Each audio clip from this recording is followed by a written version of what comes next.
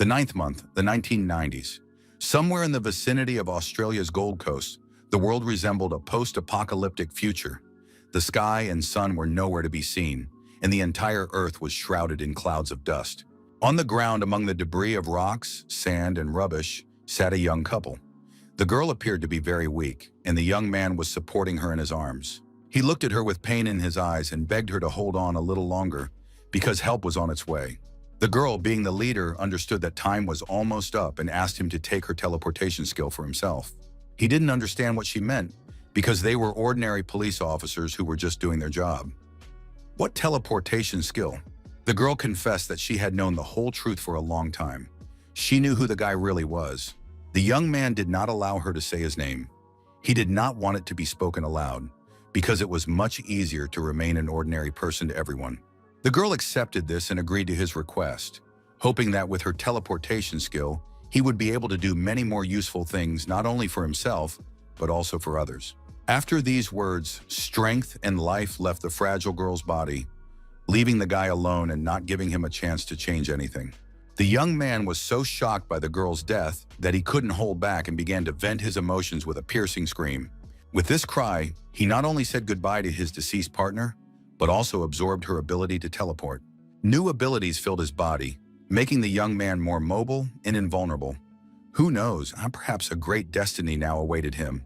After the process of absorbing the skill was complete, he sat for a long time over the lifeless body of his partner, remembering the past, thinking about the future, and hoping that he could be useful to all of humanity. The last conversations he had with her came to mind. She admitted that she knew everything about his past. But then why did she pretend that nothing was happening?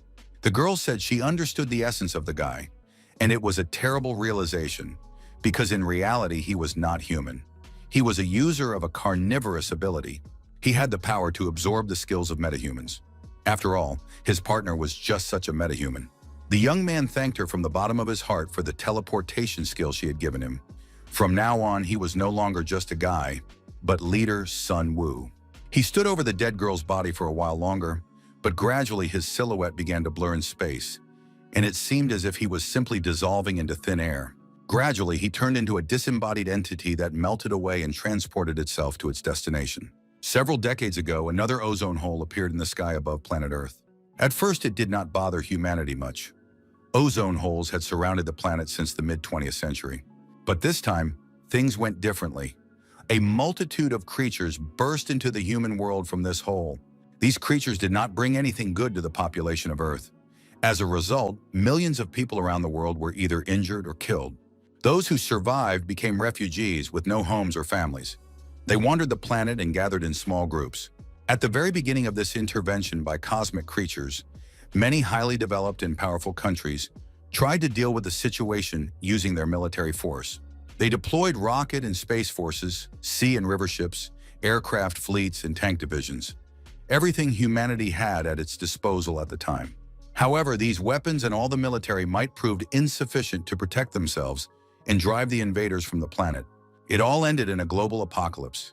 Cities were destroyed and burned, fields and forests were scorched, crops were destroyed, people were driven from their homes and deprived of the basic necessities of life, food and medicine. Humanity was completely powerless against the monsters that had taken over the planet. The beasts hunted people, not allowing them to stay in any one place. The survivors were forced to hide, avoiding encounters with the creatures and any contact. Hunger and fear reigned everywhere, and for the first time, people felt that the world was truly coming to an end.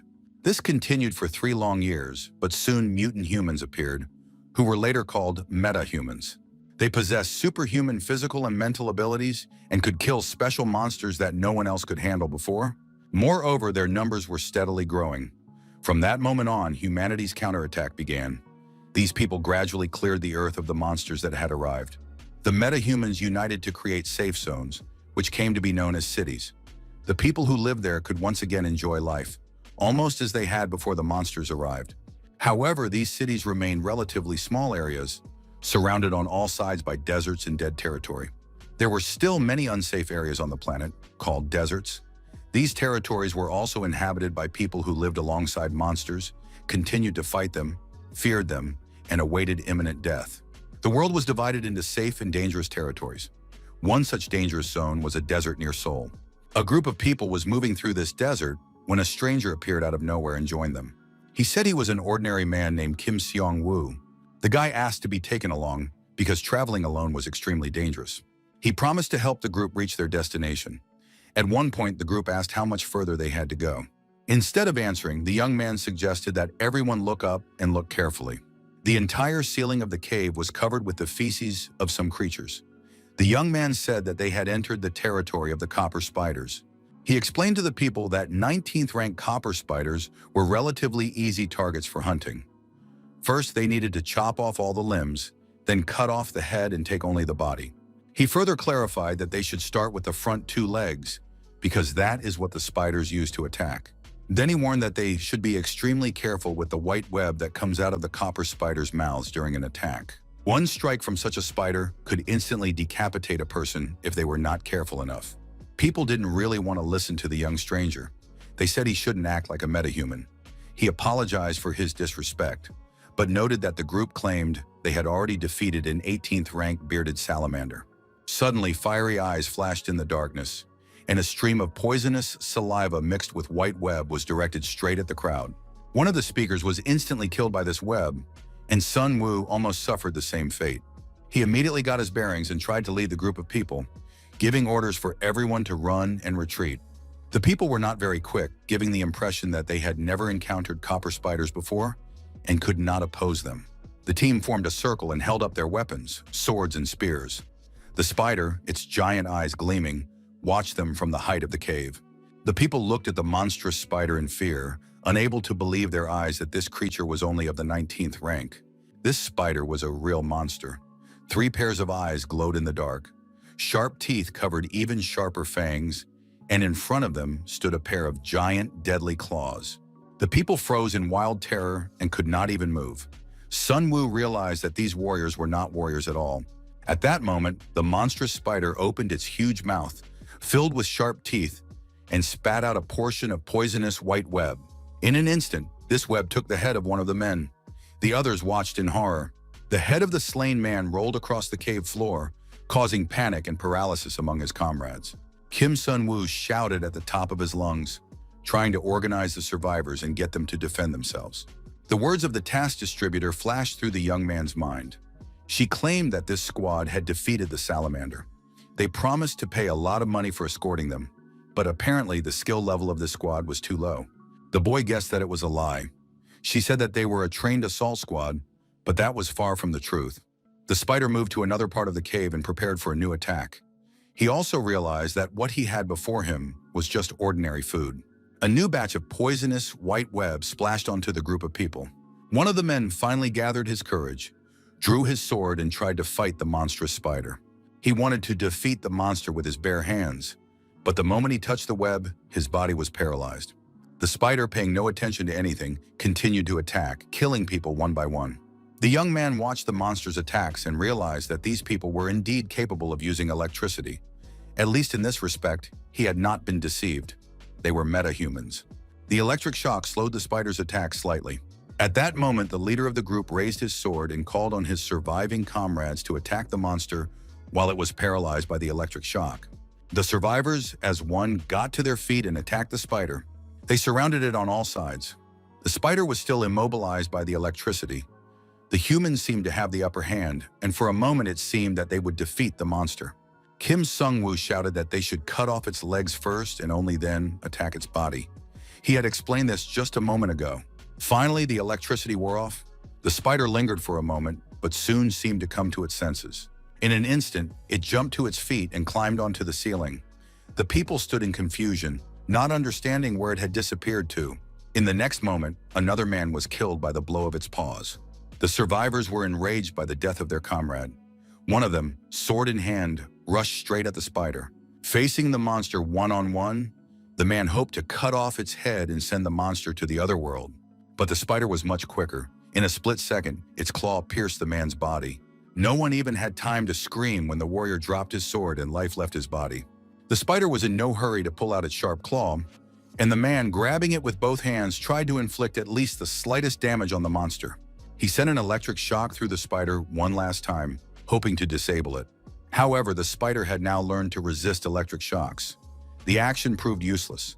The man was knocked off his feet and thrown into the far corner of the cave. After flying a considerable distance, he collapsed unconscious. Kim Sung-woo looked at him alone. There was no one else alive nearby. The young man was upset and angry. He understood that now he would have to fight the spider himself. Left alone with the giant copper spider, the young man thought up a plan of action in his head. He had no intention of dying here, which meant he had to win. The spider also carefully scanned its opponent. For it, he was just a lone young man. Easy prey. The boy realized that the entire squad consisted of novices. Now they were all dead, and he was left alone. How did he end up in such a situation? The decisive moment was approaching. The opponents stood facing each other, a young representative of humanity against a copper spider of the 19th rank. Somewhere in the distant desert was Recreation Zone number 17. It resembled a city, small, low-rise houses, shops, and stalls. People rushing about their business, children playing with pebbles. One of the houses housed an inconspicuous organization. It occupied a small wooden building and was no different from the other buildings. A man was talking on the phone. After listening carefully to the assignment, he confirmed that he would definitely send someone there. It was the branch manager of Zone 17, Kim Busik. His secretary, Jamie, was looking at herself in the mirror, like any girl on planet Earth. Suddenly, her activities were interrupted by the arrival of her boss. He gave the order to invite the team of hunters and send them to the exchange point. He explained that it was about restoring the barrier. Lately, this issue had been coming up too often.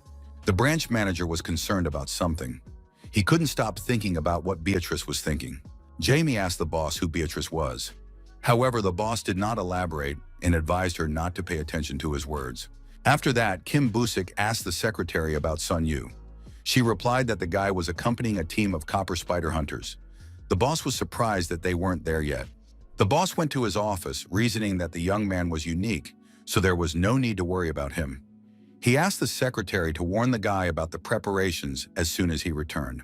At that very moment, in the desert, in the lair of the copper spiders, Sun Woo went into the final battle with the monstrous creature. He realized that the team of newbies had let him down. They were all dead, and he was completely alone. He couldn't understand how he had ended up in this situation.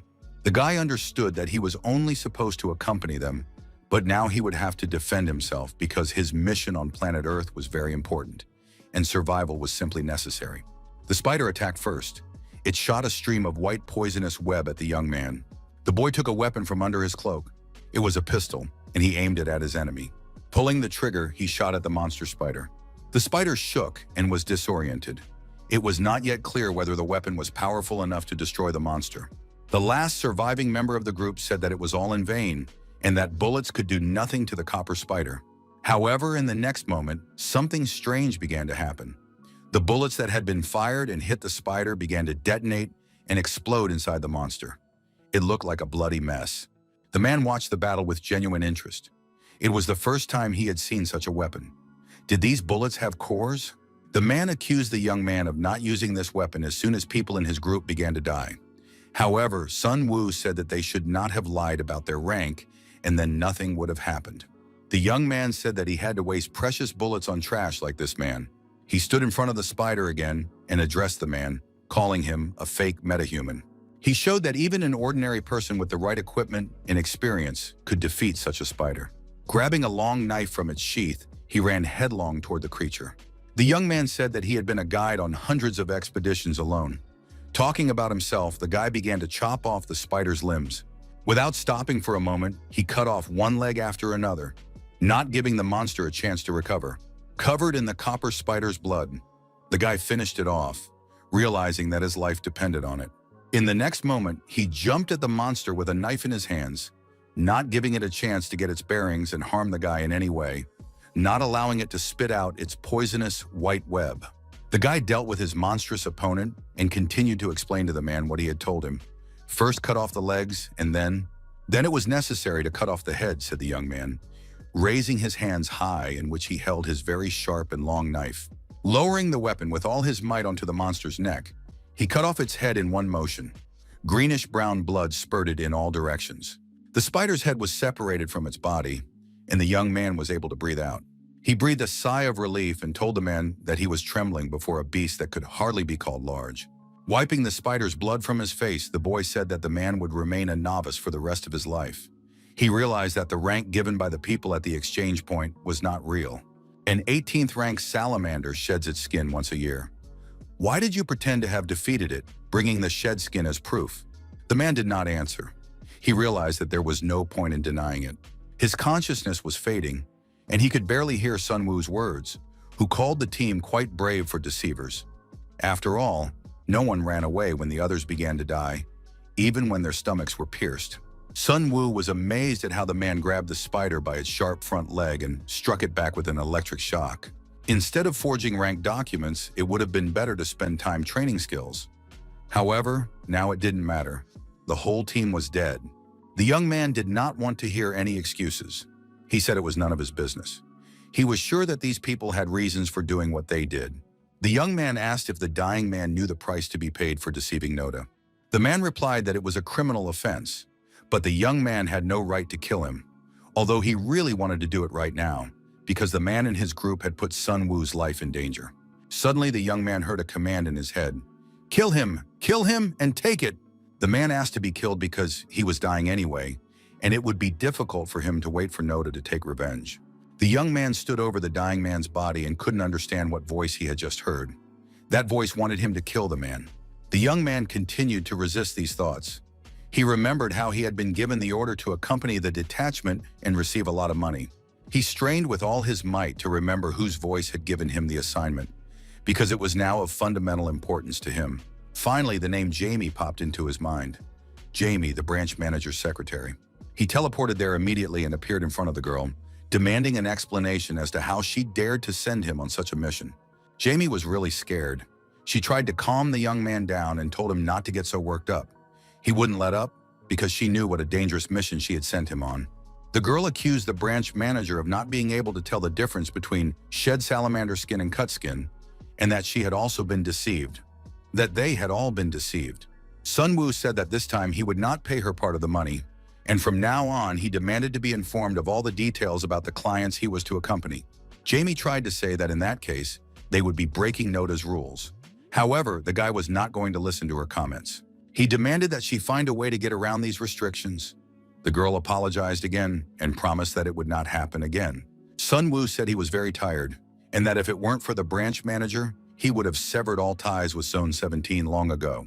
Jamie reminded him that even if he didn't want to, these people were very sensitive about guides walking on their territory. It pissed him off that there were meta-humans in every barrel. If you're going to die, what difference does it make whether it's at the hands of a monster or a hunter? He remembered how he had just lost his temper and killed one of the meta-humans. The guy really wished he had abilities like those liars. He would have found a more effective use for them. The next moment, a flash of his rage lit up the whole room, and someone's powerful hand grabbed him by the throat with a pincer grip, causing asphyxiation. Seconds later, he was dangling high in the air, lifted with a slight movement of the hand, unable to fight off the attack, breathe, or defend himself in any way. "Here comes the meta-human for your soul," the guy's voice rang out. He asked if he should kill Sun Wu as he wanted. The young man did not answer, burning his opponent with his gaze. He could not answer. The meta-man's hand continued to squeeze his throat, barely allowing him to breathe. The meta-human noted that this young man had a very bold and insolent look in his eyes. Everyone associated with Nod is a representative of the guild and can use its name if necessary, the meta-man reminded him.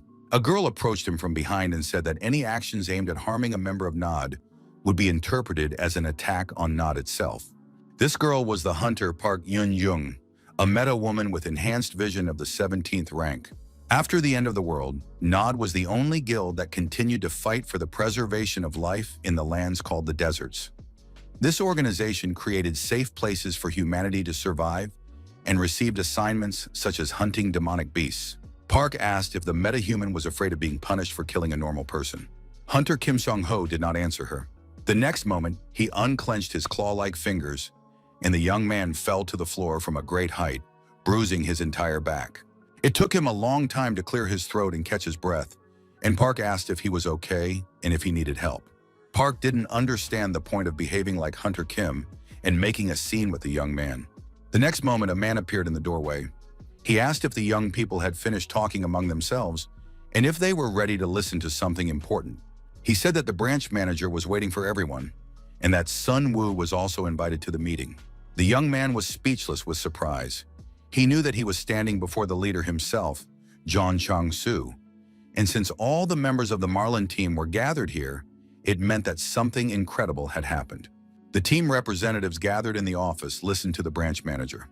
He said that a request had been received from Kwang Muen to defend the barrier. Sung Woo said that it seemed she had lost consciousness again. Leader Jong confirmed that this was the case. Until she recovered, the team had been asked to act as bait. Hunter Kim said that he himself had not yet participated in such missions, but had heard many stories about similar requests recently. It seemed like she was wearing herself out, and rumor had it that she hadn't even been able to sleep lately. Hunter Kim was outraged. He said they were like slaves. Let these people defend their own lands. The branch manager confirmed that they were desperate, as evidenced by the current conditions offered for the team's services. They promised citizenship in the city as a reward for completing the mission. Citizenship was a very desirable reward for any inhabitant of the planet. Everyone understood that they must be in a desperate situation if they were offering such difficult-to-obtain citizenship as a reward. He volunteered to go and take part in the mission. Leader Cheon confirmed his participation. Hunter Park asked if she would have the opportunity to visit the famous city. If so, she was ready to go. Such a reason seemed ridiculous. Hunter Kim also agreed to participate since citizenship was at stake. Thus, all members of the Marlin team confirmed their desire to participate in the mission. Now it was time to prepare. The meeting was scheduled for tomorrow morning at the Southwest Gate. The young man spent the whole night alone in his room, thinking about the events that were unfolding. He wrote in his diary, recording all the information. It turned out that Kwang Muen was one of the largest reconstructed cities after the end of the world. A giant energy barrier had been created at the city's borders to stop all demonic beasts from invading. This barrier had been maintained for several decades by a high-ranking hunter named Beatrice. However, she has recently had health problems, which have affected the quality of the barrier. She needs to fully recover her strength and then return to work. But if a beast attacks during this time, the city will be lost. The residents decided to change their strategy after the tragedies they had experienced. They turned to the people of the desert for help in saving the lives of their own population. The Marlin team settled in the vicinity of the city. They asked their guide, Sun Woo, which route they should take. He said that the environment had changed slightly. They knew that a fifth-rank beast, a bearded gargoyle, had appeared in this area. It would be difficult even for hunters like them. The young man replied that he would choose a route that would help them avoid all demonic beasts above rank 11, because they were metal humans with enhanced physical abilities. He showed on the map where they would go, despite the fact that there were 15th-rank demonic deer beetles in this area. Hunter Kim confirmed that he could handle them easily, so it was decided to go in that direction. The team advanced through the abandoned lands toward the city. Everything was going according to plan. Suddenly, the guide Sun Woo heard something. He raised his hand and stopped the group. The members of the group heard nothing, so they looked at him anxiously. They were counting on their guide. The young man signaled them to remain silent and not make any noise. He crouched down and showed them a strange discovery. It was a footprint. Everyone looked at the footprint with interest and wondered who it belonged to. Perhaps it was the footprint of a demonic beast. Sun Woo said he needed to check something and asked Park to look around using his enhanced vision. The girl immediately began scanning the surroundings, piercing distant spaces with her hypersensitive gaze. The young man directed her attention toward the densest sand clouds, assuming that danger might be lurking there. Pak said she had checked and scanned those clouds and then even looked beyond them, but saw nothing of note. Hunter Kim was losing patience. He thought they were wasting their time. Instead of studying the tracks, they should have moved on. Suddenly, the guide noticed a crowd of hobgoblins behind the clouds. Marlena's group did not know what these creatures were. Sun Woo explained that they had passed through here about 15 minutes ago and had a very keen sense of smell. Although the hobgoblins had initially been moving in the opposite direction, the young man was sure that they had already smelled the humans and were heading towards them. At that moment, Park finally saw them too with her enhanced vision. She confirmed that the young man was not lying. A crowd of goblins was indeed approaching. The team became alarmed. Leader Cheon thanked the guide for noticing the threat in time. Now they had to urgently prepare for the encounter with the goblins, because only 2 members of the group had close combat skills. The leader asked the young man if there was anything nearby that they could use. He said that there was a bridge nearby. The young man then turned to the hunter Kim and asked him to pick up Park and carry him. After all, they had to run at full speed to reach the bridge. Hunter Kim did what the guide asked, but he was really surprised that this newbie was giving him orders. Soon, Park asked Kim to run even faster, as a dusty and rocky cloud of enemies was already catching up with them. The hobgoblins were approaching. They could be seen even without any special abilities. With each passing moment, the crowd became clearer, and it was already possible to distinguish individual monsters. They were short, nasty creatures, bald, big-eared, with huge, toothy mouths. In the middle of their heads were horn-like growths that resembled a dragon's spine. Hobgoblins were monsters of the 18th rank. They were weaker than copper spiders, but they had a strong sense of belonging. Thanks to this trait, goblins would unite at the slightest sign of danger, and a whole horde was already considered to be of a higher rank. Even experienced hunters had a hard time fighting them in open terrain. Assessing the composition of the team, the young man realized that there was only one melee specialist for every 2 warriors. Even leader Cheon, with his 10th rank, was not strong enough for such a situation. It all seemed too risky, but there was no choice. Finally, they reached a bridge 4 meters wide and about 6 meters long. If the leader and the hunter managed to repel the attack, it would ensure an easy victory, as the crowd of goblins simply would not be able to break through the bridge. However, there was still a problem. The team leader and the hunter Kim had to repel the monster's onslaught right in the center of the bridge.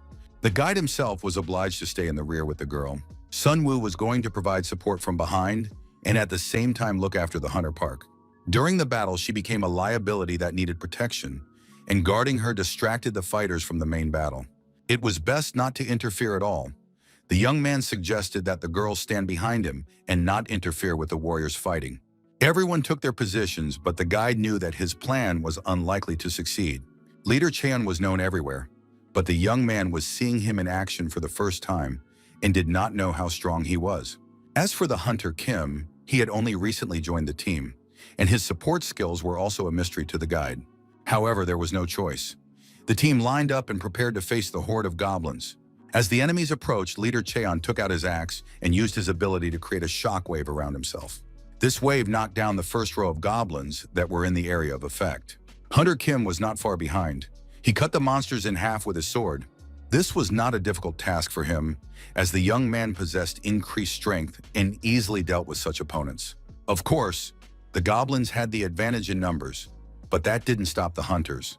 They fought selflessly and repelled the attacks of the vicious creatures. Sun Woo and the girl watched the battle. Gradually, the young man began to calm down. Perhaps he had worried for nothing, and the team really did have enough strength to repel the horde's onslaught. The battlefield looked epic. The group leader and hunter Kim stood tall in the center, and the entire bridge was littered with the bodies and body parts of goblins. The young man and the girl watched the battle with fascination when suddenly a low shadow with an axe in its hands appeared behind Pak. The girl only had time to scream as the vile goblin grabbed her by the hair and threw her to the ground. Hunter Kim turned around at her scream. He asked the guide what had happened and why the girl was screaming, but at that moment, a horde of goblins closed in on him. The hunter was angry at the guy for just giving orders instead of protecting Pak. The situation was heating up.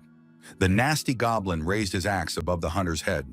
At the last moment, the girl jerked away, and the axe only cut off part of her hair. The young man rushed forward and shielded the girl from the enemy. The goblin watched the unexpected outcome of the fight with interest. Sun Woo realized that he couldn't count on the hunter's help. They were busy fighting a crowd of goblins. This meant that he would have to deal with the enemy on his own. The young man stepped in front of the goblin, who was rushing with an axe in his hands, intending to kill the hunter Pak. The guy put up a good fight against the vile creature, but at some point, the goblin knocked him off his feet. The young man fell and lost his weapon. He didn't have time to get up before the goblin was already hovering over his body, raising his axe to bring it down on the young man's neck. At that moment, the hunter Pak did not lose her composure, ran up from behind and stabbed the enemy in the back with a sharp knife, thus saving the guide from certain death. The goblin let out a blood-curdling scream and collapsed, dead. The same fate befell most of the horde. The attack was successfully repelled. When the enemy army was defeated, the team members reunited. The hunters rushed to the young man and woman sitting in the middle of the bridge. Sun Woo was in shock. He was kneeling, holding his sword in his hands, unable to calm down after what had happened. He had nearly lost his life. Hunter Kim lashed out at him, saying that it was his job to protect the girl. Park defended the young man, saying that it was Hunter Kim who had missed the goblin. Kim reluctantly agreed, admitting that he had not expected the enemy to appear from the other side. Leader Jong also spoke up on the matter, saying that Sun Woo was right to assign roles. Thanks to this, the warriors were able to repel the attack. It would have been much more difficult to hold the defense alone. Sun Woo was still in shock. His hands were shaking, and he kept replaying what had happened in his head. After all, he wasn't really a warrior. The young man did not blame the hunters for failing to protect the girl, but suggested that they leave as soon as possible. He reassured the team, saying that there were no other demonic beasts nearby, because goblins only settled where there were no creatures stronger than them. The group continued moving toward the city. Time passed and they were still making their way through the deserted territory. At one point, the guide stopped and began to peer into the distance. The group leader asked if they had reached their destination and when that would happen. Without answering the questions and complaints, the young man climbed onto a boulder that stood in their way. The fog and dust cleared, and the guy lowered a ladder for the team, inviting them to climb the wall. Hunter Kim continued to grumble.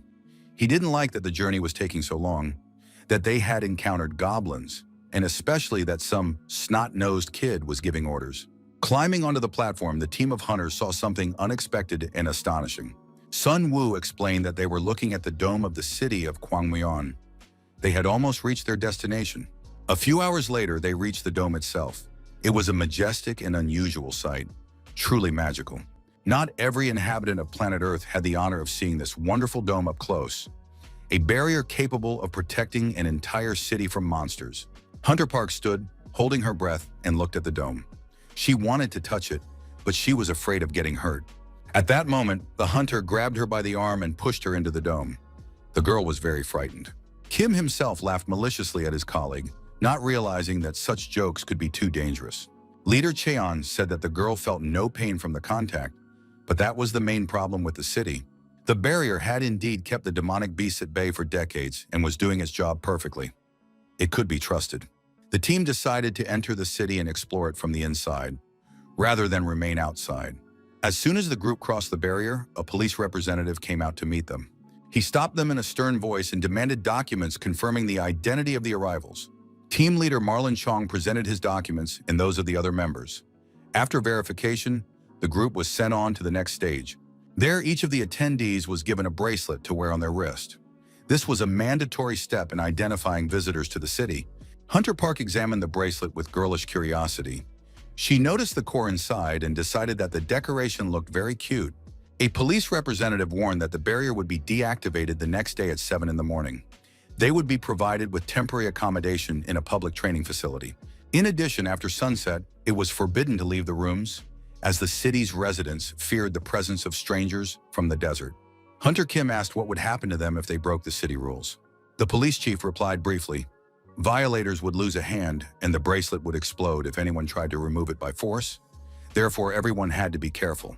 After all the instructions had been given and announced, the group was finally allowed into the city center.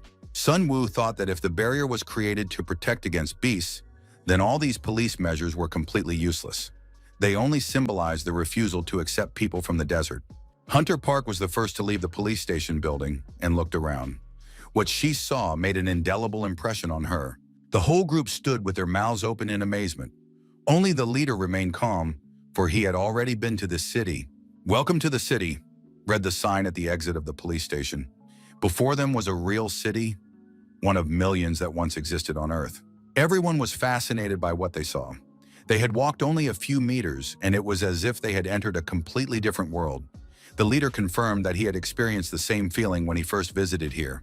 He asked Sun if he was going to leave right away and what his plans were. The young man replied that he would first like to walk around the city and look for something useful. At that point, the group parted ways. They all wished each other luck and good experiences, then went off to explore the unusual surroundings. Sun walked around the city and couldn't stop being amazed. There was a peaceful atmosphere here, and at some point it became hard to believe that another world existed. A harsh and dangerous one. He noticed a sign for a store called Antique House. The guy decided to go inside and see what was for sale. He opened the door, but before he could enter, a customer came out, her hands full of boxes. The young man couldn't see the girl because the boxes completely covered her face, but he noticed that the hem of her jacket fluttered and a piece of paper flew out of her pocket. The The young man crouched down and picked up the card. It turned out to be a personalized pass. While he was thinking about calling out to the girl and returning her lost item, she had already disappeared from view. After wandering around the store, the young man went to the cash register to pay for his purchases. In his basket were diving masks and snorkels. The salesperson looked at the selected items with surprise. He asked the young man what he needed the goggles for, but the guy did not go into details. Then the salesperson warned that the store only accepted payment in cores and did not accept metal money. At that moment, the young man's gaze fell on an unfamiliar object in the display case, and he asked the salesman what it was. The salesman explained that it was a magic bomb. If you pulled the pin, it would explode like a flashbang grenade. Sun Wu couldn't stop being amazed by this city. He was struck by the fact that such things were sold to the townspeople. The merchant explained that it was not a lethal device, so it was not considered a weapon. But if it exploded right next to a person, they could be blinded for a while. The young man asked where such a thing could be used. The salesman didn't know how to answer, but said that since there was demand for it, he sold it. At that moment, the shop doors flew open with a shout, and a disheveled woman appeared in the doorway. Her hair was sticking out in all directions. Sweat was streaming down her face. Her cheeks were red, her glasses were crooked, and her clothes were untidy. The girl asked if anyone had seen her access card. At that moment, the young man realized that this was the girl he had met at the store entrance. He hadn't been able to see her face because of the boxes, but he was the one who had found the card. The girl rushed to the young man with sincere gratitude. She asked where he had found the card and showered her savior with words of thanks and admiration. When she calmed down a little, the girl introduced herself. Her name was Marie from the Research and Development Department, and she was a senior researcher. She also said that, judging by his clothes, the guy was from the desert, and it seemed that a metahuman had provided him with individual assistance. Sun Wu said he was not a metahuman, which aroused Marie's great interest. She held the guy's hand and began to scan him. She checked his power type, visual type, and auditory type, but couldn't understand anything. The young man pulled his hand away from her grip. He didn't like any of this. Then she began to apologize and admitted that she was surprised that he had no abilities. Marie said it was very strange because she could sense a signal, and it indicated that the guy was a metahuman. The young man had no answer to this question. He only knew that he was an ordinary person, a desert dweller. Marie thought about it. It all seemed very strange to her because she didn't sense any abilities in the young man. Suddenly, she remembered that she was late, apologized, said goodbye to everyone present, and ran away. Sun Wu was confused and bewildered after meeting the girl. There was no reason not to believe her words, but they sounded very strange. In the end, he was in a store in a beautiful magical city, so he added a magic grenade to his purchases. Lying in his room, he couldn't stop thinking about what Marie had told him. Was he human? More than anything else in the world, he wanted to become a meta-human. He was constantly looking for signs of awakening and methods to become one. But so far, his dream had not come true. He accepted reality and decided to devote himself to his work as a guide. And then, just when he had almost given up and stopped dreaming, he suddenly became what he had always dreamed of being. The next morning, crowds of people, and not only people, stood in front of the city. Everyone knew that the barrier would be deactivated in the near future, which meant that it would be possible to get inside. Hunters and police officers prepared to meet those who wanted to enter the city. As soon as the barrier was removed, frenzied crowds of desert dwellers rushed to tear the city apart. They ran with wild cries, sweeping away everything in their path. In addition to the people from the desert, creatures also entered the city with them. Giant, monstrous wasps capable of biting off and breaking off people's heads with their paws while flying. Team leader Chong ordered everyone to run and save themselves. The group rushed to escape, trying not to fall victim to the giant wasps and bandits. Those who did not manage to escape were killed on the spot. The attackers left no one alive and showed no mercy. At one point, one of the city's residents decided to break out to escape the crowd and the swarm of monstrous wasps. He said that his citizenship didn't matter. He just wanted to escape. However, no matter how much he protested, the police did not let him leave the city. The next moment, he was killed by a monstrous wasp sting. The members of Marlin's group continued to run without looking back. Leader Cheon led his comrades, not allowing them to stop and think. At that moment, Sun Wu realized that they had not been called because the hunters in the city were weak, but so that they could be used as bait for the monsters.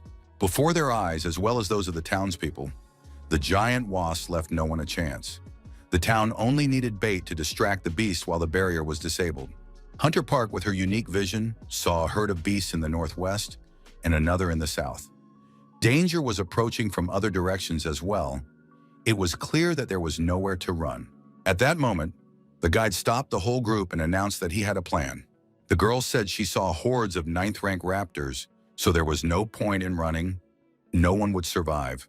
Hunter Kim, despite his unique physical strength, did not know how to fight such monsters. He was discouraged and upset. The guide confirmed that a single raptor was rated as 9th rank. Even one was enough to wipe out the horde of hobgoblins they had dealt with the day before. It became clear that they would achieve nothing if they started fighting the monsters.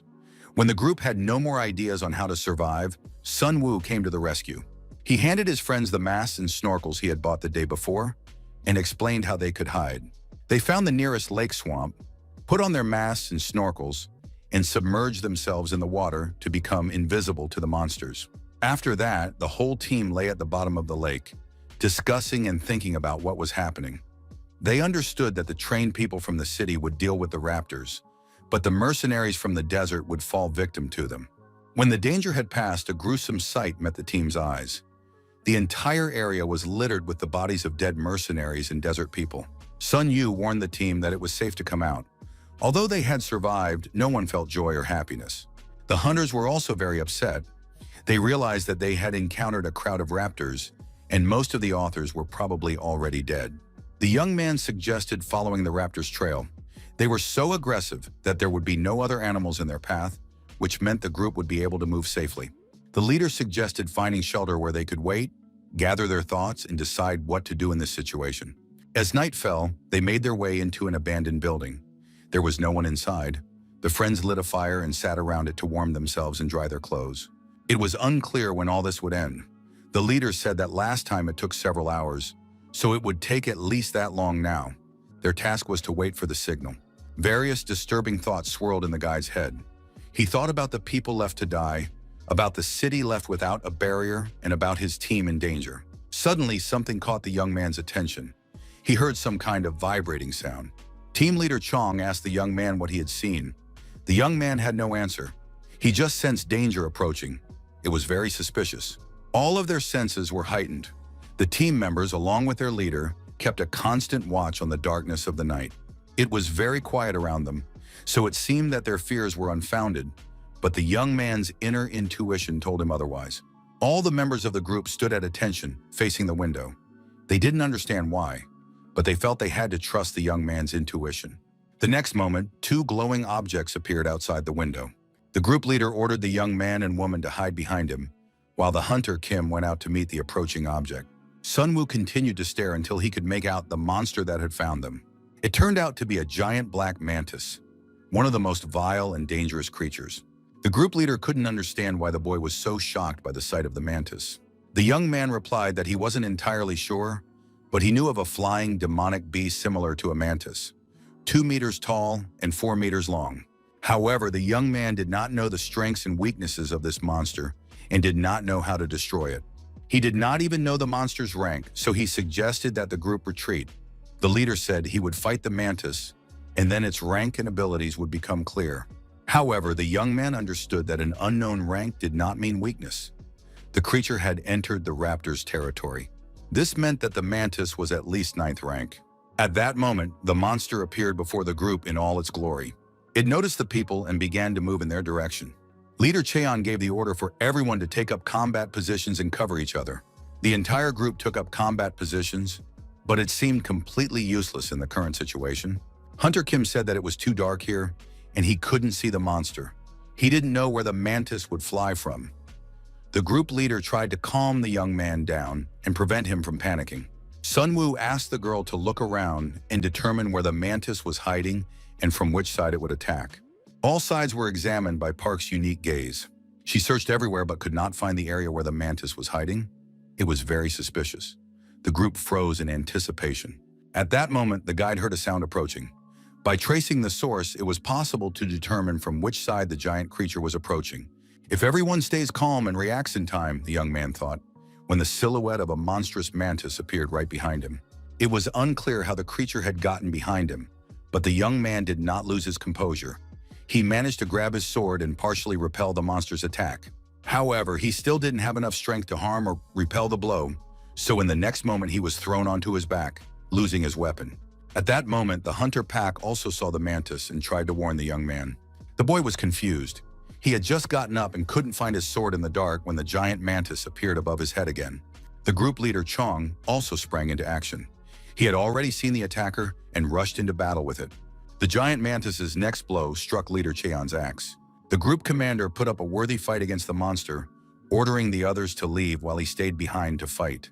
In the next move, Leader Cheon repelled another attack from the monster. Sun Wu managed to escape from the scene of the battle.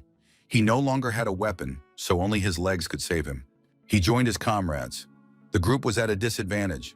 Unlike the monster, they couldn't see anything in the darkness. How they needed light. The young man watched anxiously as the group leader fought one-on-one with the monster. At that moment, he had an idea. He took a light and noise magic grenade he had bought in a store the day before out of his pocket and threw it to the leader. The grenade lit up the entire room, and Hunter Cheon finally saw his opponent. Hunter Kim was also able to orient himself in the space and immediately rushed to the commander's aid. Commander Cheon's face contorted in pain. He shouted for the young man not to move or come closer. At the last moment, Hunter Kim stopped, and the group leader went out to fight the giant mantis one-on-one. The young man agreed that the leader was right. If they swung their weapons in a place with limited lighting and space, they could only do harm. In the current situation, it was the best decision. However, the leader could have problems in the fight with the mantis. In fact, he couldn't even defeat the raptor, and the black mantis was stronger, most likely by a lot. But even worse was that the mantis was very intelligent. While the young man was thinking about this, Leader Cheon took a stance and prepared to fight the monstrous creature. The mantis was also ready. It raised all its legs as high as possible and prepared to attack. After waiting a little longer, both opponents rushed towards each other. Until the very end, it was unclear who would win. In the first minutes of the fight, it seemed that Leader Cheon was doing an excellent job and was blocking all of the mantis's attacks. However, as we remember, the monster was not only strong, but also very intelligent. The mantis distracted its opponent by making extraneous noise and took advantage of the moment to strike. Leader Cheon was able to take advantage of the situation, stood over the monster, and raised his weapon, intending to send it to hell. However, he failed to carry out his intention because the cunning and intelligent mantis blocked his attack. Hunter Kim saw that the captain was losing ground. Before the eyes of the team, their leader was losing the battle. The captain himself understood that unless something supernatural happened and he managed to come up with some kind of trick, the battle would be lost, and the mantis would deal with the entire team in a matter of moments. Hunter Kim was not known for his composure, patience, or intelligence, so without hesitation, he rushed forward and put his weapon in front of him, trying to protect the captain. Strength alone was not enough to overcome such a cunning and powerful opponent as the Black Mantis. He easily threw the young man to the far side of the room, after which Kim knocked him out, losing consciousness. Having neutralized one of his opponents, the mantis strengthened his position and continued the fight with the group's leader, Chan. The predator's next blow struck the captain. The beast's sharp claw pierced the shoulder of the man, who had already lost much of his strength in the fight. Without noticing how it happened, the captain found himself impaled on the mantis's paw like a kebab on a skewer. Practically losing consciousness in such an unequal battle, Leader Chan agreed that the battle was uneven and that the opponents could not fight each other on equal terms. The mantis, without losing speed, knocked out the two strongest and most capable warriors of the group without losing any of its strength and power. Guides Sun Wu and Hunter Park were left alone with the monster. They were not capable of close combat, untrained and untested for such a task. The young man realized that there were no options left. Now it was their turn to face the mantis on the battlefield. Based on what he had seen, the young man realized that it was at least a fifth-ranked beast, and he had no hope of defeating such a predator. Clutching his blade in his hand, the young man continued to analyze his opponent. He realized that the mantis's main weapon was its front legs, which were very strong. There was almost no chance of cutting them off. He had to find the monster's weak spot. What could it be? The head, the eyes, the neck, or maybe the chest? The guy continued to think hard, holding the blade with both hands and realizing that he had almost no chance of survival. And so he had nothing to lose. He had to go all in. At that moment, the giant black mantis rose on its hind legs and straightened up. Its size was terrifying, but right in front of the guy's eyes was the part connecting its legs and torso. Perhaps this was the monster's weak spot. Unable to test his assumption, the young man realized that this was his only chance. Gathering all his strength and gripping his blade tightly, the young man jumped on the monster and thrust the tip of his weapon into the planned spot. At first, nothing happened, and the boy thought he had been wrong in his assumptions. However, a few seconds later, the giant mantis staggered and lost its balance.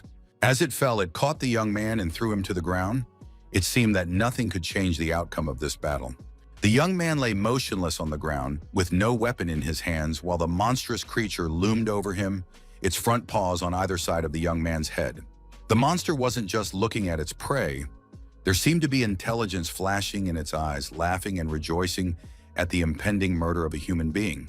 The young man closed his eyes, saying goodbye to life. He understood that even if the team leader had failed, he would have no chance against this monster. The mantis lowered its ugly head closer and closer to the young man. The outcome was clear. Suddenly, some sounds came from afar. The giant black mantis pricked up its antennae and froze, listening to them. The monster listened to the sound for a while longer. It turned out that it was able to react not only to movement, but also to sound waves. It is unknown what the giant creature heard. However, in the next moment, it jumped to its feet and disappeared at tremendous speed in an unknown direction. The young man was lying there, alive but half dead. He couldn't believe he had survived, didn't understand where Bogomol had gone or what had happened. At that moment, the hunter pack jumped up to the young man. She asked him how he was feeling and inquired how she could help. Sun Wu did not understand why the mantis had simply left. Perhaps it considered the young man too weak an opponent, not even worthy of death.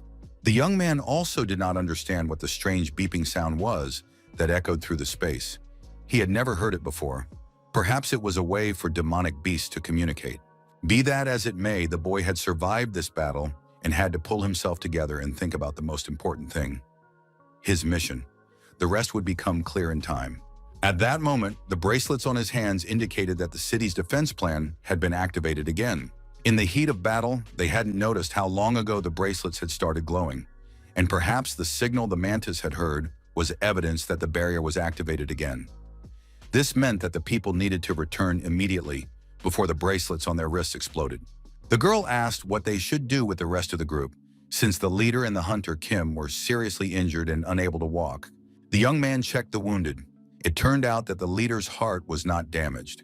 He had only lost consciousness and was still alive, so there was a chance to save him.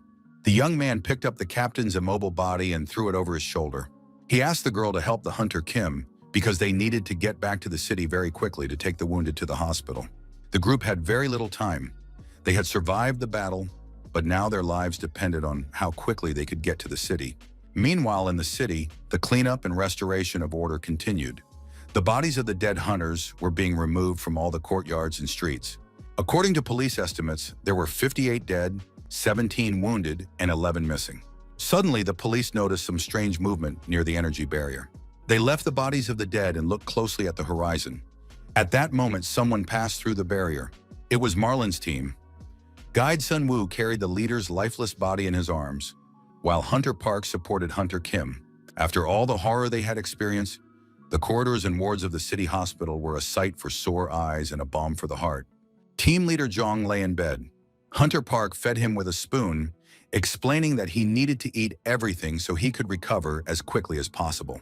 She took on the role of a nurse and grumbled, warning that soon he would taste her fist instead of food, and even his role as team leader would not save him. The rest of the group were also in the ward when the door swung open and an unfamiliar man appeared in the doorway. He introduced himself as the deputy director of the city administration, Bei Jinsen. After everyone had been introduced, he wished all the members of the group a speedy recovery and said that his healing abilities were very strong. The group leader asked what the city administration had come to them about. Bei Jinsen said that he could not answer the captain's question in front of everyone and asked the team members to leave the room for a moment. Puzzled, everyone went out into the corridor, discussing possible options. They assumed that the most likely topic of discussion would be remuneration, which meant that they would be granted citizenship. The guide listened to the guy's chatter. Hunter Kim said that he was born to be a rich boy who knew no hardship, and he didn't understand how he had survived in these terrible deserts. The young man was not so naive. He understood that a representative of the city administration would not come personally to talk to a desert dweller. Something was wrong. B. Jensen admired the strength and courage of the whole group. He said it was a miracle that all the team members had survived the terrible night. The captain honestly admitted that it was all thanks to their guide, who, being an ordinary person, had helped them survive. The captain analyzed the past events and confirmed that he still did not understand and could not believe that they had made it. It seemed like a fairy tale. After that, the administration representative admitted that although everyone was happy about the team's return, they were in a difficult position because they had not expected such an outcome. The following words provoked an unpleasant reaction from the captain. In anger, he threw a chair and ended the audience with B. Jansen. When the guys returned, the captain told them the essence of the problem. Hunter Kim was the most dissatisfied and angry. He said that he was not ready to accept that they were only given 2 places for citizenship. Not only that, but these 2 places were given to the guide Sun Woo and the far-sighted Hunter Park. The captain tried to calm the young man down. He said that it was the city administration's decision and that there was no choice. But to Kim, the captain's words seemed meaningless. He continued to rage and shout, accusing the captain of betrayal. If the captain wanted to sacrifice his right to citizenship, that was his personal business. But he was not going to give up because he was strong and worthy of it. What angered him most was the fact that the choice had fallen on the young man, because he was not even the right person, but a simple and insignificant inhabitant of the desert. The captain tried to calm Kim down, but that only made things worse. He spewed hatred and curses and was most outraged by the fact that the man had been granted citizenship. The situation became tense. No one had the strength to listen to the curses. The captain simply shut him up. Hunter Kim did not calm down. He could not accept this fact. He then began to accuse the captain of making a personal decision because he simply wanted to save the lives of these weaklings, the girls and the guide. The captain indirectly confirmed his opinion, saying that in return, the 2 of them would get all the remaining rewards and still have a chance to obtain citizenship. His words further enraged Kim. He didn't want any rewards because he understood that death could come at any moment in the desert. He wanted citizenship and to live a quiet, peaceful life in the city.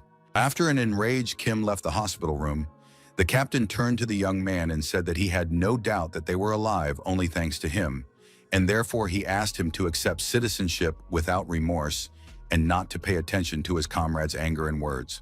The young man confirmed that he would gratefully accept citizenship. The young man knew that he had accepted the assignment precisely for the opportunity to obtain citizenship and had no intention of refusing it. However, he understood that there was a huge problem. The hunter, Kim, would not accept it. The captain tried to calm him down, saying that Kim was a good guy, just a little hot-tempered. However, his words did not sound reassuring. Night fell. The hospital corridors were empty. Silence and tranquility enveloped all the rooms. It was quiet in the ward too. Everyone was fast asleep, enjoying a deep, restorative sleep. Suddenly, Sun Woo woke up. Through the partition, he saw Hunter Kim getting out of bed. The guy walked over to the group leader's bed and pulled a knife out of its sheath. In the next moment, the angry guy raised his hand with the blade over the sleeping captain's body. No miracle happened. The group leader, Jong, woke up from the excruciating pain that pierced his body, and blood flowed from his throat. Summoning all his strength, he managed to grab the attacker by the throat and squeeze it tightly, while the killer's hand continued to hold the knife in the captain's body. The captain couldn't believe that his comrade had done such a thing, and the hunter Kim continued to accuse his boss of betrayal. Sun Woo lay there, afraid to move, listening to what was happening behind the partition. The hunter said that he would never return to the desert and was sure that such a creature without abilities had no right to live before him. At some point, the hunter realized that his actions had awakened the others. He approached the guide's bed and decided to deal with him as he deserved. Pulling back the blanket, the killer realized that the young man had escaped. At that moment, a magic grenade flew to his feet. There was an explosion, and the light and sound wave knocked the villain out for a while. Bleeding profusely, he stood crouched and could not open his eyes because he was blinded and deafened by the explosion. Sun Woo knew that this was his only chance. Gathering all his strength, he rushed at his opponent. With a knife in his hands, he jumped on the hunter from behind, pinning his head between his knees. In the next moment, the knife pierced the guy's neck and sank in so deep that blood began to flow from the enemy. Suddenly, voices rang out in the young man's head. They told him to kill and take the abilities. Kill and take. The boy froze in surprise. He heard the voice that had sounded in the desert again, which meant that he hadn't imagined it last time. The hunter Kim took advantage of the young man's confusion and slammed him against the wall with all his might. Using his enhanced physical abilities, Kim was going to break the insolent man's neck. He couldn't stand this insolent upstart who had taken away his right to citizenship.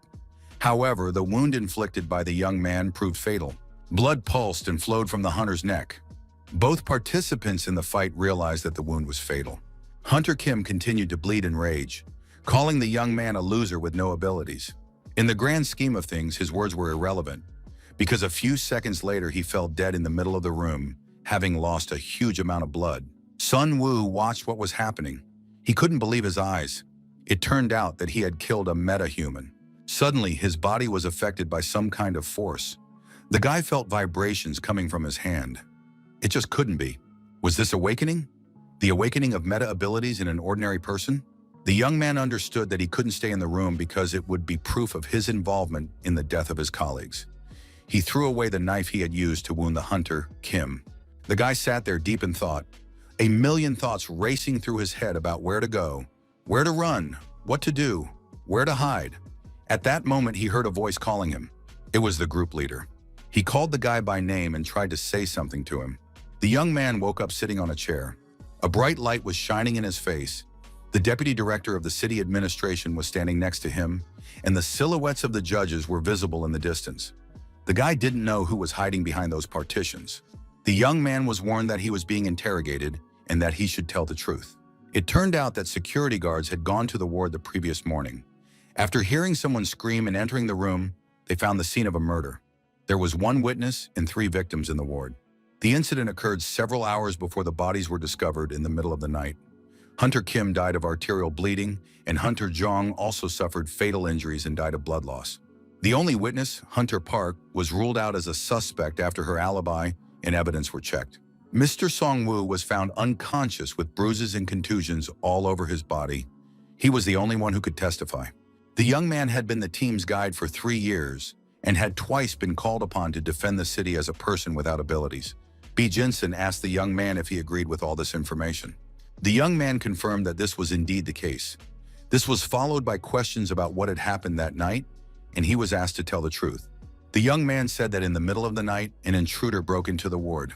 Unfortunately, it was very dark, and the young man was under the influence of medication, so he was unable to see the attacker who broke into the ward and killed the hunters.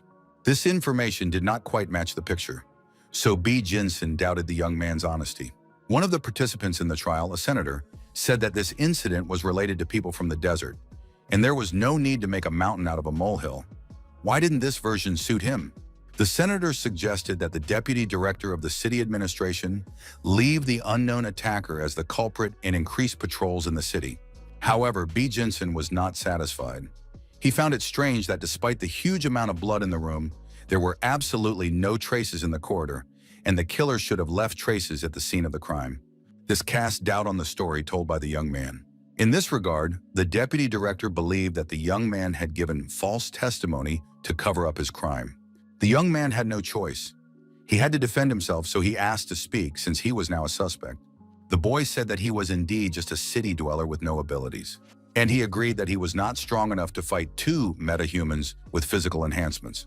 Moreover, the young man had only just received his citizenship the day before, so he clearly couldn't risk his life foolishly against 2 people.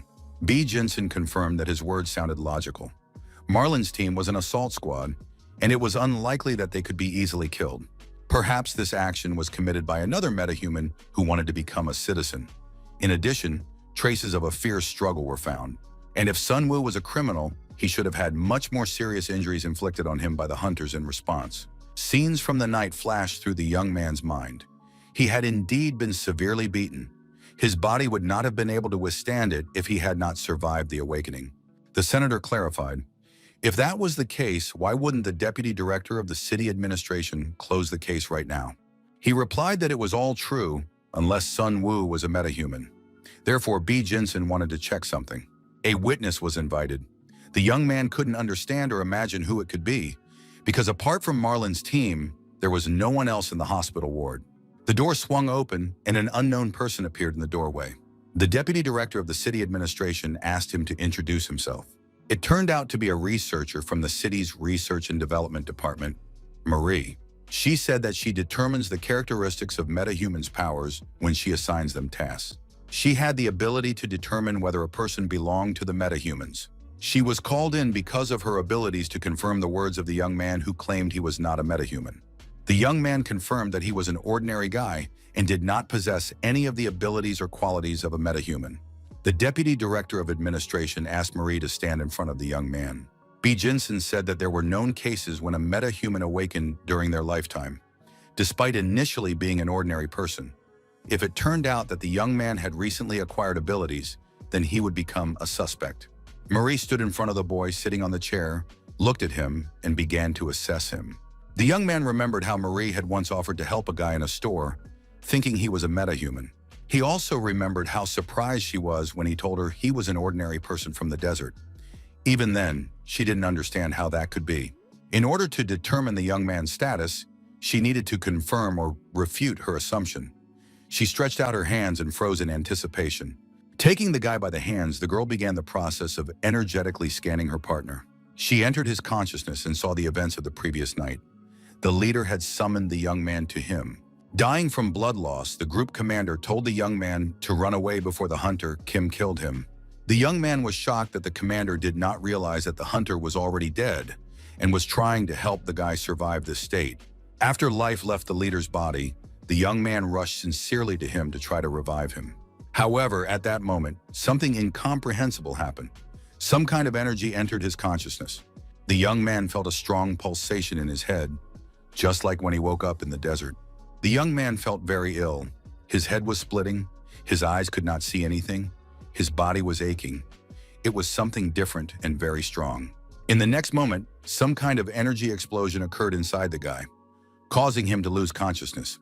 After that, he remembered nothing, because he was lying, like his dead comrades, on the floor of the ward amid blood and the aftermath of the fight. Marie read all this in the guy's mind with horror. She moved away from him and announced that she had finished the scan. The deputy director of administration asked her to announce the result. The girl, addressing everyone present, witnesses and judges, announced that Sun Wu was not a metahuman. These words greatly surprised B. Jensen. Marie confidently confirmed that he was definitely an ordinary person. The young man understood that Marie was well aware that he was awakened.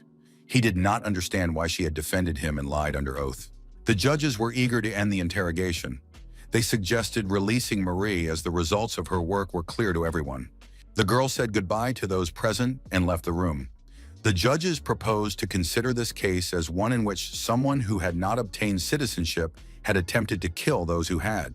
The judge suggested that all metahumans who had not obtained citizenship be classified as suspects and investigated. The deputy director of the administration asked what the judges had decided to do with Sun Wu. In turn, the young man said that he was renouncing his citizenship and would return to the desert. The city administration did not insist on this, so the young man's decision seemed strange.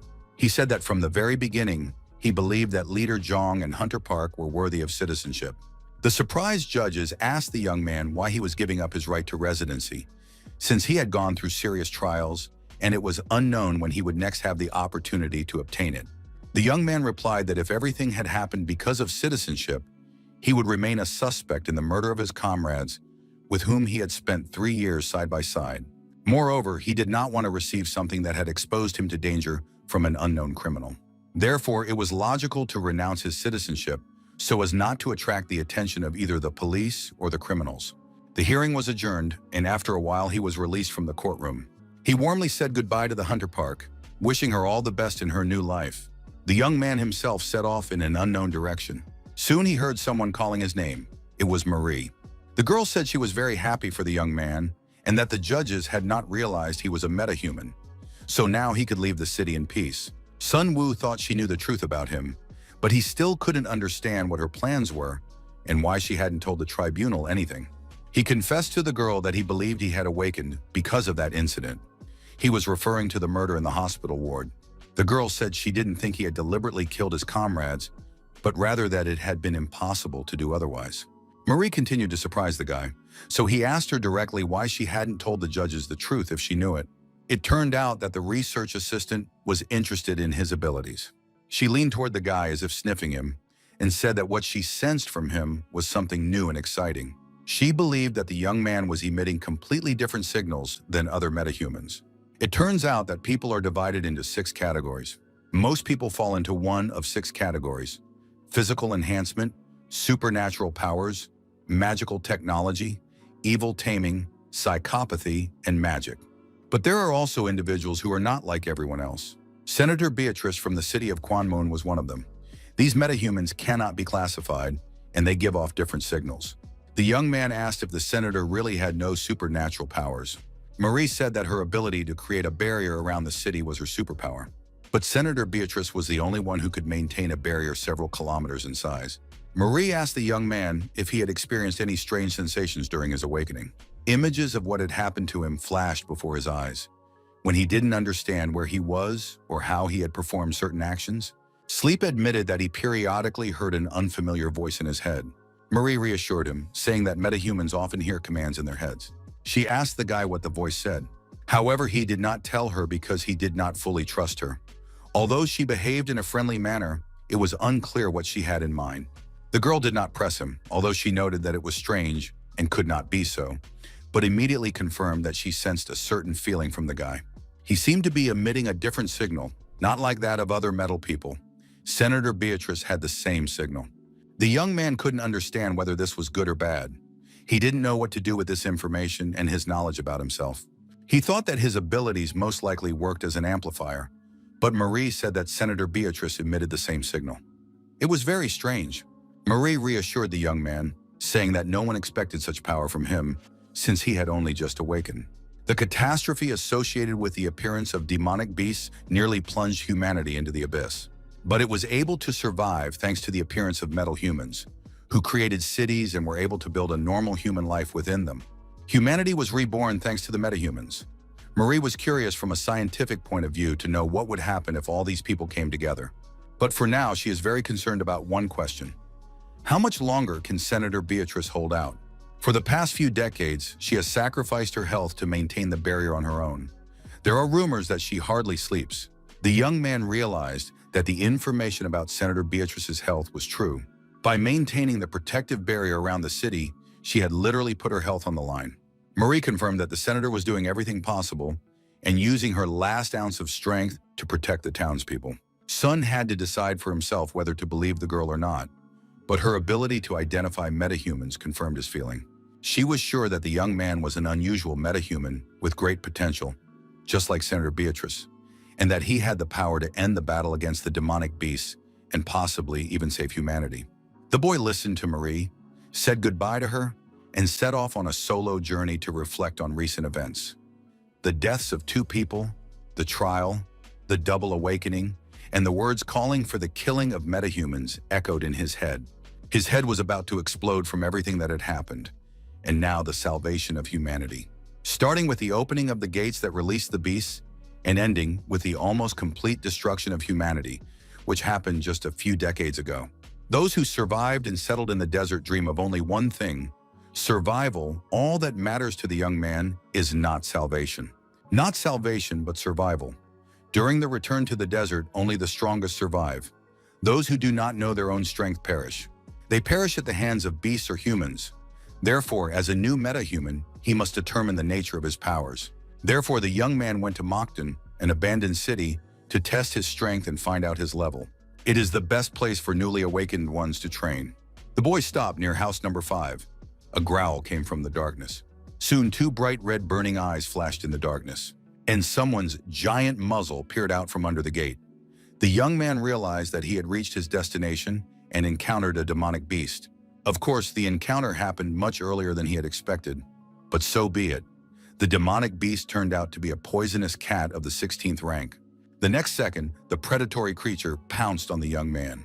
The guy managed to react and crouch down. The cat's jump did not bring the desired result. Multicolored magic stones scattered on the asphalt. They were explosive cores. The demonic cat, growling and baring its teeth, prepared to launch another attack. The boy took a defensive stance, considering his options. He didn't have to wait long. The vile creature, opening its mouth wide, lunged at the young man. However, he managed to jump out of the way, and the animal sank its teeth into a car parked nearby. The young man realized that he couldn't just leave the street. First, he had to deal with the cat. At that moment, his gaze fell on the ventilation hatch cover. Summoning all his strength and activating his abilities, the young man tore the cover out of the asphalt. Standing in front of the demonic animal, he used the heavy steel disc as a shield. The demonic cat's next attack was repelled by the manhole cover. All the poison aimed at the young man was thrown back. The boy continued to repel the attack, using the manhole cover not only for protection, but also as a weapon. He hurled the disc shield at the head of the monstrous creature. Spinning in place, he accelerated the disc and, putting all his strength into it, aimed it at the beast's body. The monstrous cat barely noticed several such attacks, but it was clear that the beast's strength was also running out. The guy's next attack ended with him sticking the disc into the creature's open mouth. This action had the desired effect. The animal was finally killed. The young man was victorious. The huge, monstrous, demonic cat lay at his feet, its mouth open and its tongue hanging out. The young man was finally able to catch his breath. He noted with relief that his opponent was dead and caught his breath for the first time in a long time. The young man took his favorite knife from its sheath and cut open the belly of the dead animal. Purple blood spilled onto the asphalt. The guy pulled back the skin and muscles of the dead animal. The inner cavity of the body was filled with intestines, and between them were stored excellent 16th rank cores.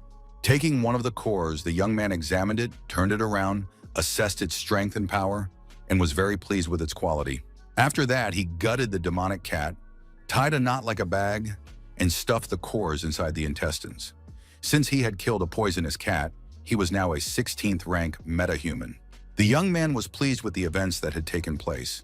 His first battle had been successful, and his catch had turned out to be very decent. The boy continued his journey through the abandoned city. It was very painful and sad to look at these empty, dilapidated houses, abandoned by people. The young man noticed that, apart from its ruined appearance, the city struck him with its unreal and strange silence. In one of the courtyards, he saw a pool of blood spreading across the yard. The blood was still fresh and warm. It had not yet clotted. However, there were no corpses to be seen anywhere. The young man stood near the puddle and looked around, trying to catch any movement or noise. It was unclear whose hands had committed this murder. Suddenly, there was a rustling sound coming from behind the half-broken door of the barn. The young man pulled the knife from its sheath and went to investigate. Bursting into the room, the young man found only a group of frightened children hiding behind boxes and barrels. Son asked them who they were, what they were doing there, and why they were alone. The next moment, a stranger appeared behind him. It was a creature wearing a metal helmet and goggles, its neck wrapped in a scarf, and it was impossible to determine its age or gender. The stranger rushed to attack the young man with a knife. The boy also had a knife and managed to jump back before the stranger's attack was completed. The rivals stood facing each other, hesitating to start a conversation. A moment later, the stranger jumped at the young man, and Sun had no doubt they wanted to destroy him. Gathering and activating his strength, the young man threw the stranger into the far corner of the room. It seemed that Sun had dealt with this enemy rather quickly. However, the stranger's hand pointed a gun at the young man, and he was asked to put down his weapon and raise his hands. Frightened children ran up to the man with the gun. It was clear that they knew each other, and the young man was ordered to slowly turn toward the wall. The young man tried to negotiate. He offered to put down his weapon and talk honestly, introduced himself, and said that his name was Sun and that he was a representative of Nod.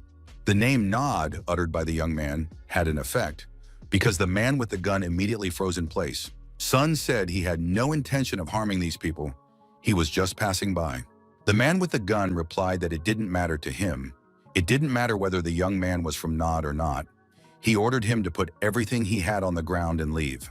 The guy tried to psychologically pressure the man.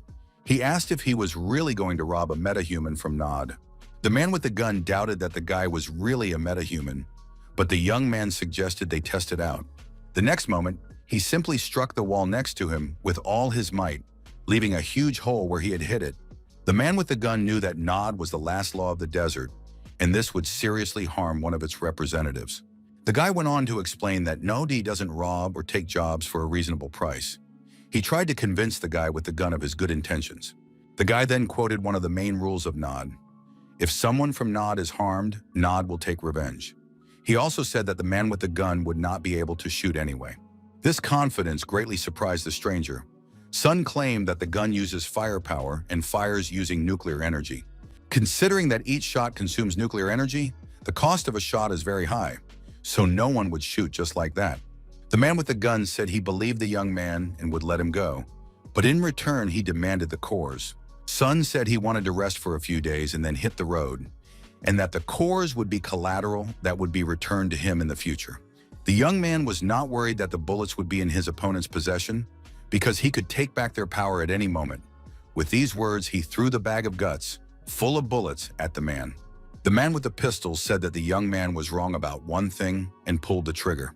He fired. Each shot did indeed consume valuable resources, but he could fire as many shots as he wanted as long as he had bullets. On the wall next to the hole left by the young man's fist, there was a huge smoking hole left by the pistol. The young man agreed that the technology that increases the efficiency of the core's energy allows it to be used multiple times. It was a magical technology, the likes of which he had never seen before. Finally, the man took off his helmet and introduced himself. His name was Aaron. He was a very young guy, almost a child. He asked the young man to follow him. The group headed for the base. Sun led the way, followed by Aaron with his pistol, and curious boys brought up the rear. They were already on the 40th floor. Their legs were tired, so Sun asked why they lived so high up. Aaron replied that if they were only dealing with animals, they would live lower down. But being at a height was an advantage against people. In other words, there were some other evil killers here. Soon they reached the base. The young man found himself in an ordinary house where women, children, and old women sat together, going about their business as if in peacetime. One of the girls, a blonde with a shaved head, was holding a crossbow. Aaron approached the girl, apparently the leader of the group, and began whispering something to her. At that moment, she was carefully studying the guest. She was the leader of the McDonough Rain Shelter. She said that in other times she would have treated the guest better, but now they had to make do with what they had. The young man noticed that there was an alarm system installed here. Raina said that they were currently at war with the killers, which was why they were short on supplies. The killers were not demonic beasts, enemies of humans in the desert. There were also killers who had forgotten their human nature and begun hunting humans. Of course, killers who disrupt the order in the desert are a headache for the Nod. So the young man understood them and offered a deal. Raina confirmed that they were indeed in a difficult and desperate situation. However, she knew that the Nodi always demanded something in return, but she was willing to listen to the young man's proposal. He said that he would like to understand the situation first and then discuss the details of the deal. He was interested in where the killers lived and how many of them there were. He was told that the killers were located in the center of the driver's license testing center. There were about 10 of them, which wasn't that many. Sun was surprised that only 10 people posed a problem for them. Besides, they had an alarm system in place. The leader of the shelter confirmed that they had already killed many, but had also lost many supporters. The guy was surprised that there were so many killers. Where did they get food for so many people? The answer shocked him. It turned out that the killers were cannibals. However, Raina said that the killers' cannibalism was not the most frightening problem. The main problem with the killers was the meta-humans who had gone over to the side of the villains. They were skilled in close combat. The residents of the shelter noted that ordinary human killers are mostly quite weak. Only their leader poses a significant challenge. Sun sincerely sympathized with the people. He said that he would like to take part in the mission to eliminate the killers and would prefer to deal with it himself. The residents said they would be very grateful to him. However, unfortunately, they had nothing to repay him for his help and kindness. But the young man already had a wish. He wanted to meet the local magic technician. This request greatly surprised the residents of the shelter, but they decided that why not? Accompanied by the leader and Aaron, the young man went to the workshop. The sight of the workshop surprised him greatly. It was a real magical workshop, filled with all kinds of drawings, tools, and parts. But what surprised the young man most was the chief mechanic, a charming red-haired girl named Minnie. The young man looked at the magical technician with interest. He did not expect him to be so young. Minnie, in turn, complained that the work was not progressing very quickly because she did not have any nuclei. The leader of the shelter introduced the technician to the young man, saying that this person from Naudi wanted to help them and had a request specifically for Minnie. The young man looked at the unusual things on the table with surprise. He asked if she made these devices herself. The girl confirmed this, although she said that they weren't very cool. Sun realized that the technician was very modest because she made artifacts of this level in such poor conditions. He asked permission to examine and evaluate the inventions. The girl allowed him to do so and began to comment on and explain each item that Sun picked up. His attention was drawn to a strange artifact lying on the table. It was some kind of mixture of a knife and a propeller. The girl said it was a melodic blade. The young man had never heard of such a weapon before, so he examined it with interest. Minnie admitted that there was a small problem with it. To increase its power and heat, she had attached a core to the sword for protection. To achieve the desired power, she needed more cores than expected. But if she used more cores, the balance would be disrupted. The young man thought it would be nice to use it simply as a sword, but its cutting properties were not even as good as a kitchen knife, the girl replied. However, the guy stood his ground. He said that he really liked this artifact, the melodic sword, and asked the technician to sell him the weapon. Technician Minnie did not want to sell failed products. She allowed him to simply take the melodious sword and use it, if he could manage to do so at all. At that moment, the young man took the cores out of the bag and said that he was going to take the artifact as payment for the deal. However, seeing the perfection of this sword, he did not want to just take it. The technician, the leader of the shelter, and Aaron could barely keep their jaws from dropping at the sight of so many wonderful, multicolored cores. He said he was impressed by the technician's talent and asked the girl not to stop experimenting with these cores. Minnie couldn't agree to accept such a huge amount of precious stones from a stranger. However, he convinced her. At one point, the young people were passing the cores to each other and their hands touched. At the moment of contact, the young man felt as if new knowledge and information were pouring into his head. Graphs, diagrams, drawings, ideas, and new inventions. He realized that this was how magical technology worked. This process was interrupted by Aaron, who thought that the young man was holding his girlfriend's hand for too long.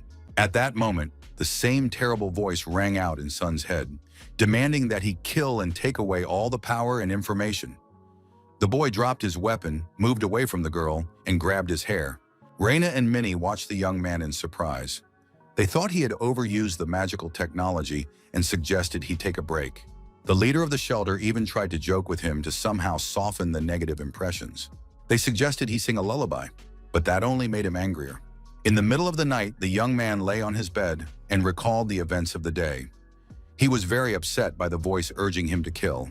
He had once heard that after awakening, this inner voice should disappear. But it seemed to him that the voice was only getting stronger. He couldn't understand what was happening. The faces of the people he had killed appeared before his eyes.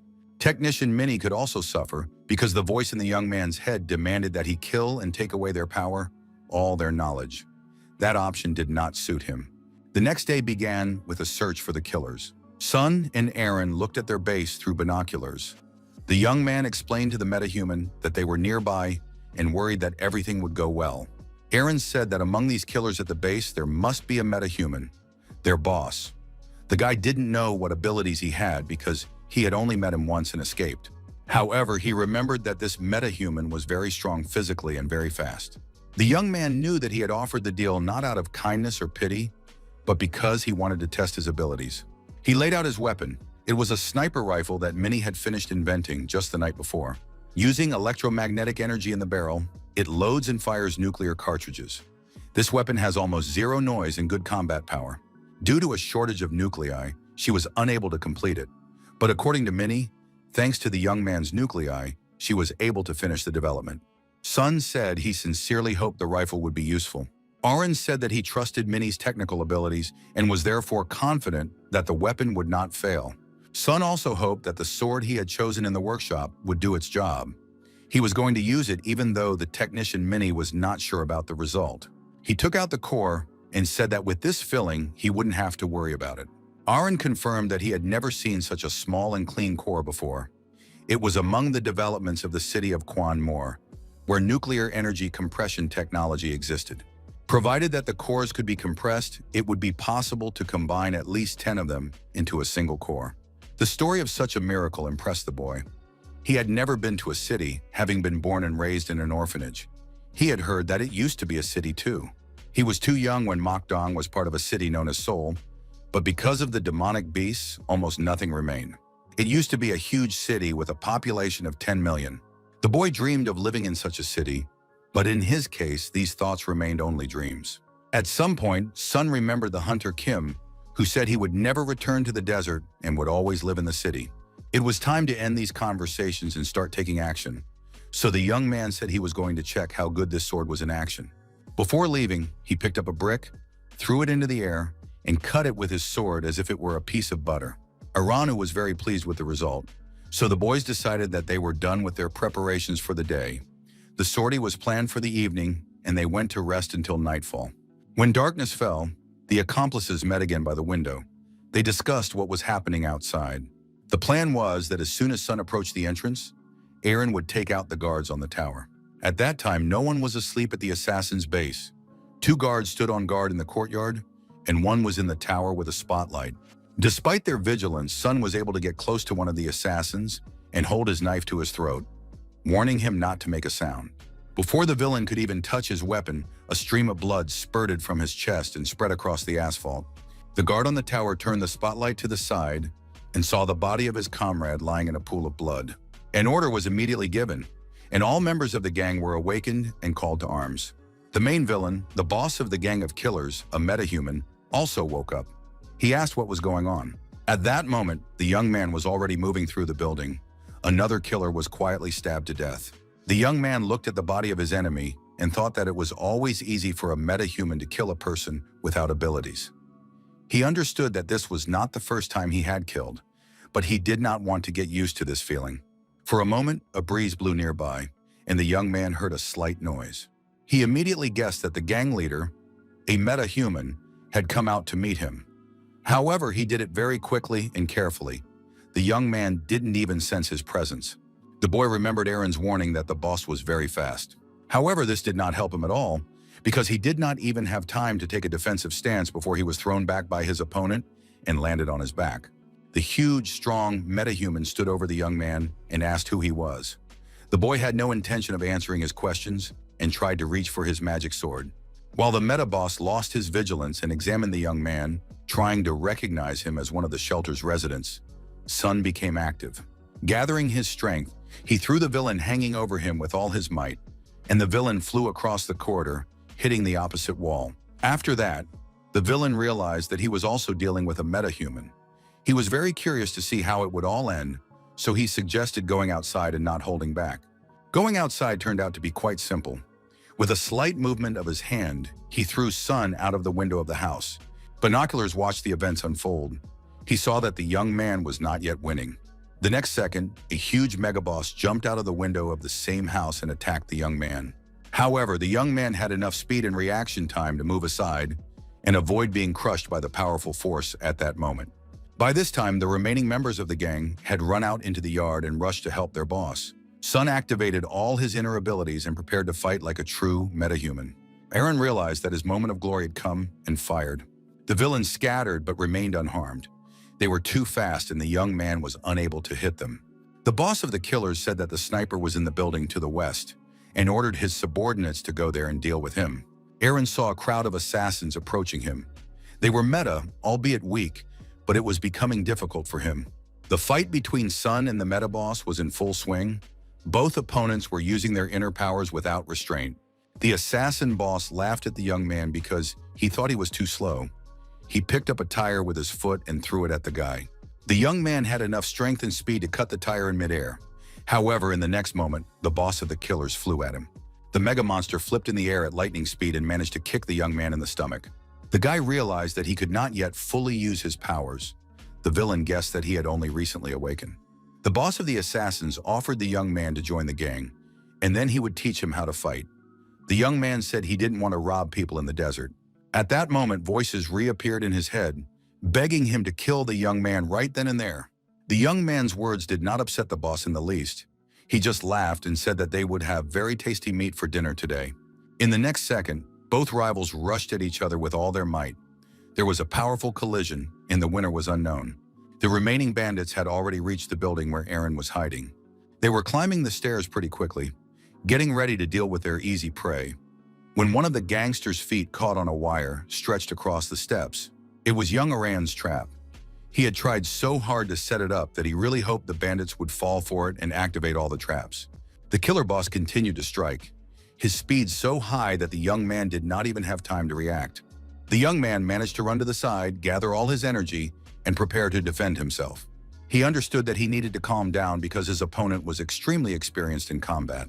In addition, the young man had very little experience in battles with metahumans, although he had previously encountered a huge number of demonic beasts. Looking into the face of the approaching killer, Sun Yu thought that he could be imagined not as a human, but as a demonic creature. He decided to classify his opponent as a demonic beast in human form and calmly analyze his behavior. He just had to discard all his preconceptions about how people usually behave, because there was very little left of the human in the boss. Aaron climbed onto the roof of the skyscraper and prepared to shoot. He barricaded the attic door with boards. Using the optical sight on his sniper rifle, the young man watched the battle between the metahumans, waiting for the boss to appear from behind the wall. At the scene of the fight, everything was going as usual. The boss still outmatched the young man in strength and speed, not allowing him to respond to attacks. Sun Yu continued to analyze his opponent, hoping to uncover his weaknesses. His strengths were obvious: speed and power. The opponent once again destroyed the wall behind which the young man was trying to hide, and this did not cause the villain any difficulty. The young man noted that the boss's distinctive features were his speed and powerful kicks. But were his legs the only thing he was strong at? The young man decided to test a sudden thought. What if he closed the distance? As absurd as it seemed, by closing the distance, the guy was able to dodge the next blow. At this stage of the fight, it didn't help much because the blows were coming at tremendous speed. But the young man was able to lure the attacker out from behind the wall, and Aaron immediately took advantage of the situation. He opened fire with his sniper rifle at the killer boss, even though there was no question of hitting the target yet. However, it turned out that the shooter was able to wound the villain. He clamped his hand over the wound and, stopping the bleeding, thought about his next move. The boss assassin understood that in this situation, his main weapon was speed. He jumped out of cover and ran.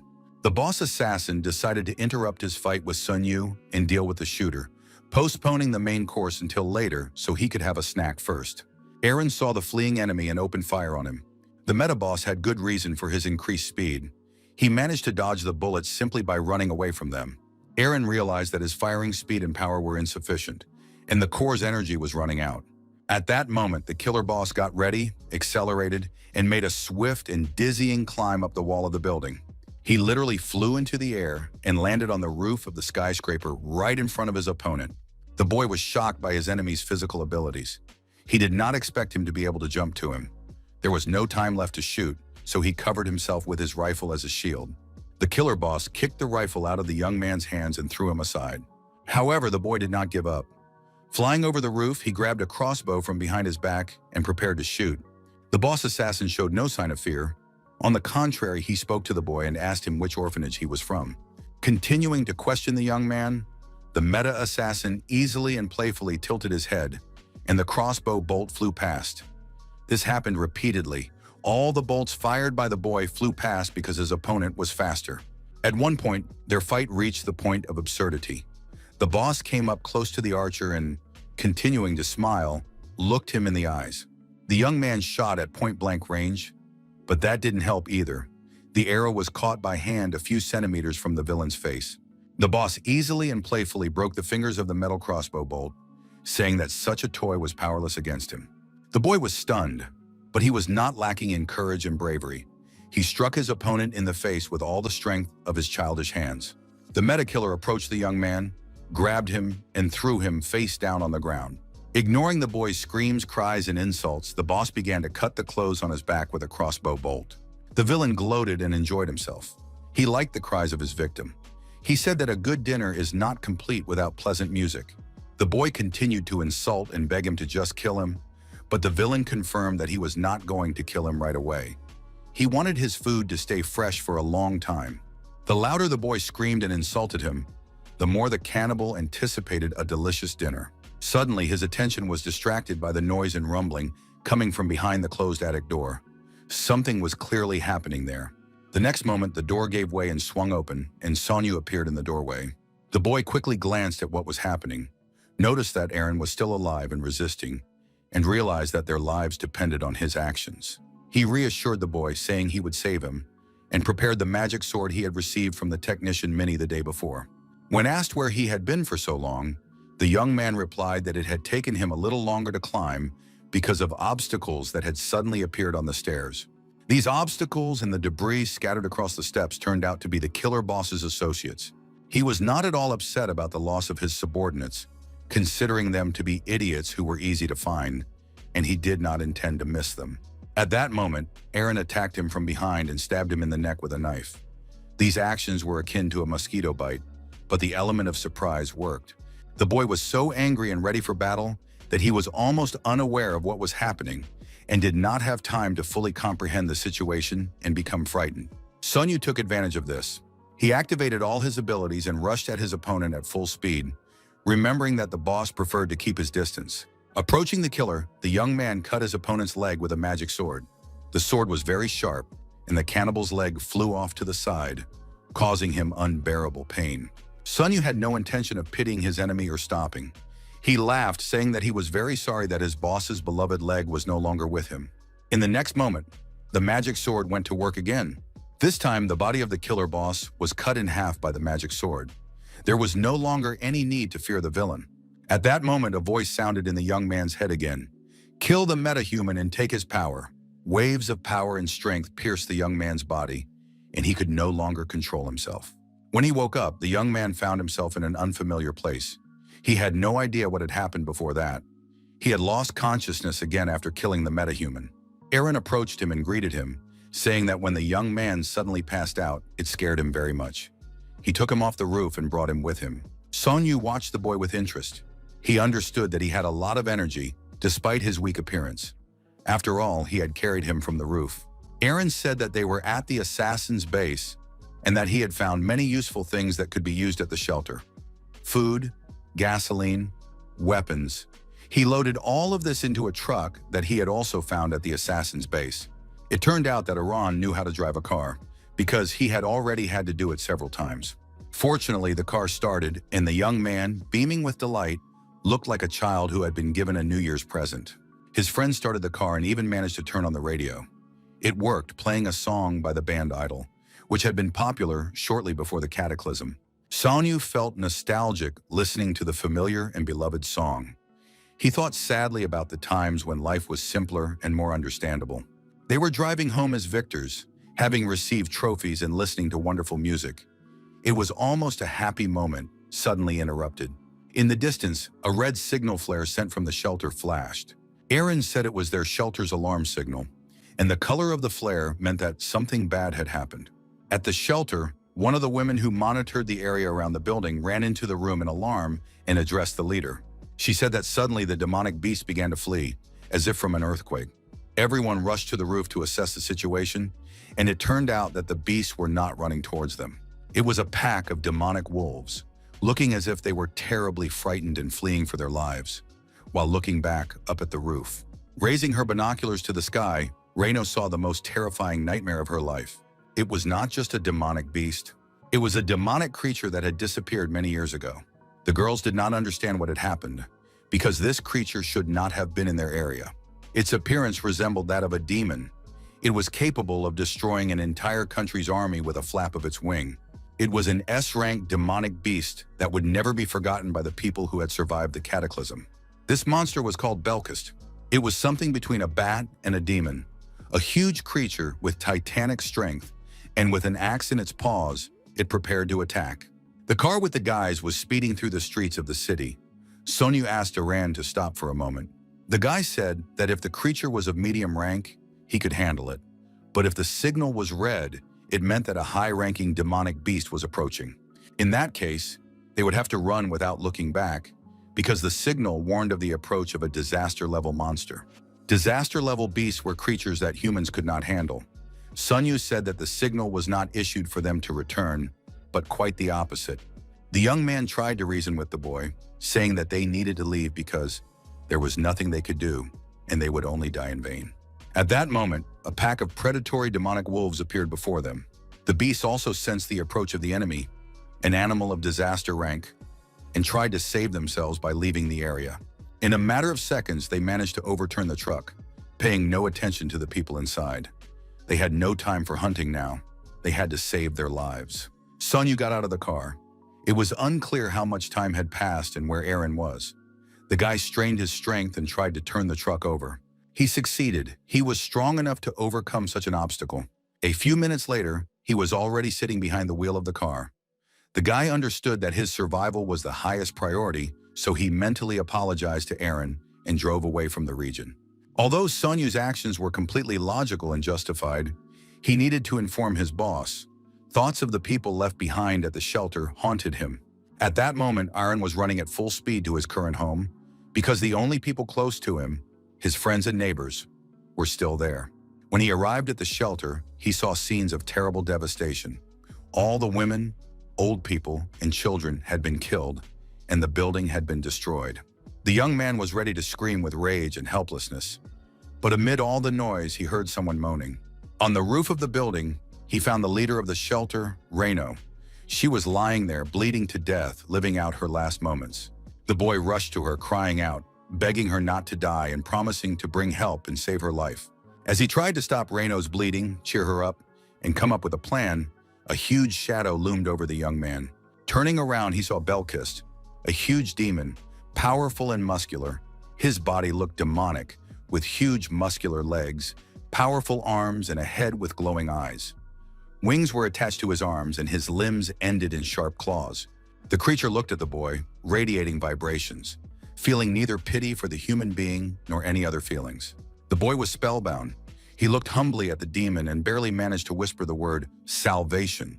It was clear that the young man was living his last seconds. The monster leaned almost close to him when suddenly a signal sounded. This signal instantly caught Belkis' attention. He jumped away from the boy and rushed to the hole. A few seconds later, the flying devil disappeared over the horizon, taking advantage of the hole in the sky.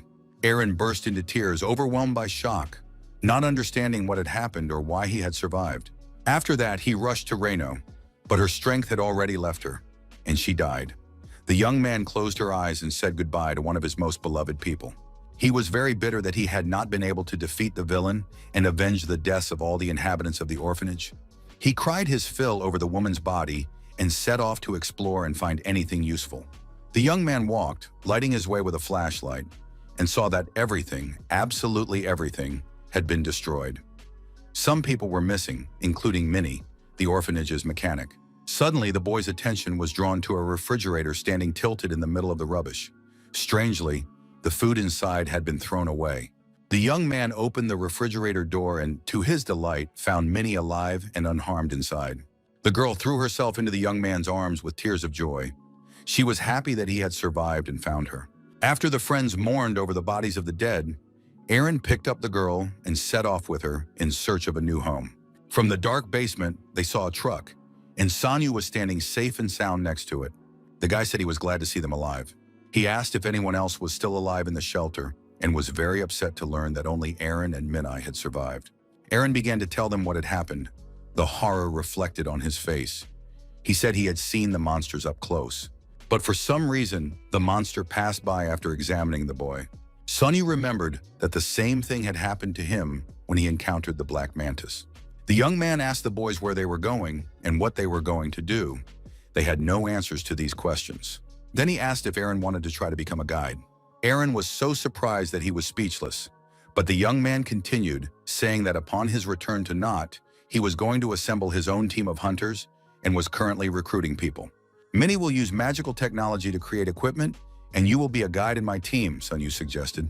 Of course, Aaron hesitated a little because he wasn't sure of his abilities and capabilities, but the thought of going to Knot was simply amazing. So within a few minutes, the friends were racing toward a bright future in a truck. Minnie agreed to go anywhere with her friends. She studied everything around her with genuine interest and constantly asked questions about what she saw. On the way, they came across an energy conversion plant that collected coal emissions and turned them into energy. Minnie asked them to explain things in simple terms because she was little and didn't understand everything. She was amazed at how cool it was to convert waste into energy and asked to stay there to look around. She was like a little kid. Sunyu agreed to stop and show the kids around. Zone 17 was very close by, so he decided to distract the children a little from the horror they had been living in before.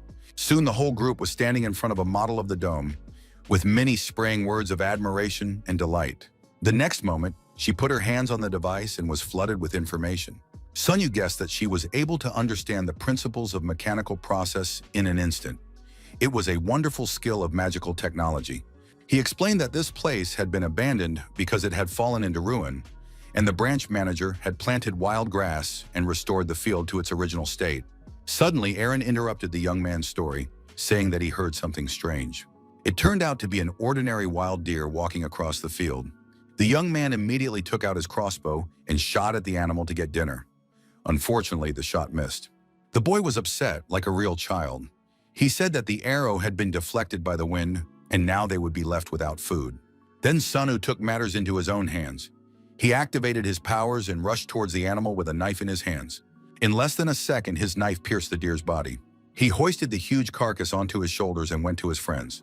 The guys were simply amazed at such speed. They couldn't understand how he managed to kill the animal so quickly. Aaron thought for a moment.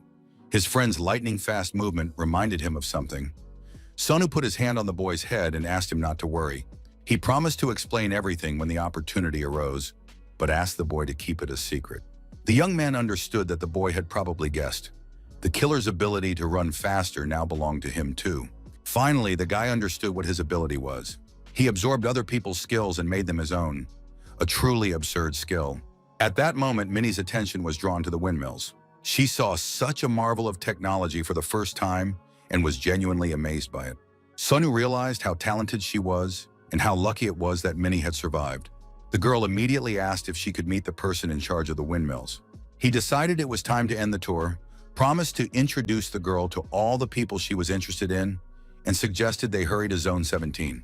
Soon the group arrived at a huge abandoned stadium. Sun Yu said they had arrived.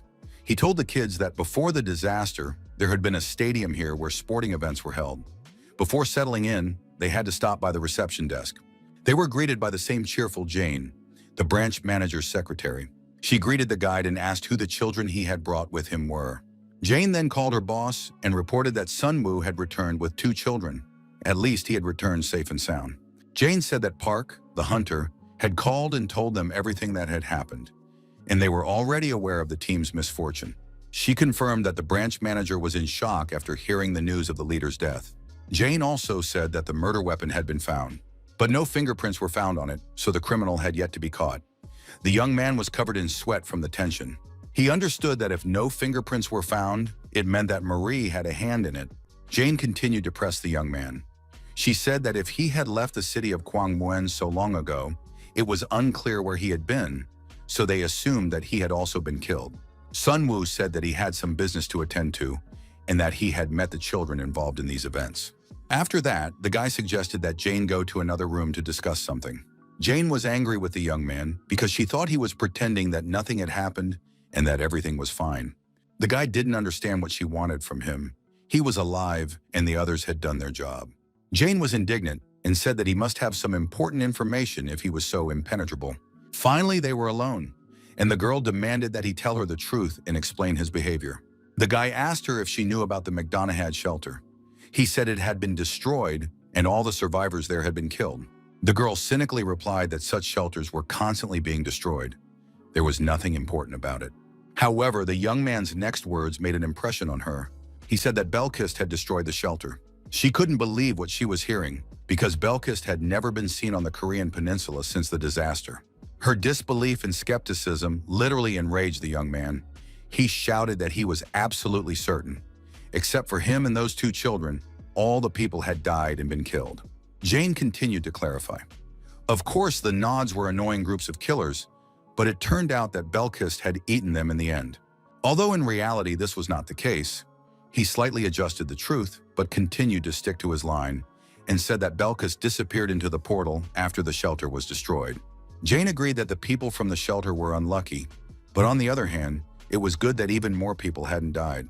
The young man continued.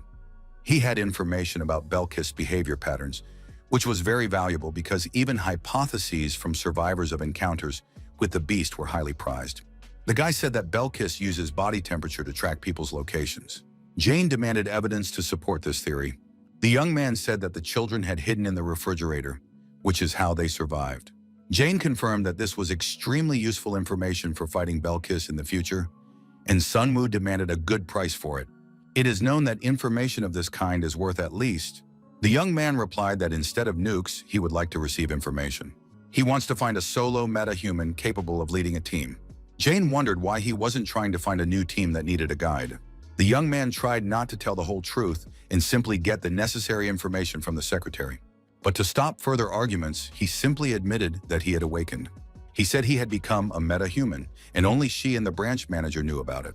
This news literally stunned Jane. She congratulated the guy. After that, she tried to find out what his ability was. The young man replied that he was able to strengthen his body to about the 15th rank.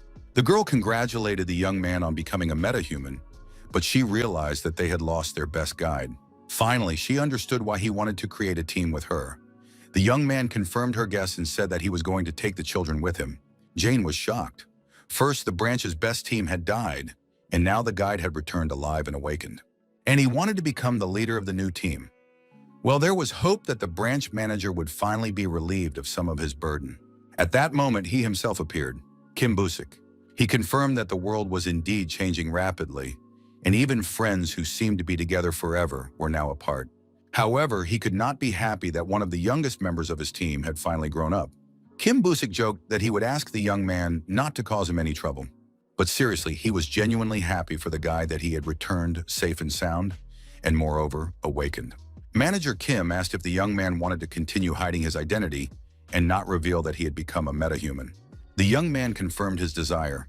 The attitude towards metahumans at the head office was very loyal, so the boss did not understand why he wanted to keep this information secret from Nod.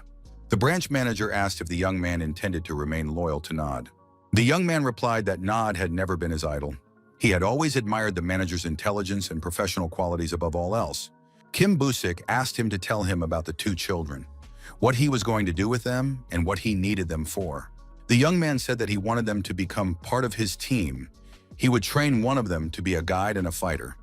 The boy was very talented, but the young girl who looks just like a child is a completely different case. She would work as a magic technician. The branch manager was delighted. He hadn't hoped that anyone would be able to find such a person.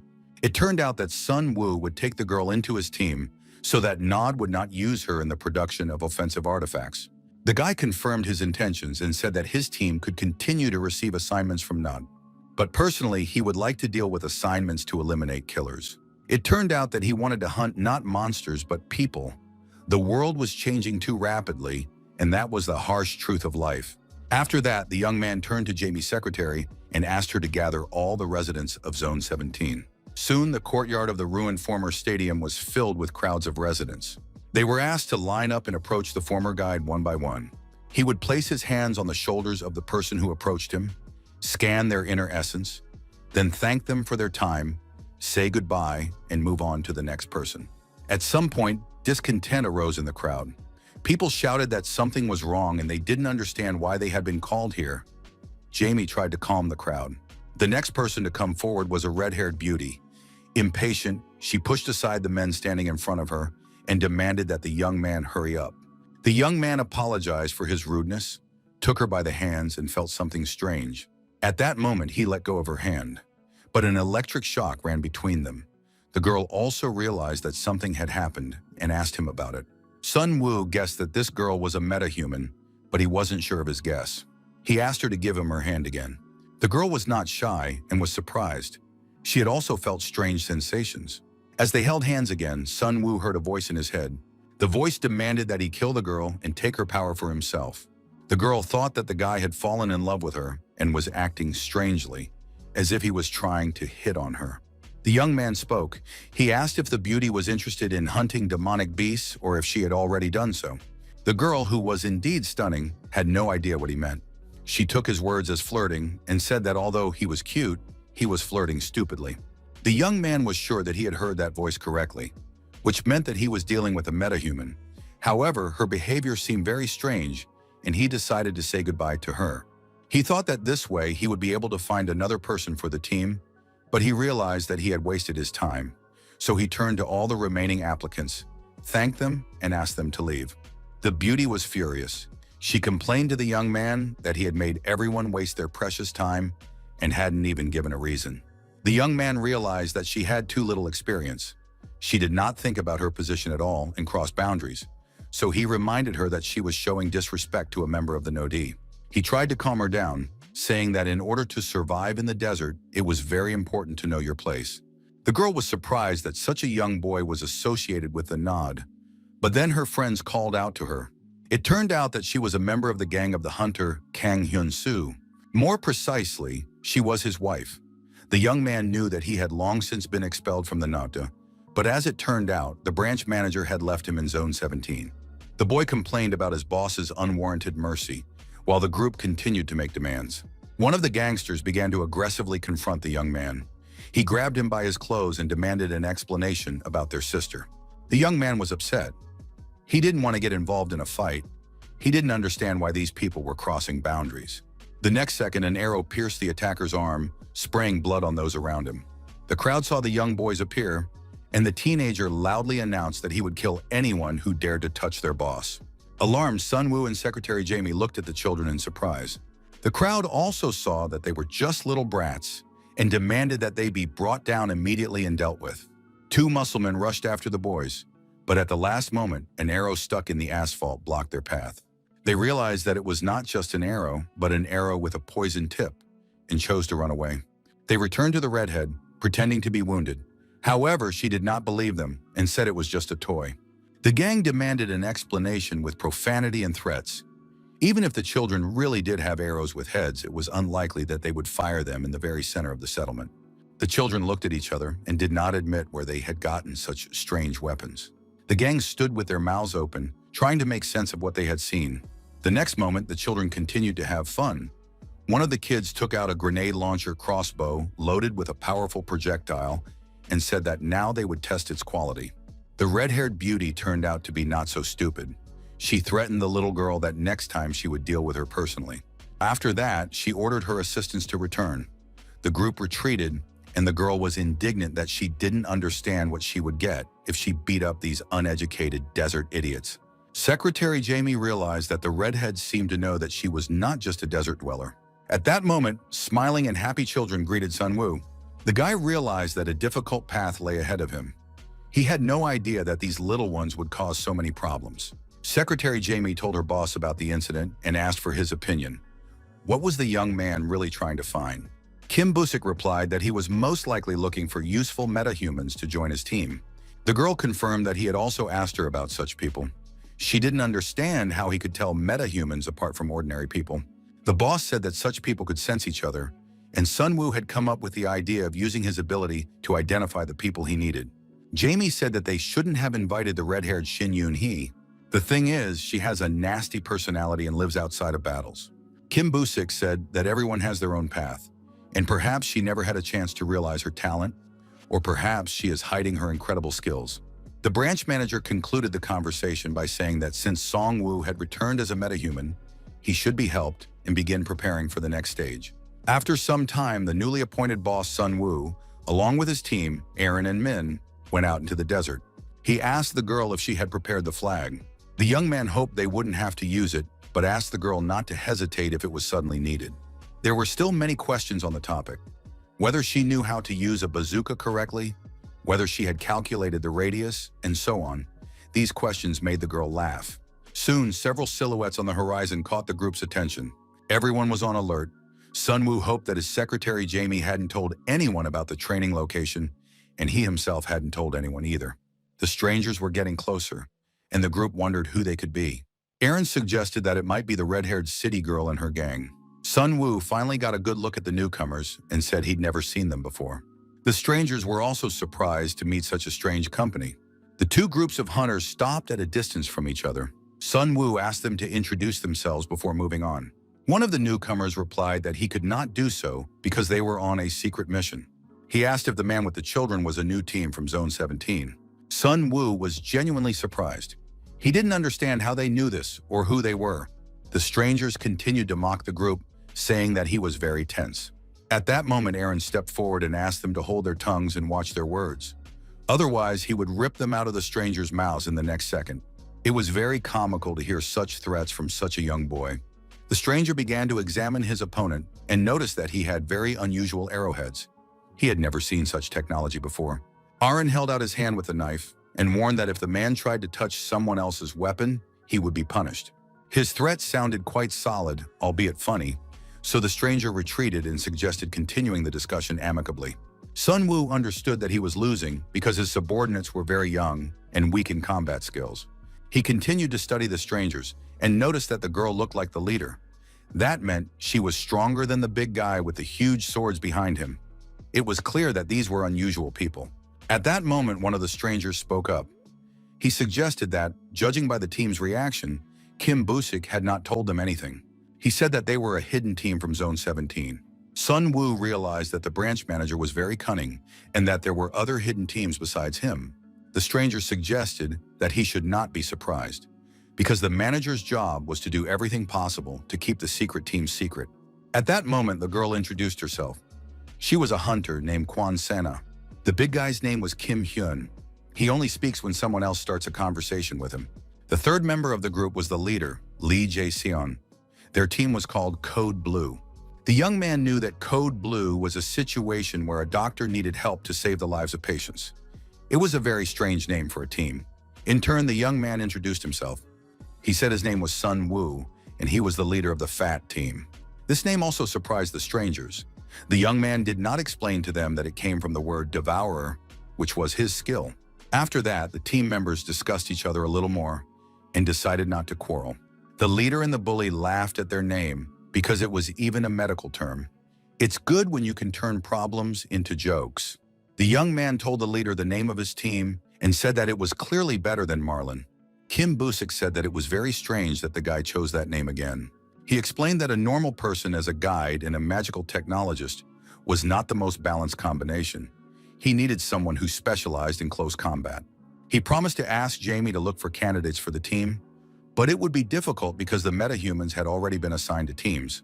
The young man said he would be grateful if they could find someone trustworthy. The manager also said that the refuge in Bucheon would disappear in a month.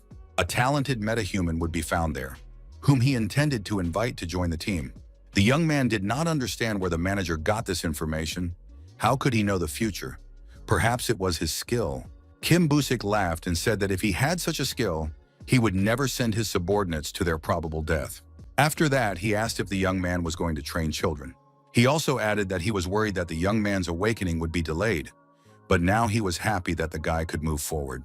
The young man felt as if the manager knew about his awakening in advance. He spoke very vaguely, but it was clear that he knew more than he was saying. Kim Busik hoped that the young man would build a good team and use this opportunity to strengthen himself again. It was all very strange. The secret team, the manager who knew everything in advance, and the word again being said several times. What did it mean? In the end, leader Lee Jae-seon admitted that they had simply come to help with training. But if they didn't convince them that the team was capable within a day, they would simply absorb them. Sun Woo didn't quite understand what the manager was planning, but decided not to give up on his intentions and took advantage of his rare ability. The guys realized that there would be a real fight between them now, so they decided to discuss the punishment that would follow in case of defeat. When all the rules were laid out, the young man suggested that the Blue Code group evaluate the skills that the guys had already managed to train. Aaron took a small bottle out of his pocket and poured a pink liquid onto the ground.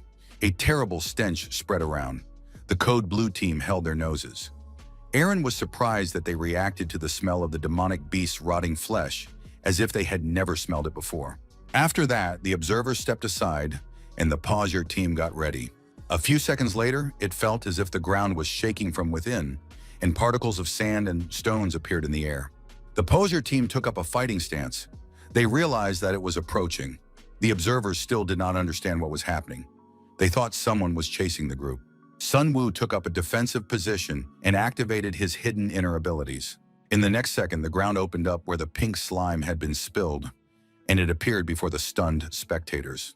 It was a giant demonic worm of enormous length and thickness, its head crowned with a mouth with many tentacles. When it fully emerged from the ground, the young man's size seemed insignificant compared to the creature. The young man stood in a defensive stance with his sword in his hands. He knew that the ugly worm could attack in two ways. It could break through the ground and swallow up targets on the surface, or it could jump into the air and devour its targets upon landing, then retreat underground. Therefore, the young man's speed was his main weapon. To win, he had to kill the worm before it returned underground. It had to be cut along its arch, which is what the guy tried to do with his first attack. However, the cut caused the giant creature almost no discomfort, and it tried to devour the young man again. Running away at breakneck speed, Sun Woo called his assistant Aaron and gave him the command to act. The boy stood at the ready holding a crossbow in his hands and, upon receiving the order, fired an arrow straight at the worm. The fantastic creature screeched in pain. A huge hole gaped in its back. The observers watched the battle with interest. They were amazed by the new weapon, for someone had placed explosive energy inside the arrow. Sun Woo wasted no time and rushed into the attack, activating all his abilities. Aaron also continued to shoot at the creature without pause, not letting it go underground. The monstrous creature was wounded. Everyone noted Aaron's talent. The battle continued. It was clear that such minor attacks only grazed the worm and could not cause it any real harm. It seemed that the time had come to use Minnie's abilities. She had to prepare for her attack. The group of observers watched the battle with great interest. They were amazed by the youth and skills of the kids, as well as the weapons used in the battle. Minnie took out a gun that looked like a toy. She narrowed her eyes and fired at the giant worm. The projectile flew out of the child's weapon with such force that the girl was thrown back by the blast wave. The hit did not go unnoticed by the worm. It was practically torn in half, and it seemed that the children were winning. But Sun Woo guessed that the worm was not dead and ordered the boy to shoot the crossbow again. After a few more shots and hits, the monstrous creature disappeared underground. Sun stood near the pit, upset that the worm, a strong and aggressive demonic beast, had escaped. He did not notice that the ground behind him had begun to move. At the last moment, he sensed the creature's approach with his abilities and managed to warn the children. However, the worm changed direction and attacked Minnie. The girl was sitting on the ground and did not have time to react. At that moment, Sun Yu ran up and literally knocked her down with a shock wave. The angry worm, having failed to catch its prey, rose above the ground again to its full gigantic height. When it rose completely, it turned out that there was a bomb inside the creature, which Minnie had left on the ground instead of herself. The girl waited a moment and pressed the detonator. There was a powerful explosion that tore the giant worm's body into many pieces. The observers were amazed. They couldn't stop wondering where the young guys got such powerful weapons. He leaped toward the dying creature with his sword at tremendous speed.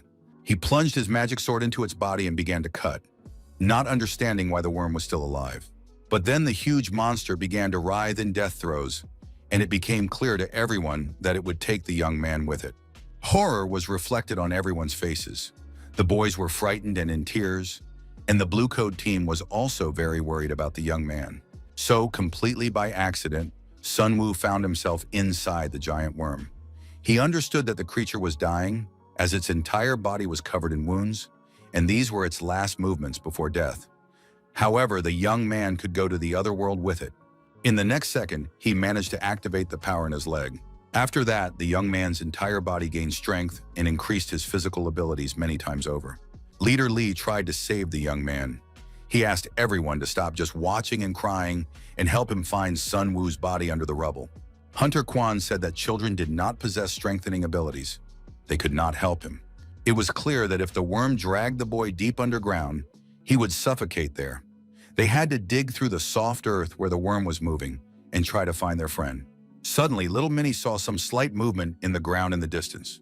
Everyone rushed to that spot, and the leader, Lee, was able to pull the barely alive Sun Woo out from under the ground by his hand. He came to his senses from coughing and thanked everyone for their help. Before his eyes was the skill he had activated underground. If not for that, he would not have survived. The young man's sensations were quite unusual. Nothing like this had ever happened to his body before. He was unable to analyze the situation properly because the Hunter Quan rushed at him recklessly, accusing him of making everyone nervous. The young man apologized and, as an apology, showed her his trophies, the core he had taken from the worm. Aaron was very happy because today they managed to stock up on energy cores. The leader of the Blue Code group continued to be indignant. With their weak power, they had to choose a demonic beast of the appropriate caliber, otherwise they would simply die in the next training session. After that, he began to find out where these guys got such strange artifacts. They had to admit that the little girl Minnie, among other things, was also a magical technologist. Sun Woo said that he didn't want others to know about the magical technologist, and he hoped that Leader Lee wouldn't tell anyone. Leader Lee, in turn, understood that since magical technologists were rare, Nod would try to take him away. After that, Aaron was introduced. He is an archer, and a very good one at that. Next came questions directly to Sun Woo himself, but he could not answer them because he did not want to reveal his abilities. Leader Lee said that one of the skills was very similar to the abilities of the deceased Commander Cheon. There was some truth in this. Speed and power were also borrowed from the boss of the assassins, and this made up Sun Woo's abilities. The members of Team Code Blue did not know that there were people who possessed several skills at once. They had never heard of one body having many different abilities. The next second, another vibration interrupted the conversation. It was clear that this was another ugly worm. It was rapidly approaching the people underground. Perhaps this worm was from the same egg, and it too needed to be killed. Leader Lee did not expect Sun Woo to be ready to fight the worm again, as he had not yet regained his strength. Then the young man suggested that they fight together, because they would gratefully accept help from their new friends. Team Code Blue took up defensive positions and activated their abilities. The giant beast was approaching underground. The team leader called on all members to be ready for the attack, but to everyone's horror, this worm was even bigger than the previous one. It was about to dive into the ground before attacking. Sun Woo realized that now was the best time to attack. He jumped at the giant worm and cut it with his sword. Leader Lee rushed to his aid. In his hands was not just a sword, but a moon-colored sword, the dream of any warrior. The monstrous creature was cut in half. The entire Poser team stood with their eyes wide open. They did not understand the power stored in the sword. Perhaps this artifact only looked like a sword, but was actually a gun, and it seemed as if the energy of the core had shot out of it. The young man knew that it all happened in a second, just like the skill he used. Neither his energy nor the sword's power were caused by a core similar to the one in that weapon. Most likely the power came from the metahuman himself, that is, the Leader Lee. The worm, though cut in half, was still causing trouble. The bruiser tried to prevent it from going underground with his swords. The bruiser continued to hold the creature down, while the others tried to extract the precious cores from it. In the next moment, Leader Lee used his powers again with his sword. The explosive sword did its job. The worm's body shattered into many pieces. The young man realized that Leader Lee was on a completely different level compared to him. Satisfied with his work, he walked toward the group, holding his weapon on his shoulder. The worm continued to explode, and at one point a huge mass of green slime burst out of it and hit Leader Lee. He fell to the ground, threw down his sword, and began to scream hysterically and cry for help. Sun Woo and Aaron rushed to him. These were parasites of the ugly worm. They had to be removed as soon as possible before they devoured the man. The young man, stunned, looked at Leader.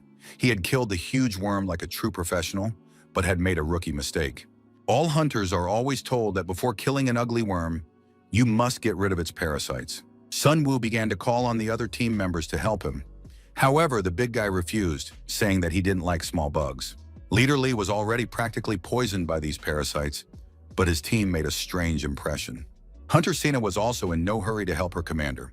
The next moment, Leader Lee turned to Sina and said that he would leave them to her. The girl did not agree, so he promised to double her special meals. Sina said that the meals were not suitable for her. If she ate a lot, she would gain weight. The situation was taking an increasingly strange turn. The bargaining between the members of the Code Blue team continued. The girl remained adamant, while Leader Lee shouted and begged for help. Finally, Sina took pity on the commander and asked everyone to step aside. After everyone had dispersed, she stretched out her arms and began to create some kind of energy ring around herself. It was directed at her sick comrade. Sun Woo realized that the girl was a metahuman with healing abilities. What's more, she could use her powers from a distance. He had never heard of such a team before. Soon her actions had an effect, and all the parasites left the commander's body.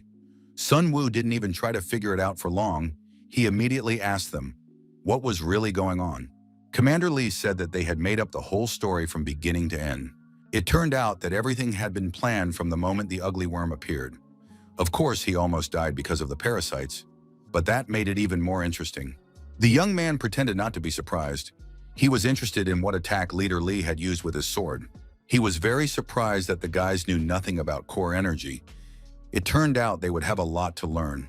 But it was okay. Even though things didn't go according to plan, they passed the test and from now on would be students of the Code Blue group. Sun Woo was very happy to learn something new, so he said he was ready to listen to their instructions. First, they decided to explain the theory. It turned out that there was no one in the world who could defeat Sen in controlling core energy. Since the boy is not a metahuman, high-level training would be useless for him, and it is too early for a magical engineer to learn such things. But if Sun Wu wants to participate in real battles, he needs basic close combat skills.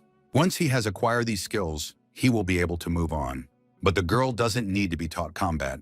Leader Li immediately began the lessons. He said that all meta-humans are divided into categories.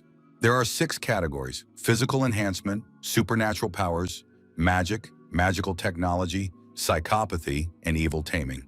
These are the most common categories of meta-human abilities. They are called internal traits. The core energy that every meta-human possesses varies depending on their unique characteristics. Therefore, some people receive physical enhancement, while others receive, for example, fire abilities. Unique traits can be completely different, and one must learn to control them and activate them at the right time. If Sun Wu does not undergo transformation, he will not be able to emit pure core energy. The same was true for the Moonlight Sword and the Explosive Sword. The meta-human collects pure energy in the sword and then releases it. These common traits are striking, but there is another reason why they are important. They directly affect the growth of a person's internal energy core. If you know how to use common features, you can significantly increase your own energy. When we talk about growth, we usually think about gaining experience or improving skills, but the capacity of the core itself can also increase through the use of common features. He realized that he could combine the energy of all the abilities he had absorbed. If he continued to absorb abilities, he would be able to grow faster, several times faster. After that, the mentor suggested moving on to practice and gave him his first task: to concentrate and hit the car body with all his strength. The young man activated the energy forces in his fist. Then he approached and struck the body. The mentors said that this was not what they expected to see. Sina set out to explain to the young man. When he felt the energy in his hand, he should not think of it as muscle strength. Instead, he should think of the energy moving toward his fingertips. That is, as if from outside his hand, he should gather energy at his fingertips and then direct it into the strike. The young man tried again. He concentrated, gathered energy at his fingertips, and imagined it flying. Then he waved his hand toward the machine, sending a powerful wave toward the target. The result greatly surprised and pleased the mentors. A hole was punched in the center of the car. Leader Li believed that the young man should seriously consider going to the main office of the NUD.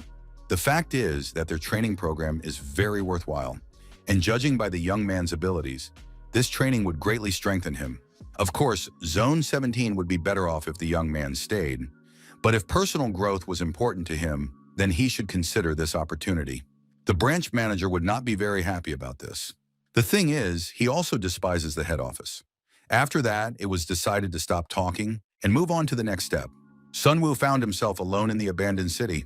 He practiced the Moonlight Sword strike. After that, it was time for the Shockwave Sword. It wasn't perfect, but the results were getting better and better each time. After finishing another training session, the young man returned to the office. There he found little Minnie alone. She said that Aaron had been acting strangely lately. He was constantly going somewhere, and no one knew what he was doing. She was afraid that he would get himself into trouble. At that moment, there was a noise in the hallway, and someone very fast rushed past the door. The young man went out into the hallway but saw no one. There was a note hanging on the door. In some unknown and dark place, Aaron was lying on the floor with his hands and feet tied and his mouth taped shut, and above him stood some unfamiliar men. The leader of the group sat in a chair and said that if they didn't want to lose their friend, they had to come. Jenny, the secretary, brought the young man to the right address. After that, he sent her home, saying that he would figure it out himself. The boy entered the hangar and stood before the strangers. He saw Aaron kneeling with his hands and feet tied and a group of bandits. The robbers immediately made it clear that if Sun Wu did not listen to them, his little friend would suffer. The leader said he wanted revenge for how they had treated his red-haired girlfriend recently. So he had caught Aaron and called the young man in for a talk. Sun Wu demanded that the boy be released and was immediately punched in the face. In response, the bandits spat on him. The young man did not understand. Was this really a power? To spit poison? Suddenly, a voice inside him demanded that he kill his enemy. Why doesn't he show his true self? Then no one will ever mess with him or dare to mess with him. Trying not to react to the voice inside him, Sun Wu stopped the gangster's blow by grabbing his arm. With his left hand, he held his opponent's fist and asked him very politely to stop. The gang leader still didn't understand who he was dealing with. He thought that this simple little guy wanted to die. The young man's patience was running out. He decided to listen to his inner voice and make an example of this villain to the rest. However, something strange happened suddenly. Aaron lunged at his older comrade. Thanks to this, Sunwoo released the bandit's fist and immediately received a blow to the face in return. The next moment, he knelt down, bowed, and apologized to the hunter. The leader said that his girlfriend was not very offended, and that if they behaved themselves in the future, there would be no problems between them. After that, continuing to apologize and bow, Sunwoo and Aaron left the room. The bandits couldn't believe their eyes. They didn't understand why their leader was letting these kids go, but the leader was not only strong, but also smart enough to understand that if the little boy hadn't stopped the young man, the gangster would have lost his arm. He was just a guide, but with enormous strength. Sunwoo sincerely thanked the boy for stopping him, otherwise he would have caused trouble. Aaron thanked the young man and said that he had taught him to make rational decisions in any situation. They went home, and Sunwoo asked how it happened that the gangsters had captured him.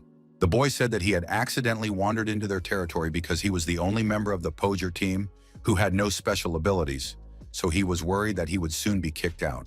Sunwoo reassured him, saying that he just needed to develop his abilities. But the boy disagreed. He understood that such a meta-human did not need ballast, and after they met even stronger ones, they would not need him.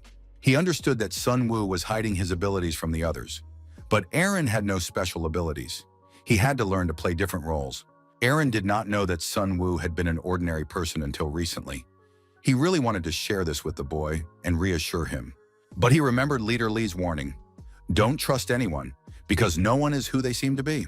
The boys returned to the office, continuing to discuss ordinary people and metahumans. Sunwoo wanted to talk to the branch manager and ask him to get rid of Young-soo. At that moment, he saw the hunter Gromala Hyun. He didn't expect to see him at all. Wasn't he on a mission? And where were the rest of his team? Gromila Hyun said that something had happened. The guy said that they had been attacked while carrying out their tasks. Sunwoo was very surprised because this team's rank was very high. Who would dare attack them? Gromala Hyun explained that they had received an assignment from the branch manager. It was an operation called Hunt for the Killers. The young man remembered how he himself had discussed this assignment with Kim Busik. He said that one of the commanders of the attacking squad had fought against his subordinates and killed them. It was unclear why the feud between them had started. The manager asked if Sunwoo would carry out this assignment. He refused because there was not enough information in the file. The abilities and capabilities of metahumans were unclear, and he did not have enough experience for such a serious task. The manager supported him. He agreed that the guys needed more training before taking on such serious assignments and said he would give the assignment to someone else. Even the manager thought the assignment was very suspicious. No one could have imagined that it would go to the Code Blue team. It turned out that they had accepted the task 4 days ago and set out to complete it. As usual, Gromala Hyun led the group. Leader Lee and Shauna moved forward together. Leader Lee said that he once knew Maiden, the commander who was killed. They met at the NATO training center. He was a kind, decent, and experienced person. Sena did not understand why she was hearing about him for the first time. The fact was that the commander was part of a covert attack team. Sena continued to investigate. It was important for her to know why such a good man ended up in the desert in a covert team. Leader Lee said that Zone 14 had sent its people, but they had been defeated, and now the task had fallen to them. If Team Code Blue failed, they would have to announce a public investigation, but they wanted to turn a blind eye to the metahumans' activities until the very last moment. Because every manager hides their warriors in order to secretly assemble an attack squad away from others. Sena realized that if the regional authorities found out about the dead squad, they would be accused of treason. At that moment, Gromila Hyun gave a signal. He had found traces of the killers. It was decided to go to the tallest building to observe the surroundings from there. They spent almost 4 days in this ruined house. The killers did not appear during this time, but as soon as Sena began to complain that no one had shown up for a long time, a shadow was spotted. A shadow was spotted. Finally, one of the killers appeared on the streets of the city. The squad moved down from the roof of the house and lay in wait. Leader Lee suggested that they first study the strangers and choose the right moment to attack. They tracked the hooded man for some time. When the moment seemed right, they attacked him and took him prisoner. The team took the prisoner to one of the rooms, sat him on a table, tied his hands and feet, and began interrogating him. Gromila Hyun stood guard while Leader Lee and Sena asked questions. Lee threatened the stranger with a knife and said that if he screamed or misbehaved, he would be punished. Then he asked the stranger where their hideout was. There was no answer. Instead, the stranger asked, "Did they come from the No-D headquarters?" Commander Lee was very surprised by this behavior. After that, he asked why they had betrayed Maiden. The stranger again asked about the headquarters. He was interested in where this soldier had come from. The stranger realized that Kim Busik had sent the group, which greatly surprised Commander Lee. The stranger knew too much. The prisoner asked another question about who he was and why he was asking stupid questions. And then something strange happened. The stranger began to scan Lee, staring at him intently. After that, the commander turned around and looked like a different person. Grumila Hyun immediately understood everything. He shouted at the top of his lungs for Sina to leave. But it was too late. Commander Lee stabbed the girl in the stomach with a knife. Grumila Hyun said that Leader Lee's eyes looked strange. They were lifeless and unfocused, and they emitted a strange glow. He also said that in addition to this, he had a strange feeling, like a premonition. He warned Sion of the danger, and after that, Leader Lee stabbed her with his sword. In the next moment, the commander jumped at Hyun. However, Hyun was strong enough to parry this first blow. After that, Leader Lee attacked his partner again with his sword in his hands. Grumila realized that this was not his friend, so he prepared for a real fight. While Leader Lee stood with his sword in his hand, the big guy jumped up to the ceiling with all his might. In the next moment, the opponents met, their swords crossed. Neither of them gave way to the other. However, Grumila felt that Leader was acting flawlessly. The fight continued, but the young man already knew that his strength was running out. With the next blow, the commander threw the young man through the wall into the street, and he landed in the middle of the asphalt. At that moment, Sina came to, healed herself, and turned to the leader, trying to bring him to his senses. However, he was about to kill her again. At the last moment, the masked stranger stopped him, ordering him to grab the girl because healers were very rare. After tying up the girl, the stranger and Leader Lee approached to deal with Gromel. However, he had disappeared without a trace. He had managed to escape. Arin was angry with Gramil. He said that he had run away, allowing his comrades to remain brainwashed.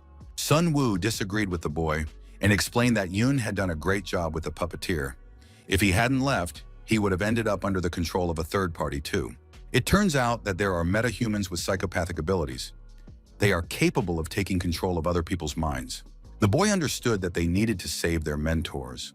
Although he was annoyed by Chief Lee, he understood and helped with training, and they were a team. Sun Woo understood that the boy was wrong, because the most important thing for a guide is to protect his team and not put them in danger in order to save other people.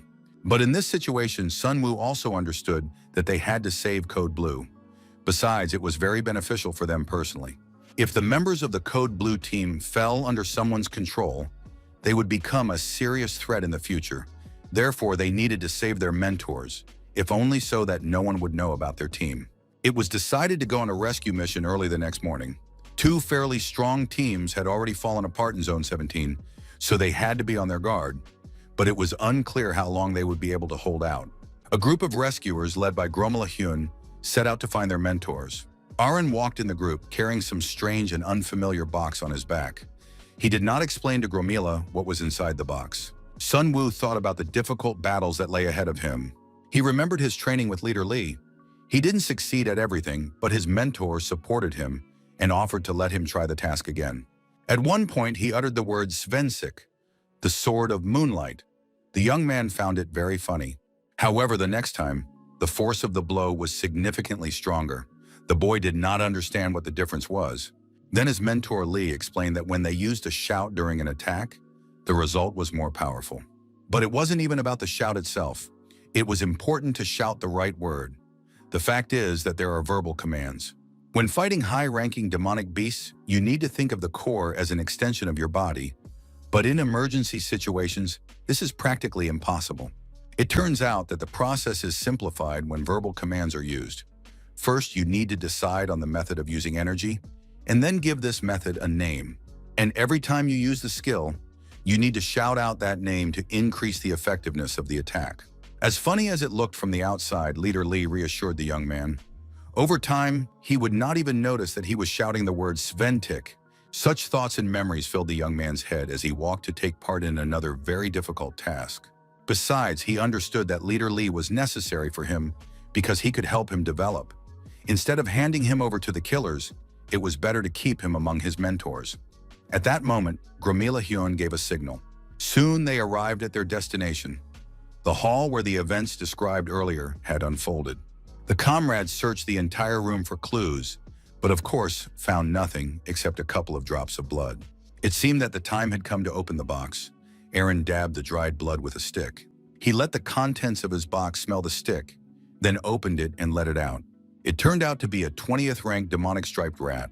Sun Woo said that he and the hunter Hyun would follow the rat, while Minnie and the boy would follow quietly behind them.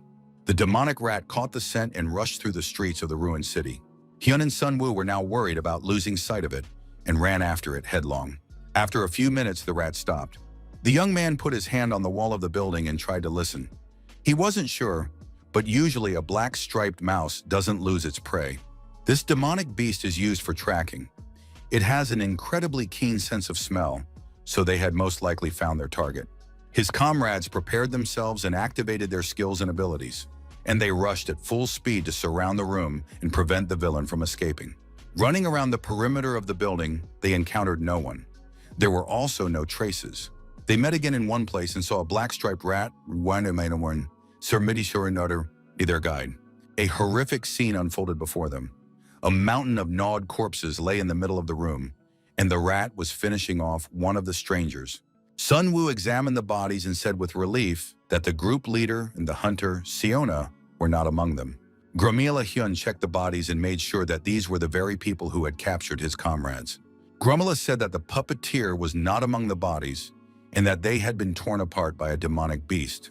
The young man looked at the bloodstains and realized that this was not the work of a demonic beast. The traces were very clean, left by first-class killers. Who could have done such a thing? Grumila Hyun looked at the bodies of the dead and couldn't understand who could have done such a thing. Most likely it was high-ranking metahumans. He added that the manager, in addition to the task of capturing the killers, had given them another assignment. They had to find a metahuman named Lexi, a blonde, and bring her back alive. This information greatly surprised Sun Woo. Not only were different zones playing a double game with the help of hidden groups, but the manager was also asking them to bring in a person about whom practically nothing was known. It seemed that the puppeteer had fled, deciding that he couldn't cope with his new pursuers, but since the blood was fresh, he couldn't have gone far. Hyun suggested checking suspicious places. The group consisting of Hyun, Sun Woo, and the children searched the city. Their attention was drawn to the subway entrance. If the subway was deep, it was likely full of demonic beasts. However, Aaron managed to notice human footprints there, which seemed suspicious. A place where pursuers would not go had to be both dangerous and safe. Despite the chase, the puppeteer had to take this into account. Grumila Hyun immediately decided to go there, because his main task was to save the team members, Senu and Leader Lee. Sun Woo didn't want to rush. He suggested surveying the place and trying to lure out the puppeteer. After that, he turned to Min and asked if she was ready. The girl was happy that her moment of glory had finally arrived. After rummaging through her bags for a while, she assembled a powerful bazooka that looked very reliable. However, the question remained, would it be powerful enough? Aaron suggested firing it to attract the puppeteer's attention with the noise. But the girl reassured her companions, saying that if it were a normal magic projectile, she would be worried, but the projectile she had created would react to the signal and explode into a multitude of magical charges. No matter how deep the enemy was hiding, he would not be able to escape. The team approved Minnie's plan, and everyone got ready. A powerful explosion lit up the surroundings. The projectile flew into the subway entrance at tremendous speed. All that remained was to wait. Sun Woo and Hyun got ready. Now it was up to them. The plan worked, and a man appeared on the subway steps. He was stunned and did not understand what was happening. Hyun recognized him as the puppeteer. The guys rushed to attack. Sun Woo activated his abilities and rushed at full speed toward the enemy. The puppeteer came to his senses and activated his magnetic gaze, but the young man was ready. Without opening his eyes to avoid being affected, the young man knocked out his opponent. The puppeteer did not understand what had happened. His eyes were blinded. Sun Woo stood next to him with his sword. Then the young man cut his hamstring so that his opponent could not move. His comrades realized that the puppeteer had been neutralized. He could not control minds, nor could he move. They left him with the children so that they could watch over him and destroy him immediately if necessary. After that, Sun Woo and Hyun rushed into the subway to find their friends as quickly as possible. Running in, they slowed down because a stranger came towards them. He was very physically strong, and his eyes were covered by dark glasses. Behind him stood a very aggressive-looking girl with a huge sword. Black glasses also hid her eyes. The strangers immediately realized that the boys had come to free their friends. The body of Sana was slung over the shoulder of another warrior. Soon, the fourth member of the group appeared. She immediately recognized the attackers as the boys from the 17th zone. Thus, the young man was faced with the entire team of rivals who were holding their friends captive. Sun Woo immediately noticed that the strangers knew them personally. It remained to be seen what was really going on. It was too risky to start a fight with these opponents. Absolutely nothing was known about them. Perhaps they were the ones who had destroyed the killers, which meant they were quite strong and it would not be easy. Sun Woo holstered his weapon and said that they were hunters from Zone 17 and that there must have been some kind of mistake. The red-haired girl was indignant that several teams should not be sent on the same mission. She understood that anything could happen. The young man didn't know if she was telling the truth or if they were provoking them to reveal themselves. Sun Woo said he wasn't hiding anything from the strangers and asked which zone they belonged to. The strangers weren't going to reveal that. Then the young man asked them to hand over his wounded comrades and suggested that they part ways amicably. They replied that he still did not seem to understand the situation he was in. The redhead added that they would take Sun Woo's leader, mission, and comrades. Hyun continued to insist that they return his team members. At that moment, Leader Lee, barely able to stand, also asked the strangers to release Sion. Apparently, this wasn't the first time he had done this, and he had simply worn them down. Hunter Hyun couldn't take it anymore and rushed at his opponents. Sun Woo realized that there was no way to resolve the situation peacefully. He also pulled a sword from behind his back and called his young assistants for support. They reacted instantly and took up attacking positions, preparing their weapons. In the next moment, 2 volleys were fired, but the result was disappointing. The strangers were able to create a field around themselves without even trying very hard. The young man realized that it would not be easy. He activated his powers and rushed at the strangers with his sword. But at that moment, his leg was tied with a rope. The red-haired stranger held a whip in her hands, which she used to knock the young man off his feet. He freed himself from the rope and activated his sword, using the spell Svensic Sword Crescent. This also proved to be futile, because in the next second, the stranger's whip knocked the sword out of the young man's hands. The boy was left without a weapon, and the children immediately came to his aid, firing their weapons. Protective fields formed over the strangers again and did not harm them. However, the unfamiliar team still noticed that these children were using weapons made from nuclear warheads. In addition, they were distracted and the guide had disappeared somewhere. Sun Woo took advantage of the situation and got close to one of the strangers, holding Sion in his arms. The young man activated his arm and slammed it into the stranger's face with all his might. The stranger realized that he really wanted to take the girl away. The next moment, he threw Sion in the direction of the young man. Sun Woo caught his colleague. The stranger activated his core shield to block further attacks. The children, standing aside from the battle, continued to help their mentor as best they could. Minnie used her device once again. The force of the explosion was so strong that the subway was blown to pieces. At the last moment, Yu managed to create a protective shield and, covering Sana with his body, kept her and himself alive. The rivals suffered minor injuries from the flying debris. The situation reached a stalemate. The red-haired opponent, brushing off dust and stones, took off her glasses, and the young man recognized her. She had participated in his selection of metahumans. It was Shin Yoon-hee. He remembered how he had tested her and the scandal that had erupted as a result. The girl laughed at him for taking so long to recognize her. The next moment, another explosion distracted the strangers, and Song-woo vanished into thin air. He was rushing at tremendous speed with the lifeless Sana on his shoulders, wondering what was going on. Why was Shin Yoon-hee here? Of course, they weren't going to let him leave just like that. It was very difficult to fight while carrying another person in his arms. The one-eyed stranger caught up with the guy and knocked him out with a powerful blow. The young man and his burden were immobilized. Next in line were the children, who were also caught.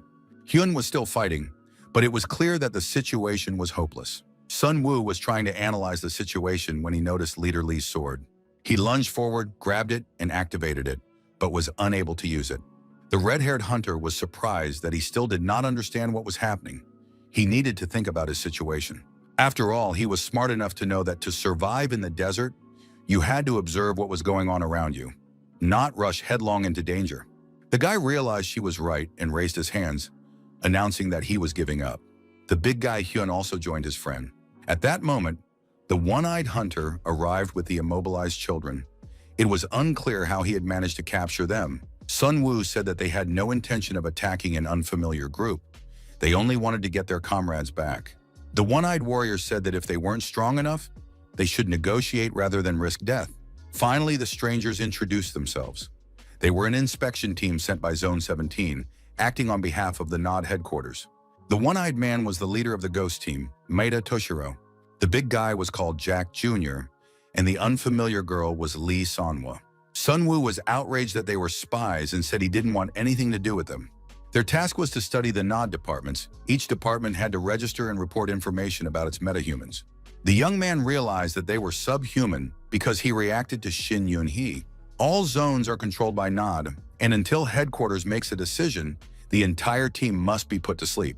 Shin Yun-hee used her hand to put them to sleep. She said that it was impossible to let the children go, but that they would be safe and treated with care. As he fell asleep, the young man remembered how Leader Lee had warned him not to trust NOD under any circumstances. They select talented young children from the desert, train them, and force them to chase away demonic beasts.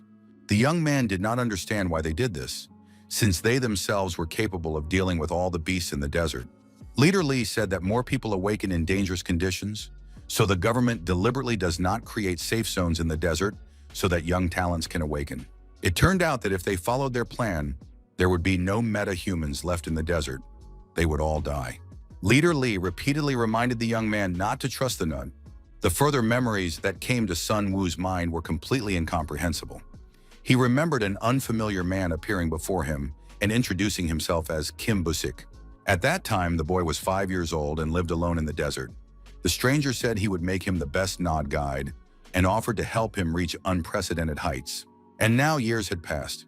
The young man had grown up and woke up in an unfamiliar place with his hands and feet bound. The stranger apologized for keeping him waiting so long. In such a dormant state, a lot of work had simply piled up.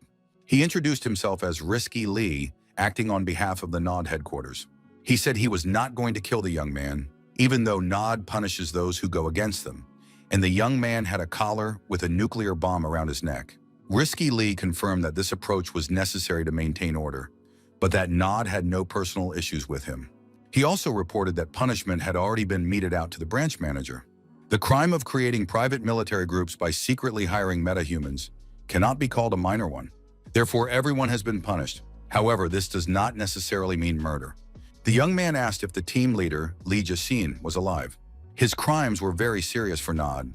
He was a highly trained metahuman, but he joined the anti-Noid forces of his own free will. It turned out that he had been released 4 days ago. But he was not released just like that. It was clear that sooner or later the desert would destroy him. It turned out that Leader Lee had lost his abilities because the puppet master had been manipulating his brain for a very long time.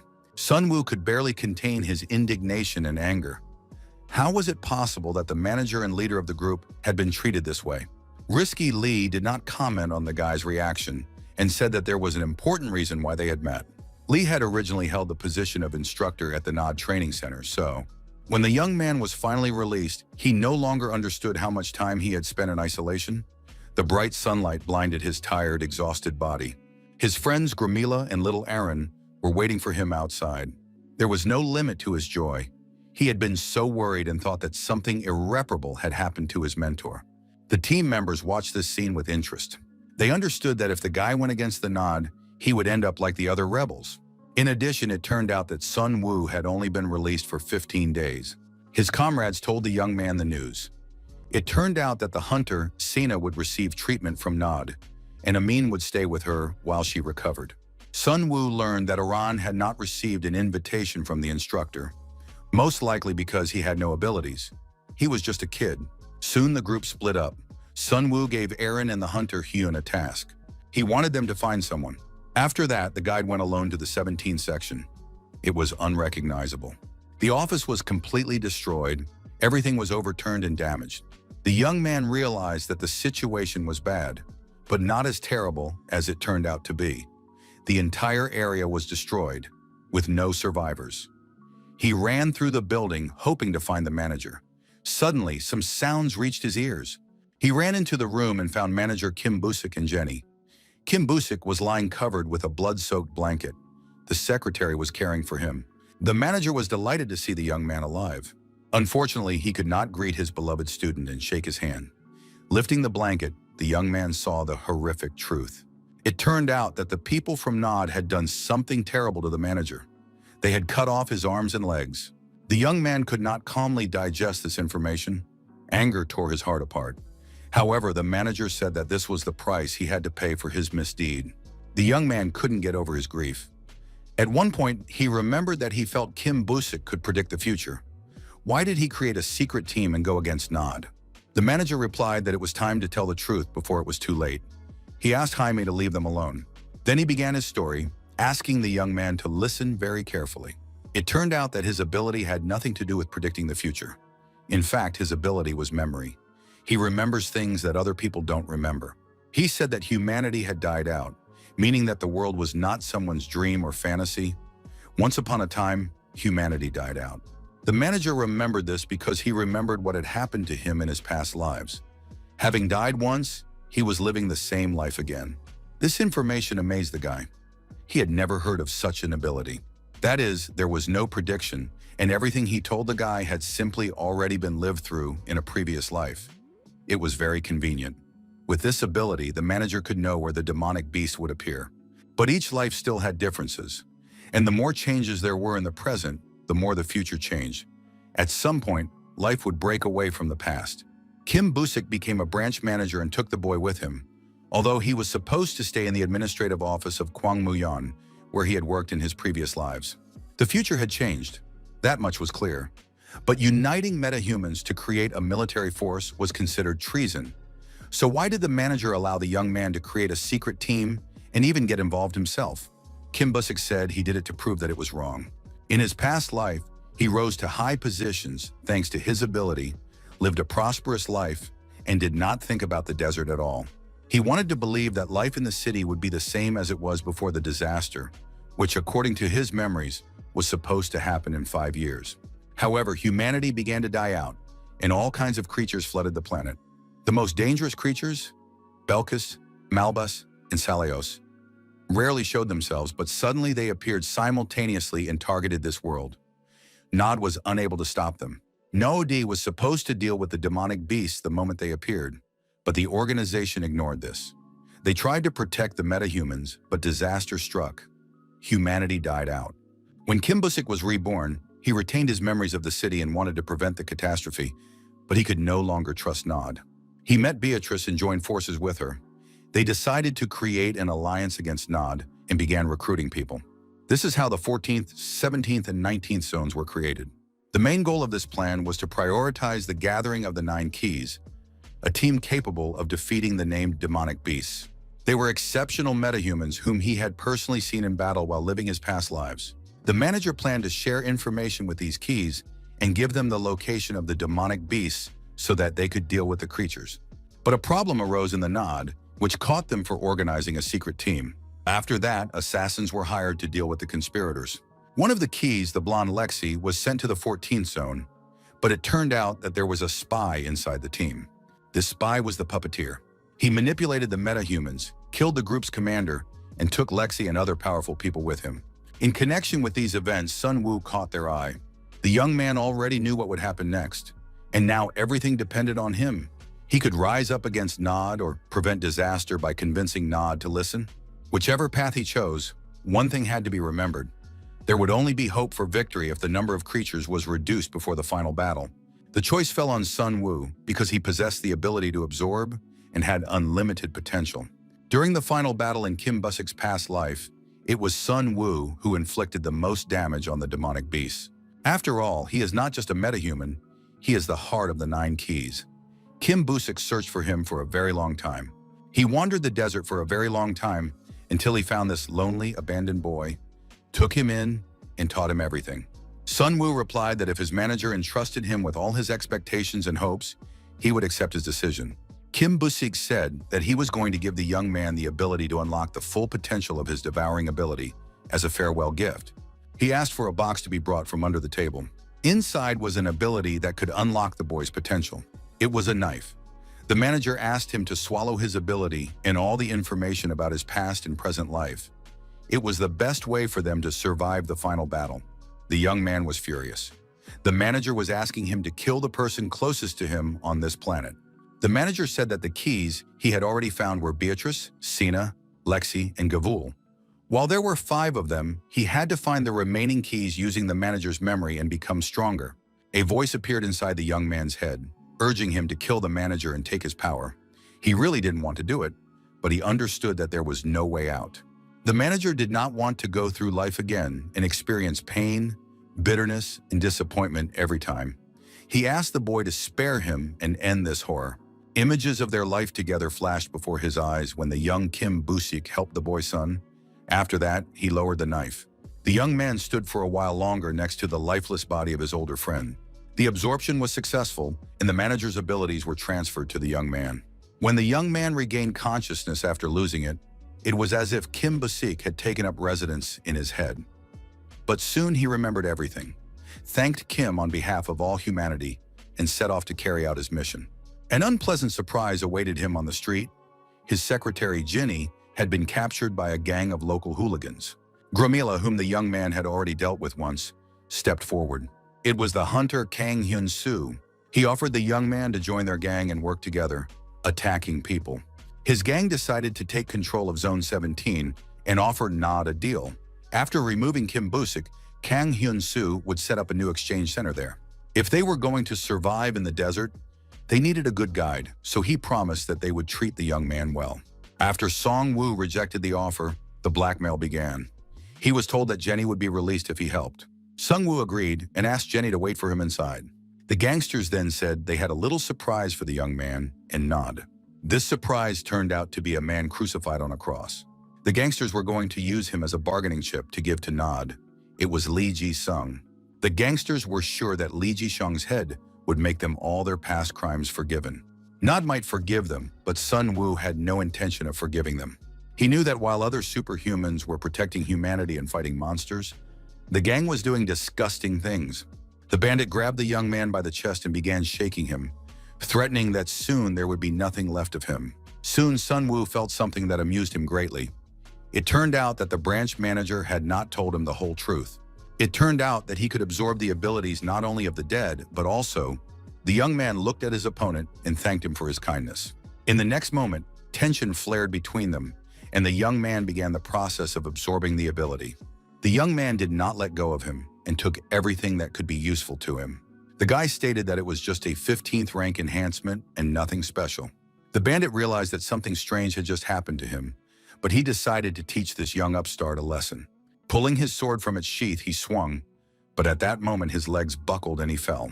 The young man informed his opponent that he had lost his abilities and now found it difficult to lift the sword he held in his hands due to his enhanced physical form. The villain did not believe it. He raised his sword again and swung it once more. But in the next moment, he received a blow to the jaw from Sun Yu. As a result of this blow, the leader was completely knocked out. His friends were stunned by what they saw, and they decided to avenge their boss and surrounded the young man. Their leader was defeated, but they still did not understand the situation they were in. However, now the young man could take advantage of this. He tried to summon his past abilities, if only out of curiosity. He succeeded, and as a result, all the energy inside him came together. However, the young man noticed that there was a strange black aura around him. He had never heard of such a thing. A few moments later, he realized that these were tentacles. The group that appeared nearby became a good training ground for the young man. However, as a result, he felt that he had expended too much energy. This skill was extremely energy intensive and could not be used often. This time, the leader woke up. The young man took out his sword and pierced his opponent's body with his inner abilities. The young man thought that if he didn't kill him, he would only be able to take some of his skills. But if he killed him, he would be able to take everything with his devouring ability. He understood why the manager had asked him to kill him first. He was a good teacher. It was a pity that he had managed to tell him so little during his lifetime. The next day, a pickaxe and shovel became his assistants in bearing the manager's body. Jaime said that the manager had given her several tasks. The evacuated people would soon return, and the exchange center would be noisy again. Sun-woo was going to complete the task the manager had assigned him because even more difficult tasks awaited him ahead. First, he needed to meet with the senator. When the police wouldn't let the guy into the city, he called on an old acquaintance, Marie, an employee of the research department, for help. She recognized the guy and warned him that the senator was unlikely to agree to meet with him. The young man apologized for calling Marie because he had her business card. Marie said she could feel that Sun Yu's energy had become much stronger since their last meeting. She felt like she might lose consciousness, and it seemed that several types of energy were mixed together in the young man. She could already sense him without touching him. Her rank had also increased. She asked about the different types of energy. Was it true or was it just her imagination? After all, there were no people with such abilities. The young man did not try to convince her otherwise, but he did not allow her to touch him. On the way to the senator, the girl warned him not to tell anyone about this meeting, because the senator's meeting with outsiders would be perceived by some as an undesirable attempt to change the foundations. Soon they arrived, and Marie led the young man into Senator Beatrice's office. She was a very beautiful young woman with tubes attached to her back, pumping protective forces out of her. The young man greeted the senator, saying that they had not seen each other for a long time. The senator replied that it was a pleasure to meet him for the first time. Marie listened to these greetings and realized that something strange was going on. Beatrice immediately guessed that the young man had absorbed Kim Busik's ability. Judging by his manner of speech, he was most likely already dead. The girl remembered how many years ago the young Kim Busik had asked her for help. Sun Woo confirmed his loyalty to Kim Busik's plan and said that they would continue his work. Beatrice thanked the young man for continuing what the manager had started. He asked how long she could continue doing this, sitting in the city and defending it at the cost of her life. In the near future, the day would come when the people of Wangmuyan would no longer need a senator, or when her protection would no longer be enough.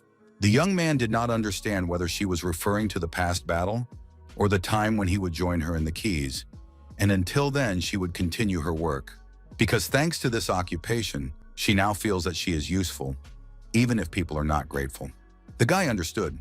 Beatrice was still true to her idea, and until he called her, she would go about her business. She asked if he would bring Zima to her and if he himself was going to return to Nod.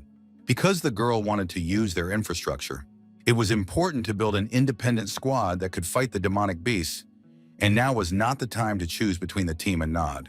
The manager did as he saw fit, and the guy was ready to act on his own. If necessary, he would gladly become either a pig or a loyal dog of Nod, but he would suck them dry. He also advised the girl to get more rest, sleep, and eat well, so that she would have enough strength to wait for the final battle. After visiting Senator Beatrice, the young man returned to his friends. Gramila Hyun passed the time with Aaron. They thought about what the future held for them without the branch manager or Lee. Gramila Hyun was in a state of shock. Lee was his teacher and friend, but he was dead and a bleak future lay ahead. That's it. He said that Nod had made him an offer. They were interested in recruiting metal people from the desert into their army. He confirmed that he was going to join their headquarters. Sun Woo said that for his own purposes, he was also ready to join them, but was still thinking about what to do. The thing was, he was worried about Iran, who was not a metahuman and could not join Nod's army. Simply leaving him in the desert would be a huge loss. In addition, he was constantly thinking about what Posier's team should do at the critical moment to win. The guy did not reveal the essence of the task entrusted to him by the manager, but made it clear to Hyuk that he would do anything to ensure its successful completion. Gromila Hyuk said that Leader Lee believed that if Hunter's son continued to grow at the same pace, he would most likely live up to the branch manager's expectations. After that, Hyuk asked the young man to join the Posier team and participate in the task entrusted to him by the manager. Sun Woo understood that even though the 8 keys were strong, it would be very difficult to complete the mission on their own, and he needed as many allies as possible. Therefore, Hyuk's request was granted. Sun Woo tried to change the subject and said that he was counting on Aaron to bring good news.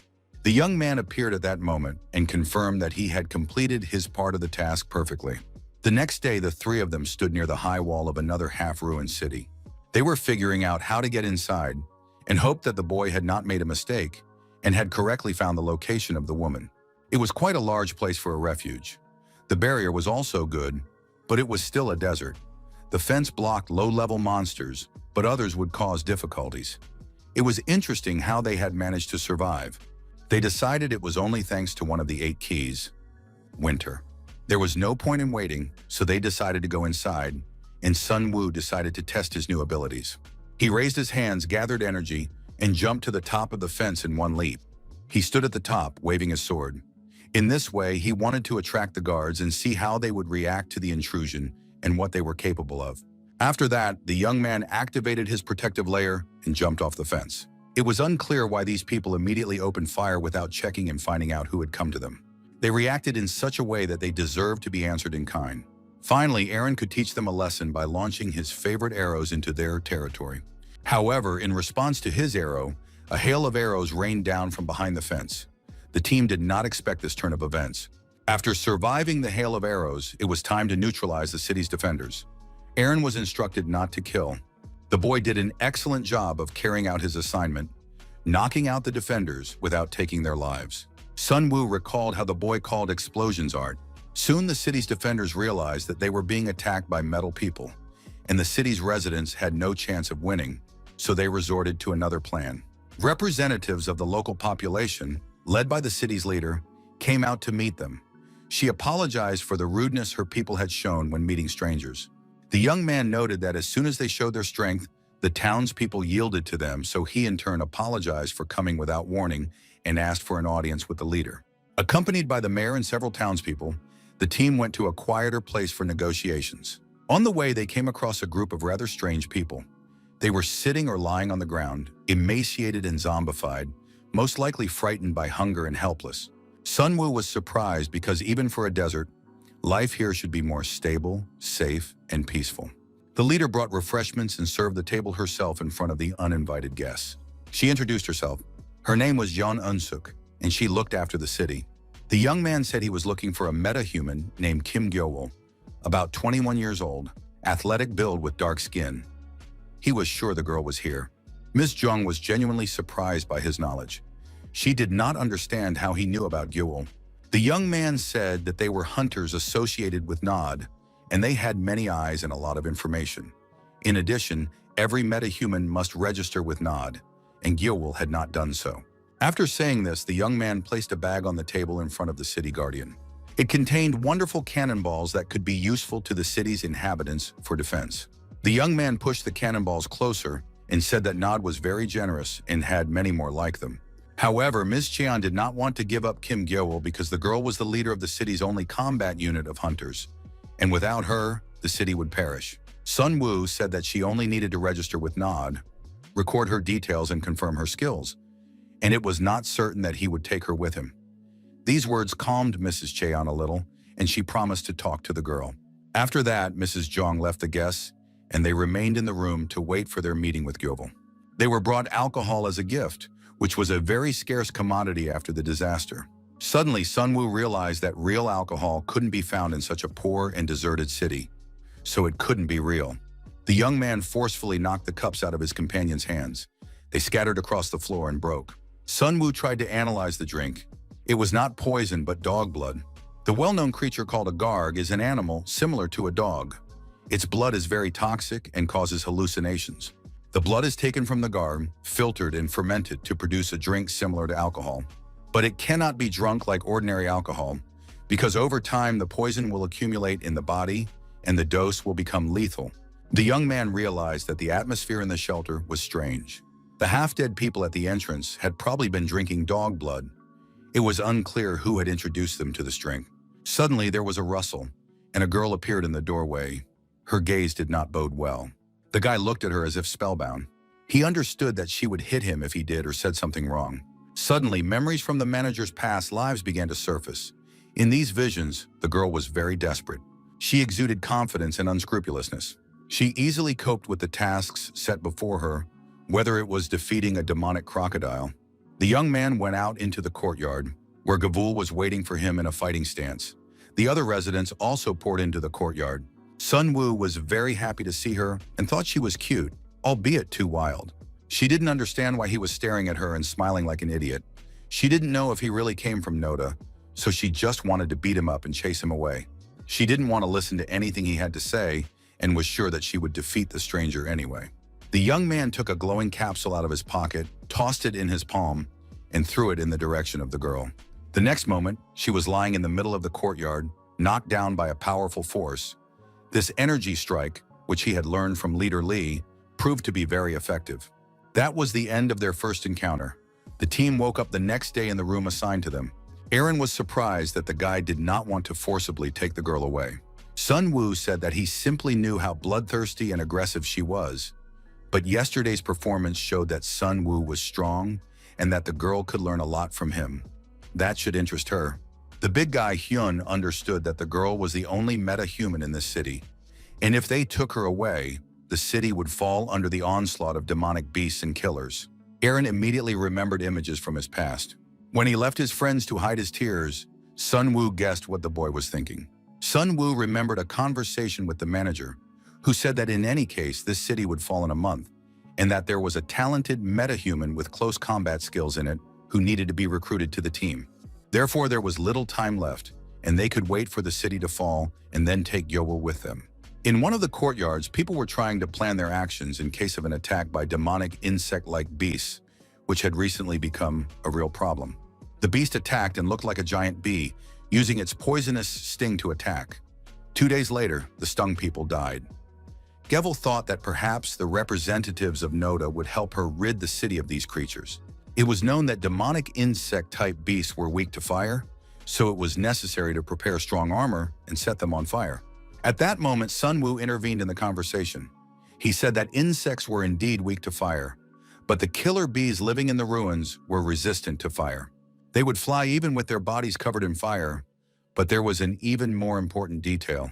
One killer bee is equal in strength to a 17th rank monster, and ordinary people are forbidden from hunting such monsters. It turned out that the city's fighting squad could do nothing against the colony of killer bees.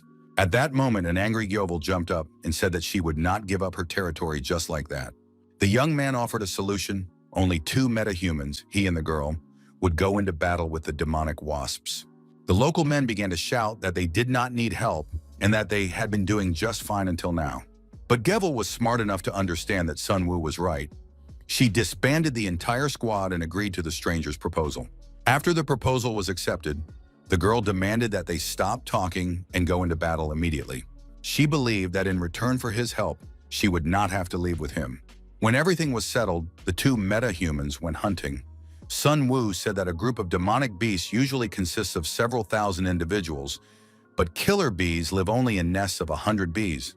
They had to attack where the wings attached to the body, because the rest of the body was as strong as steel. If a meta-human was stung 3 times, they would die. After that, the guy said they needed to drink some alcohol to knock the bees out. The bees secrete a poison that is almost like real alcohol, and then the poison's strength weakens. The girl was delighted that they would have a feast later. Talking like this, the partners soon arrived at their destination. Before their eyes stood a huge nest of killer bees. It was taller than a 3-story building. Only 2 bees were on guard. The rest seemed to be resting, and it seemed that the best opportunity for an attack had arrived. The guy said he would strike them with a powerful blow to reduce their numbers, and then Gil would join in. Summoning all his strength, Sun Woo cut the huge nest in half with a sword strike.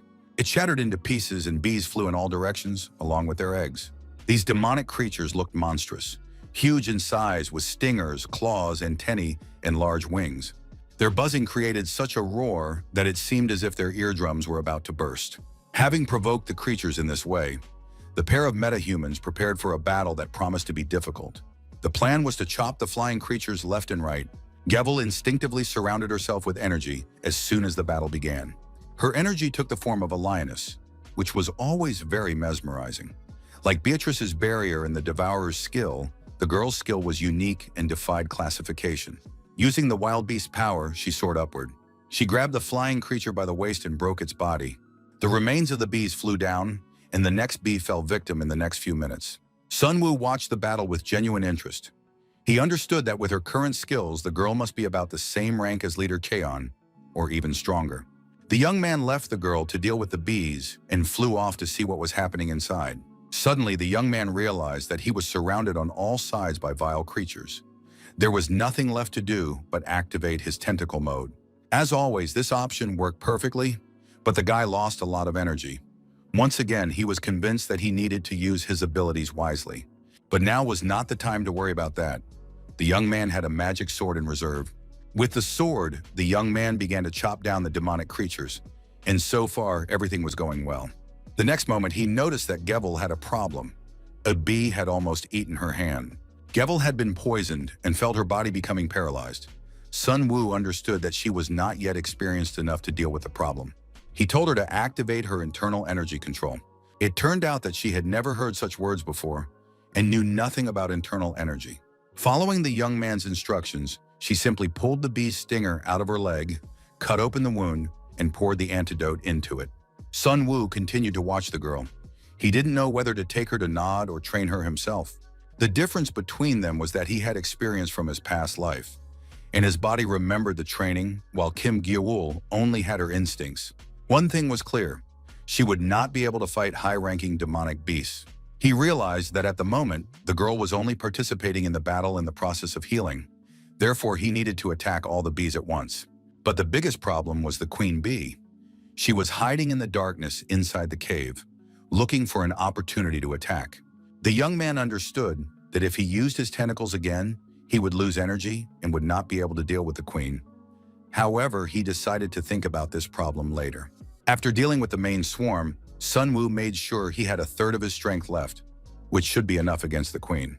Gyeol already admired the guy deep down. He had torn her leg and allowed the wound to heal.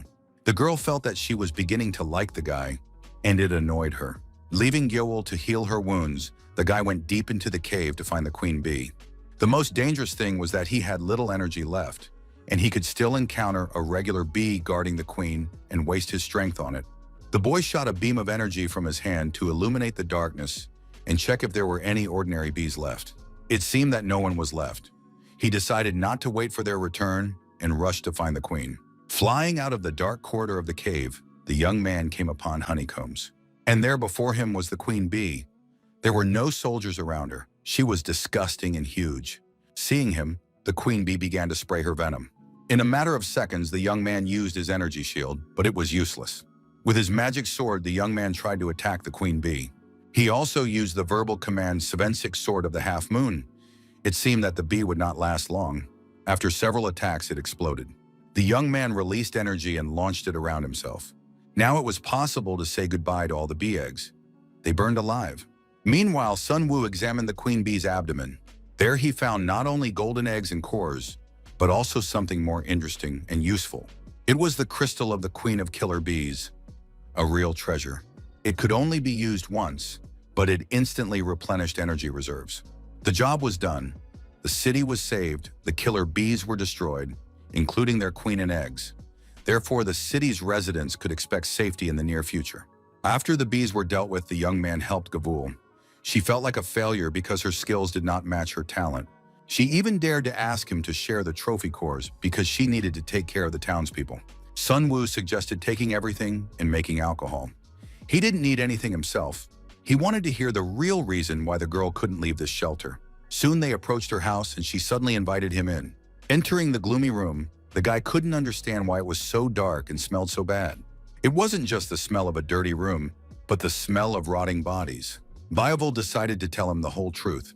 It wasn't a secret, but she didn't want the other residents of the shelter to discuss it. On the bed under the blanket lay some kind of creature tied to the furniture with ropes. As it turned out, it was not a simple creature or a zombie. It was Gevel's younger brother, addicted to gargoyle blood. It was because of him that the girl didn't want to leave the city. Sun Woo tried to calm her down, saying that she was giving up her future because of her sense of responsibility to her family, and that this was not entirely right. However, the truth was even more painful. It turned out that it was Gevel who brought alcohol to the shelter, and because of her, all the problems arose. She learned how to make the drink and brought the recipe to the city. Then people started turning into zombies, including her own brother. She had to stay and atone for her sins until her death. He reread the notes that the branch manager had left him about Gevel. She was the only survivor from an unknown shelter. She was found with numerous serious injuries inflicted by demonic beasts. Nod saved her. After recovering, she joined Nod's military forces. Judging by her current condition, after her recovery, she became like a novice who did not really know how to use her powers. At the moment, Sienna, Lexi, and Minnie are under Nod's supervision, and Gevel needs proper training. He had to assemble a team. To catch the tigers, it was necessary to enter their lair. Therefore, it seemed that the young men could not do without Nod. His companions, who had returned from the courtyard, caught the young man in the midst of these thoughts. They were covered in snow, which was falling as if it were winter. Aaron said that he had inspected the roads near the town and assessed the strength of the local inhabitants. Sun Woo turned to his companions. He said that this place would soon become a war zone. In 4 days, a horde of orcs would invade. Sun Woo did not want to explain where he got this information. In the grand scheme of things, it was completely irrelevant. A horde of orcs passing through the northern zones would soon arrive here. It would consist of several dozen individuals, as well as a third-rank orc king, a demonic beast stronger than any encountered before. It was clear that such creatures were no match for our team. They would escape if they could avoid a confrontation, but the question arose about the local residents. It is clear that a third of them have been poisoned by the blood of the gargoyles and will soon die. There is no time to train the rest to be hunters, and if the orcs come here, Gavel will not abandon his fellow citizens. In such a situation, it will be practically impossible to take her away just like that. She will not go with them. But Gid had a plan, which he explained to his companions. The big guy Hyun wasn't too happy with this plan. Little Aaron suggested moving the people to another zone and asking Gavel to go with them in return. But that was impossible because the inhabitants had settled outside the Noda zones, and the desert could not accept them. In addition, many of them were dependent on Garg blood, and no one would let them in. It was clear that with their current strength, the team would not be able to stand up to the orcs. There was no point in putting their lives in danger, but if it was impossible to change the outcome, it was better to choose the lesser of two evils. Of course, they should not ignore the deaths of others for the sake of their goal. That was very much in Noda's style. After the memories of his past life returned, the young man developed a strong sense of duty to destroy the demonic beasts. He said that in his plan, Gavel would play the role of a powerful weapon. The team's goal was not to save the town, but to find the necessary members. Therefore, they should not forget the main reason for their presence there. But Sun Woo believed that Gromala Hyun did not see the importance of destroying the demonic beasts, but only insisted on saving people's lives. Therefore, Hyun was instructed to make every effort to save Gavel's life. Little Aaron realized that he was not included in the guide's plan. The young man invited his younger comrade to talk in private and explained his vision to him. He said that they had reached the point where they had to part ways. He sent Aaron back to Zone 17. The young man did not want to part with his friend, but he could not allow the boy to be killed because he was an ordinary person and could not be left here during the battle with the orcs.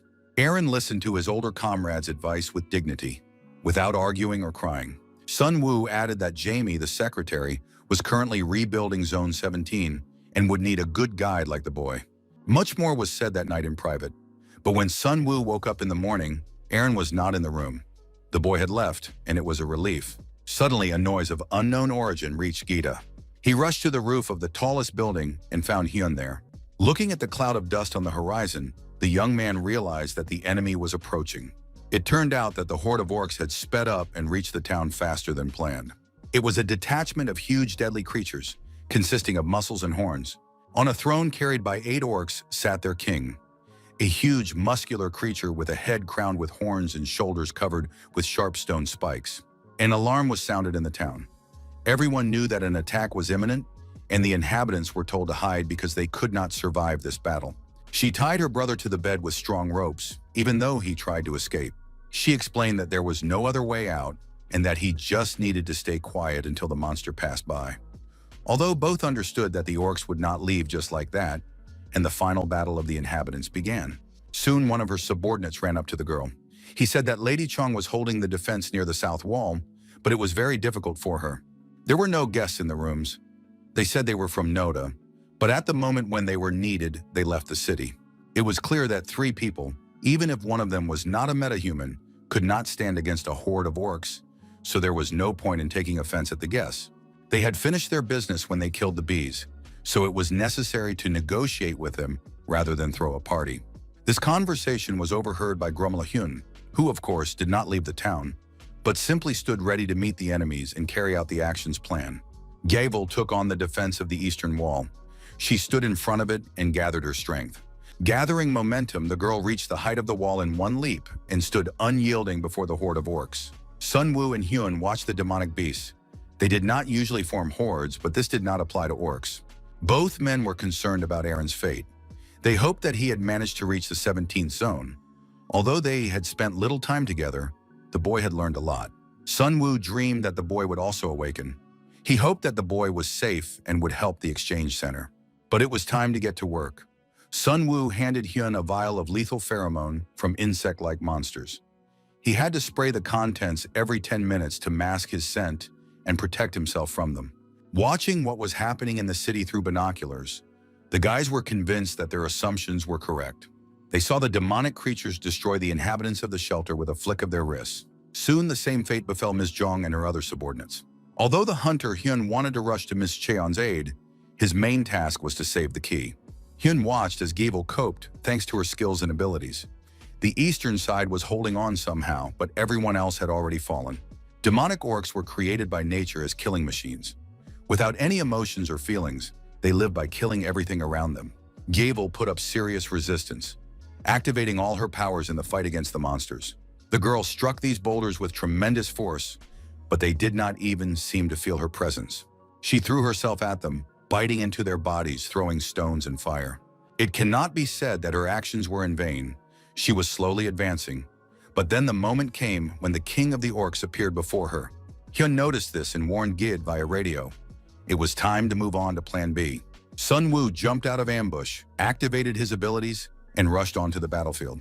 Gebel tried to resist, but even she realized the futility of her actions. After receiving a huge number of blows from the Orc King, the girl found herself face to face with him. She lay on the ground, pinned down by another attack, while the huge demonic monster loomed over her. And just as the Orc King raised his weapon to finish off his opponent, Gromala Hyun appeared before him, shielding the girl with his body. According to the plan they had discussed the day before, Hyun was not supposed to let Gebel meet the Orc King. While Gebel fought the ordinary orcs, Hun used pheromones to hide his presence, and then he had to drag the girl away from the scene as quickly as possible. He had to use his physical strength to prevent the orc soldiers from catching up with him. But if she met the Orc King, she could die, and that was the worst-case scenario. So Plan B was as follows. Hyun had to distract the Orc King for a minute, and during that time Sun Woo would reach them using his leg strength. Sun Woo tried very hard to get there because, in the worst-case scenario, it would be very difficult to save the girl. Hyun, the big guy, thought it would be sad if they couldn't save the shelter's inhabitants. But it turned out that it was good if you survived yourself rather than saving someone else. The Orc King was titanically strong. He hadn't landed a single blow yet, but he was barely standing. He knew that if his opponent's attack succeeded, he would die. At that moment, everything lit up, and Sun Woo arrived at the battlefield. He punched the Orc King with all his might, causing only a look of surprise on the creature's face. This was enough to distract the creature from Hyun and the girl, and Sun Woo gave the order to run. Now the young man was left alone with this killing machine. Sun Woo realized that the warm-up was over and the real battle was about to begin. The Orc King, like any demonic monster, felt absolutely no emotion and only grunted as he looked at his opponent. Suddenly, the young man's attention was drawn to an orc with some kind of strange device in his hands. It turned out to be an orc mage. There is only one orc mage in each group of orcs, and no one knows how powerful he is. His powers are connected to spiritual forces, so there is a high probability that he uses hypnosis. Orcs on demonic wolves also appeared on the battlefield. Orc hunters. The young man did not expect there to be orc hunters as well. He had not read about them in the manager's memoirs. He had to keep them in place until he was sure he had run far enough. Sun Woo started the battle. His opponent was very strong, so the young man couldn't control how things were going with the girl and couldn't help them. Sun Woo ran at full speed through the streets of the city. The girl behind him showed almost no signs of life. Perhaps he should have helped her, but there was no time for that. Sun Woo promised that they would meet at the meeting point in half an hour. The big guy Hyun was heading there when new opponents appeared in front of him. They were orc hunters riding giant wolves. He ran as fast as he could, but he was clearly losing in this chase because he was carrying a load. And the speed of the demonic wolves was many times greater than his own.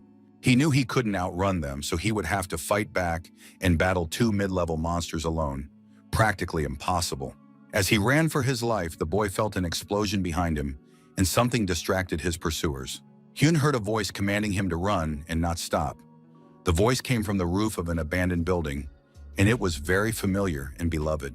Little Aaron was sitting on the roof with his crossbow. He knew that without him, they would not be able to cope, and preferred to stay and act on his own discretion. Meanwhile, the battle between Sun Woo and the Orc King continued. Fortunately, ordinary orcs did not dare to interfere in their lord's battle. The Orgmak was not supposed to interfere either. It turned out that everything was in the hands of the young man. However, the orc's powerful resistance was very difficult to overcome. The boy did not try to defeat the Orc King. His goal was to attract the creature's attention so that the hunter Hyun could escape with Gebel. The young man activated his moonlight sword. Perhaps this improved his situation, but not by much. In response, the Orc King used some kind of crazy discharge that knocked the young man out. The young man flew a great distance, once again feeling the incredible power of the orc. Holding a protective energy ring around himself, the young man waited for another attack from his opponent. Then the Orgmak joined the battle, waving his staff. It was unclear why he dared to interfere in the king's battle. The mage lifted a huge building into the air. He possessed telekinesis.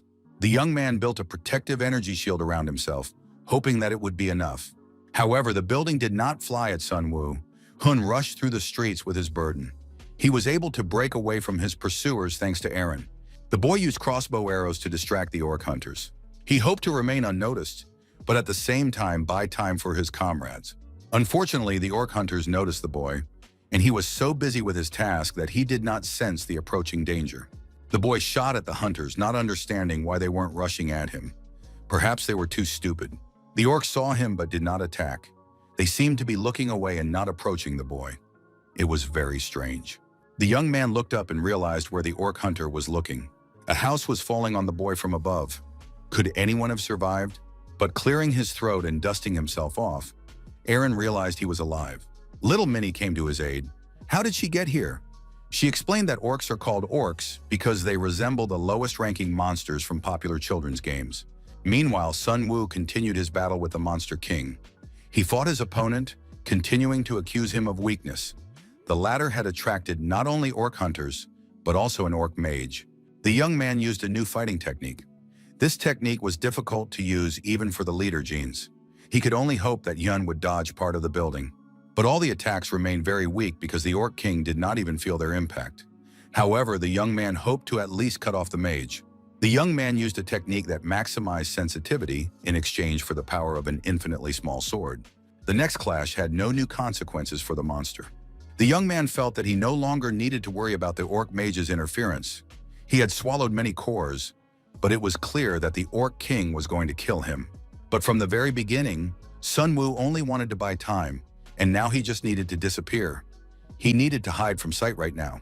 In response to another attack, which was supposed to simply occupy the Orc King, the young man used an explosive sword. This technique caused an explosion of flames right in front of the monster's face. The young man realized that this was his chance, and while the orc was blinded, he needed to escape. And just as the boy began to strengthen his legs, the orc grabbed him in the process. Caught in the middle of his body, Sun Wu couldn't use any of his skills. He pulled a sword from behind his back and tried to fend off the attack. In the next moment, the sword broke, and only a stump remained in the young man's hands. The guy didn't expect that. He stuck the sword into the orc's mouth, and that was supposed to conduct the concentrated energy of the core. If it connected with his internal energy, there would be an energy explosion. The explosion was powerful enough to knock the Orc King unconscious, at least for a while. The young man did not wait for his opponent to recover, but took advantage of the strength in his legs and ran away. At that moment, the other orcs, who had not dared to intervene in the battle, were given carte blanche and opened fire on the young man. He ran at full speed under a hail of arrows, using his protective energy shield. However, his strength was waning, and an arrow pierced the barrier. The young man's shoulder was torn apart by excruciating pain. Most likely, the arrow was poison.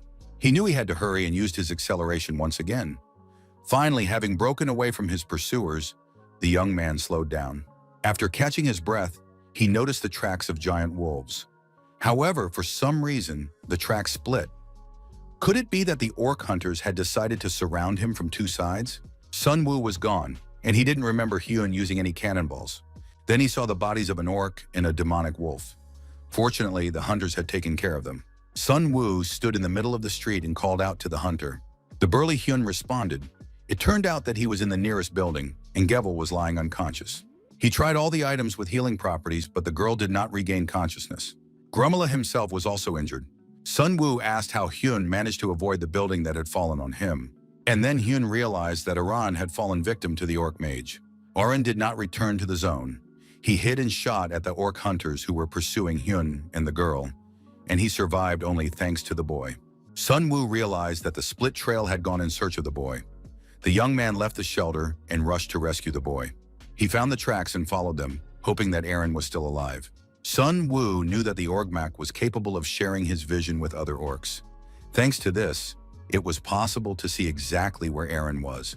The young man had very little energy left. enough for only one orc, but then a giant wolf came out to meet him. Sun Wu took a defensive stance, even though he knew it would be difficult to deal with this monster. Suddenly, Aaron appeared behind the beast. He distracted the wolf, ordering it to sit. After the huge demonic animal gently nuzzled the boy, he said that he seemed to have awakened. He said that during the orc's attack, he had dropped his gun and couldn't reach it. It seemed that salvation was no longer possible. The orc stabbed him in the back with his spear, but the boy was so angry that he awoke. Some kind of incomprehensible burst of energy occurred inside his body. A huge, intense pain tore through his chest, and suddenly he heard a voice. This voice asked how it could help and whether the boy wanted to live. And this voice did not belong to a stranger, but lived in his head. And at the moment when the orc was about to devour the child, Aaron realized that he could read his thoughts. It was the same as reading the wolf's thoughts. After that, the boy simply gave orders to the demonic creatures, and the giant wolf happily bit through the orc's throat. Aaron reached for his weapon and ordered the animal to move away. And when nothing stood in his way, he shot the orc in the head. Sun Yu healed Aaron's wound with a healing pack. Now nothing threatened him. Sun Wu realized that Aaron's ability was to tame evil. Although it belongs to the 6 main types of metal humans, this ability is very rare and is possessed by only a few awakened ones. Sun Wu congratulated Aaron on this and said that his ability would be very useful in the future.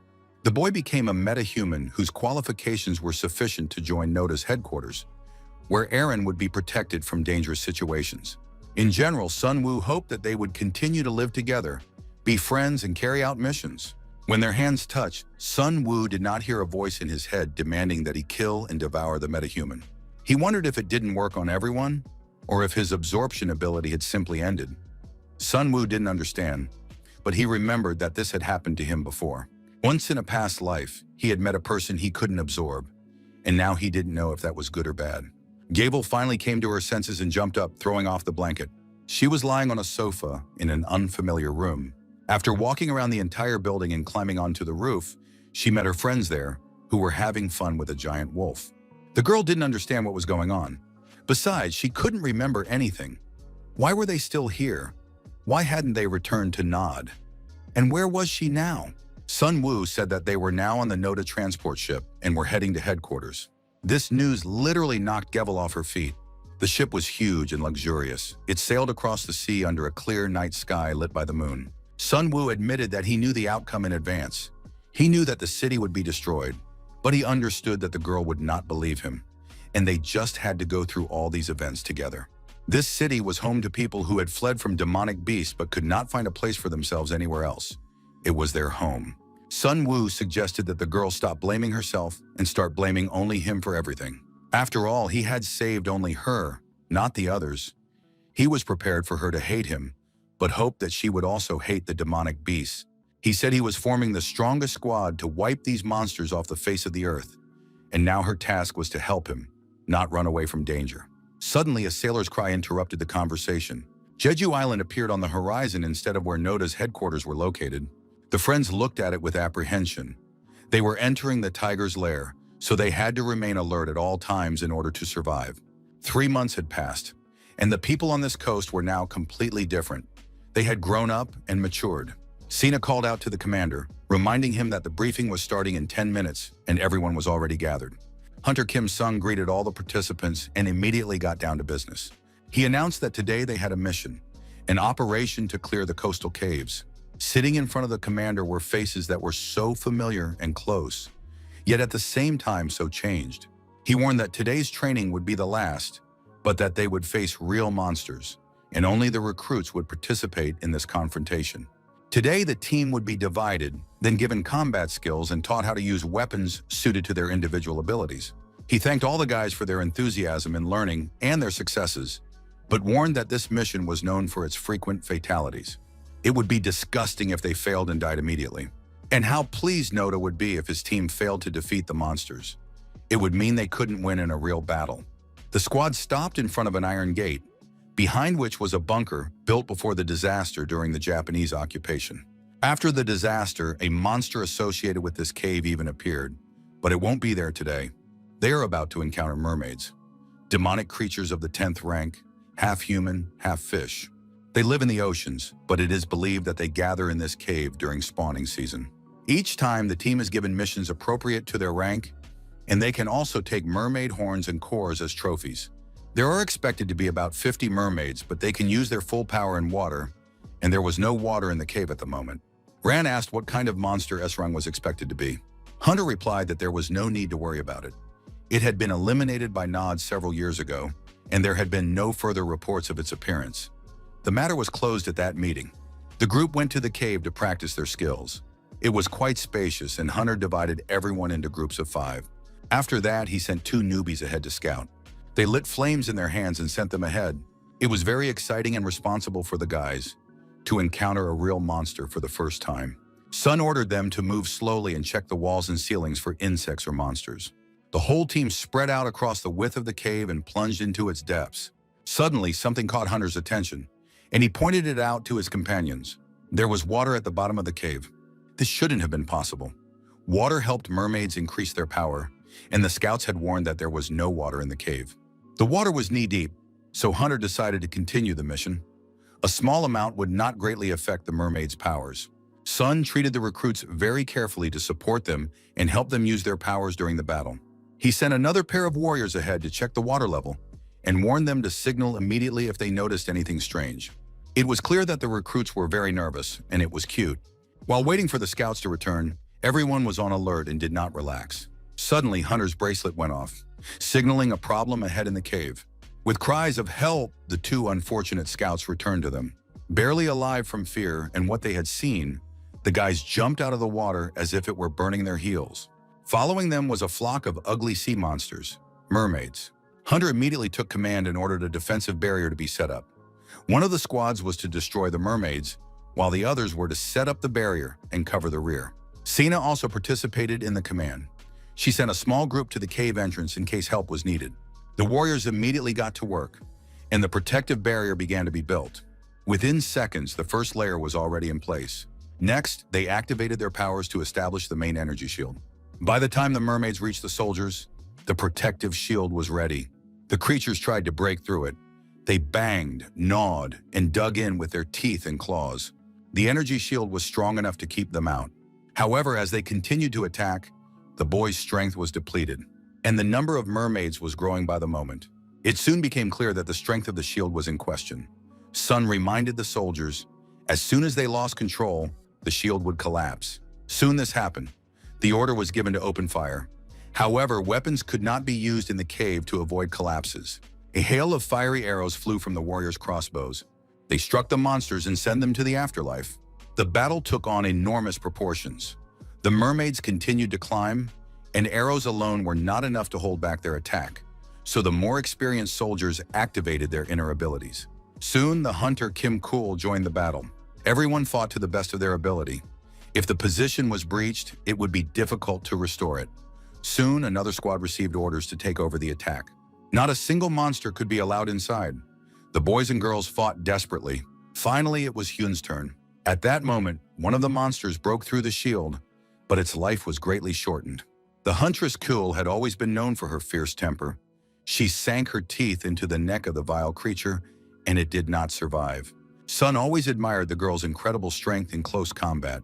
She knew how to fight from birth and acted like a professional fighter. The hunter Hyun also joined the battle. He was no genius, but he managed to compensate for his lack of talent with diligent study and physical abilities. Hyun was not yet accustomed to the abilities within his body, but one day they would help him at the most opportune moment. Finally, all the gaps in the defensive shield were closed, but it was unclear how long that would last, as there were more mermaids than expected. The commander not only monitored and directed the battle, but also found time to praise each participant individually. The moment came when he himself joined the battle. He also had to fulfill his mission, so his favorite sword was unsheathed and activated.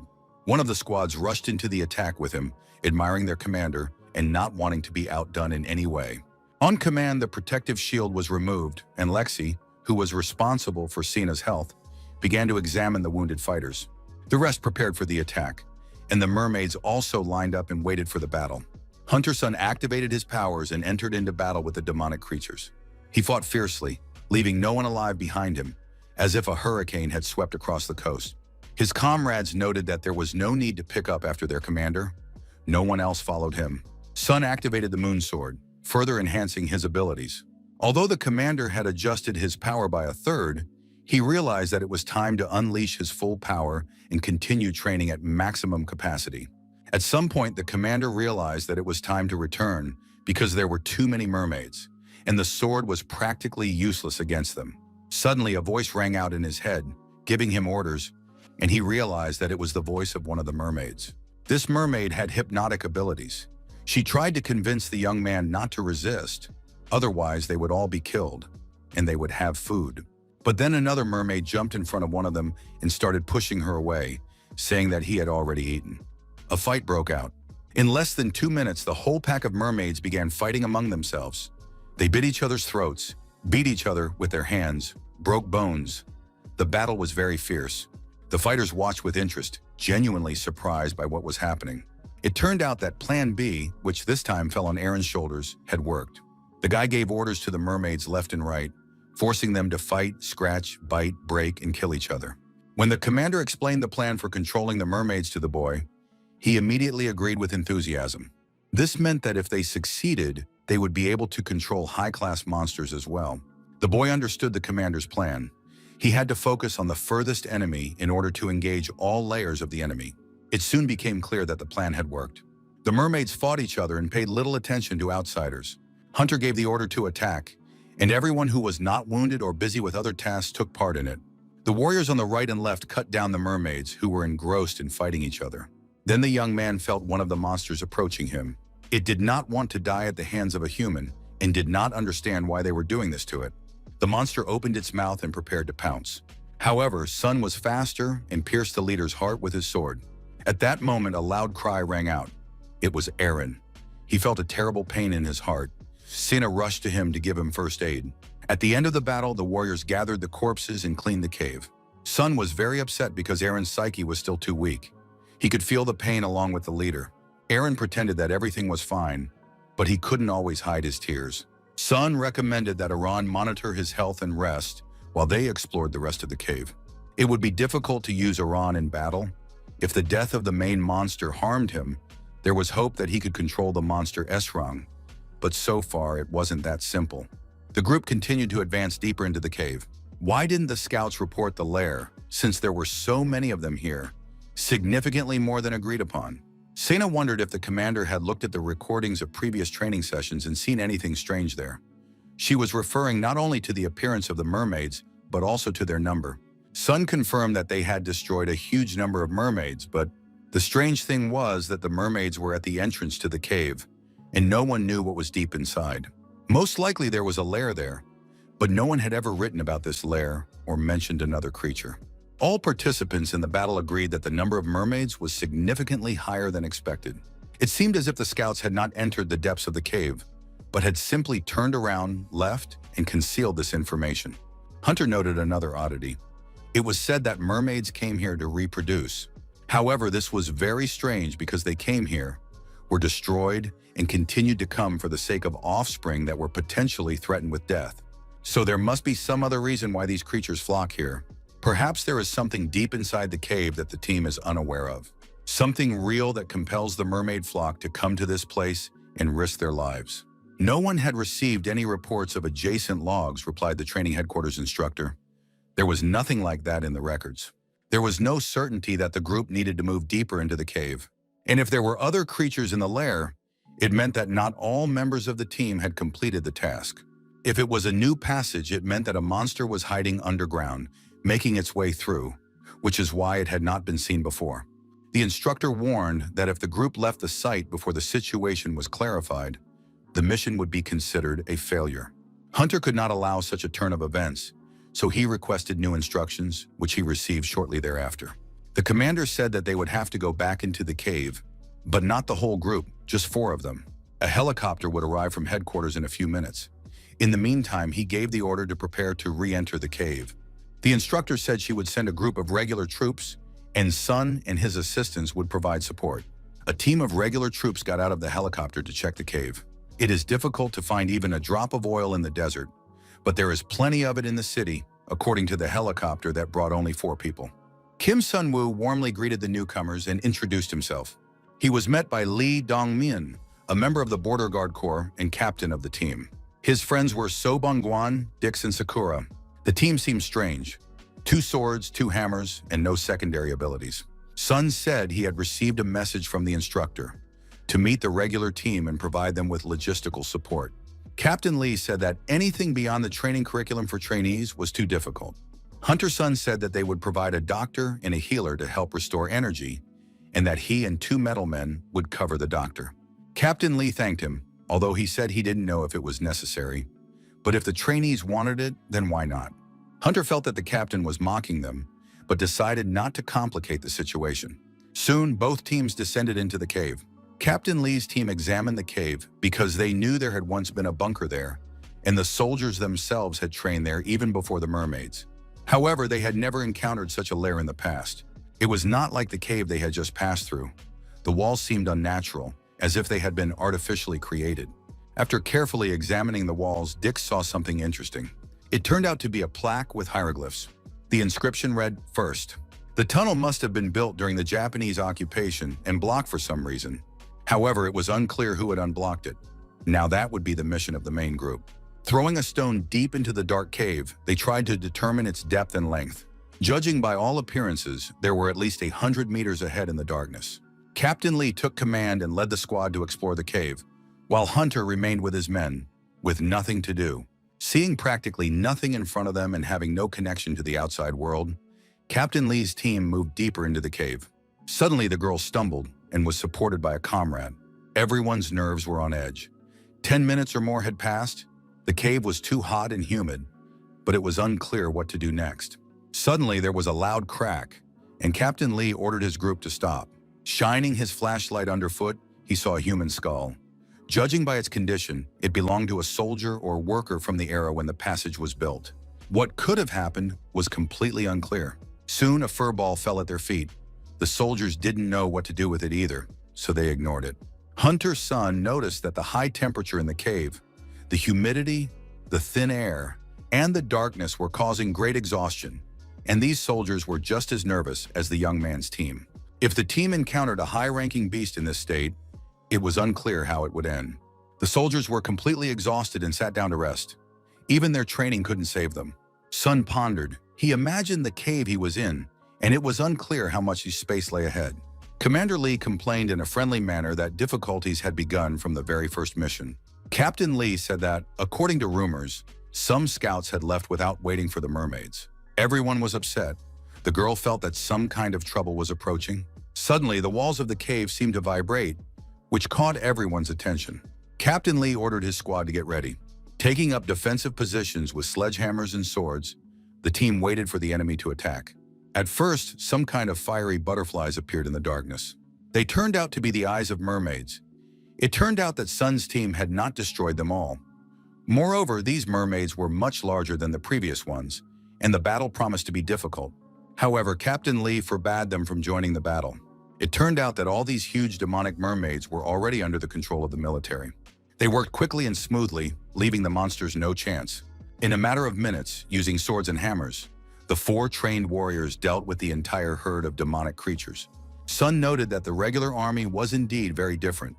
He offered them help, but they replied that the regular army's task was not only to defeat the villain, but also to prevent the trainees from being injured.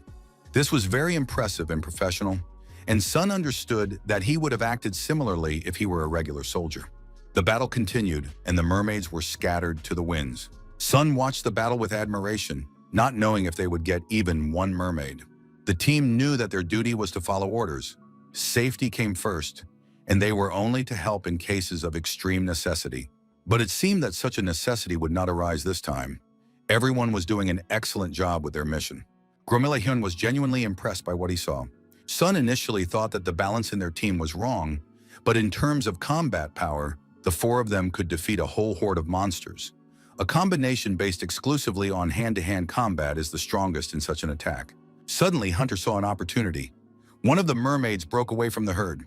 However, its life was immediately cut short by Dix, and Hunter noted that the group had done an excellent job of holding their own against the mermaids, so their offer of help was unnecessary.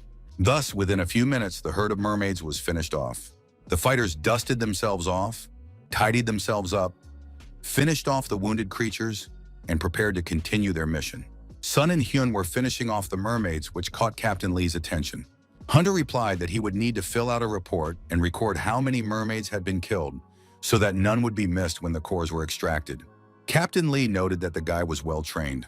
Hunter confirmed that he had lived in the wilderness for a long time, and finishing off the enemy had become a habit. However, Hunter's composure was also noted by the military. Dix said that he had already traveled this road once before, and it would be just as difficult as the previous one. Hunter continued to estimate how tough these soldiers were. In half an hour, the four of them had killed more than 30 strong monsters. It was interesting to find out what rank they were. It was clear that there were many strong soldiers in Node, and it turned out that Sun's plan and the leader of the squad to destroy the creatures of this world was not a dream at all. Ha-yeon continued to ponder how cool it was for a mediocre guy like him to find himself in such awesome company. It was still unknown who was scarier and more cunning, the monsters or Nod, but they would have to find out later. Suddenly, Captain Lee called everyone over because he saw something above their heads. They found themselves in a wide cave with a glowing ceiling. They had never been in caves like this before because the glow was natural. The cave ceiling and walls were dotted with fireflies. They were not monsters, but insects that had lived on Earth before the catastrophe. They themselves posed no threat. The problem was only their habitat. It turned out that they were in a natural cave, and the entrance to the cave where they went on their first mission to destroy the mermaids was also a natural cave. But this natural cave had a completely different type of soil and rock than the first one, and that says a lot. Nowhere else on the island were there such rocks, and these fireflies were inhabitants of the Pacific Ocean, and they should not have been here. This meant that this space was the only place where some enormous power from another continent was hidden. Suddenly, everyone felt some kind of vibration. It seemed as if an earthquake had started, and the fireflies simply began to fall from the cave ceiling. As the fireflies fell, some kind of incomprehensible entity emerged beneath them. Dixie suggested that it was the King of Mermaids, but no one had any information to confirm or refute this version. The creature showed no signs of life. It seemed to be a petrified corpse. Even if it was a corpse, something big might be lurking right under the nose of Nod headquarters. Hunter looked closely at the creature and immediately ordered his men to hide behind the rocks and get ready. His order and commanding voice alarmed the team, but no one argued. At that moment, the strongest of the soldiers decided to deal with the pile of dirt that occupied half the cave. Suddenly, the creature's eyes lit up. Its chest expanded, revealing a muscular purple heart. It seemed that Sun knew something. He rushed to help, but it was too late. The creature grabbed the soldier's leg with some kind of tentacle and pulled him up as if he were a feather. He didn't even have time to activate his protective layer before the creature's chest closed, trapping part of his leg inside. The captain stood with his mouth open, not understanding what it was. The creature's chest, mouth, or stomach. The soldier tried to break free from the tentacle, but in the next moment, his protective layer was pierced. The man was on the ground, and part of his leg was inside the monster. The victim needed to be rescued urgently. Sina wanted to rush to his aid, but Hunter still strictly forbade her to move and suggested treating the patient with her remote ability. He repeated that the situation was critical and demanded that she strictly follow his instructions. The girl began the healing process from a distance. After that, Hunter spoke. He thought that Regia was in front of them, and if so, the lives of his comrades were in danger. Regia was an S-rank demon monster with the ability to control minds. She had appeared in New Zealand 5 years ago and taken many lives. Only after the OA intervened was Regia destroyed. Everyone knew that the OA and Regia disliked each other, but in this situation, they joined forces. Hunter stopped arguing and noticed that the monster had stopped attacking, so he suggested they take the chance to escape before it woke up again. But it seemed too late. Regia's eyes lit up with fire again, and its chest began to open. The captain suggested that Dixie distract the creature so that he could attack it himself. Dixie activated his abilities and rushed headlong toward the monster's head. Without even turning around or using its tentacles, the creature burned a huge hole in the soldier's body with a single glance. It was horrific. Everyone present was shocked, and the soldier's body fell lifeless. Hunter noticed that the soldiers were beginning to panic. They had never encountered C-class monsters before. It turned out that his fears were correct. Regia was putting pressure on their minds and bodies, and it was at this difficult moment that they encountered the monster. Faced with the unknown, they were unable to act at even half their usual strength. Hunter shouted for the guys to wake up and ordered everyone to use their shields. The captain suggested cutting off the tentacle. He created a shield film and rushed at the monster. But the brave soldier didn't even make it to the monster before he was incinerated by its gaze. Even the protective shield didn't help. Ignoring her rivals, Regia grabbed Dixie's body with her tentacles and began pulling him toward her chest to eat him. Sakura was so thrown off balance that she could no longer attack or control her feelings and emotions. She ran away in panic. In the next moment, a huge hole appeared in the middle of her body. The surviving member of the team tried to crawl away from the monster, but his chances were slim. Regia cut him in half. Hunter's subordinates, standing behind a rock, watched the scene in horror. He ordered them not to move and to stay where they were, to remain calm because the monster couldn't see them and they were safe. The young man did not understand why Regia had not killed him yet, even though she had the opportunity to do so. He also understood that they couldn't relax. They had to avoid the monster's beam while it was distracted by eating the corpses. Hunter activated his protective shield, used his leg acceleration, and tried to run behind a rock. However, the monster activated both beams, emitting waves, and directed them at the young man. Unfortunately, the protective shield failed. The beam reached the young man and injured him. Seeing this, Gevel activated her shield from a distance and transferred it to Hunter. It worked. Part of the cave wall collapsed and the young man was able to avoid the beam. Gevel herself was very exhausted. She didn't have the strength to help anyone from a distance. Hunter thought that if they slipped up, the team would die, just like the soldiers. They needed to come up with a plan. He suggested holding out until an opportunity to escape arose. He estimated that it was very far from the rock behind which he was hiding to the exit, and there were no shelters along the way, which meant there was no chance. It turned out that they would just sit and wait for their death. And if even a team of highly trained soldiers couldn't stop the monster, what awaited them?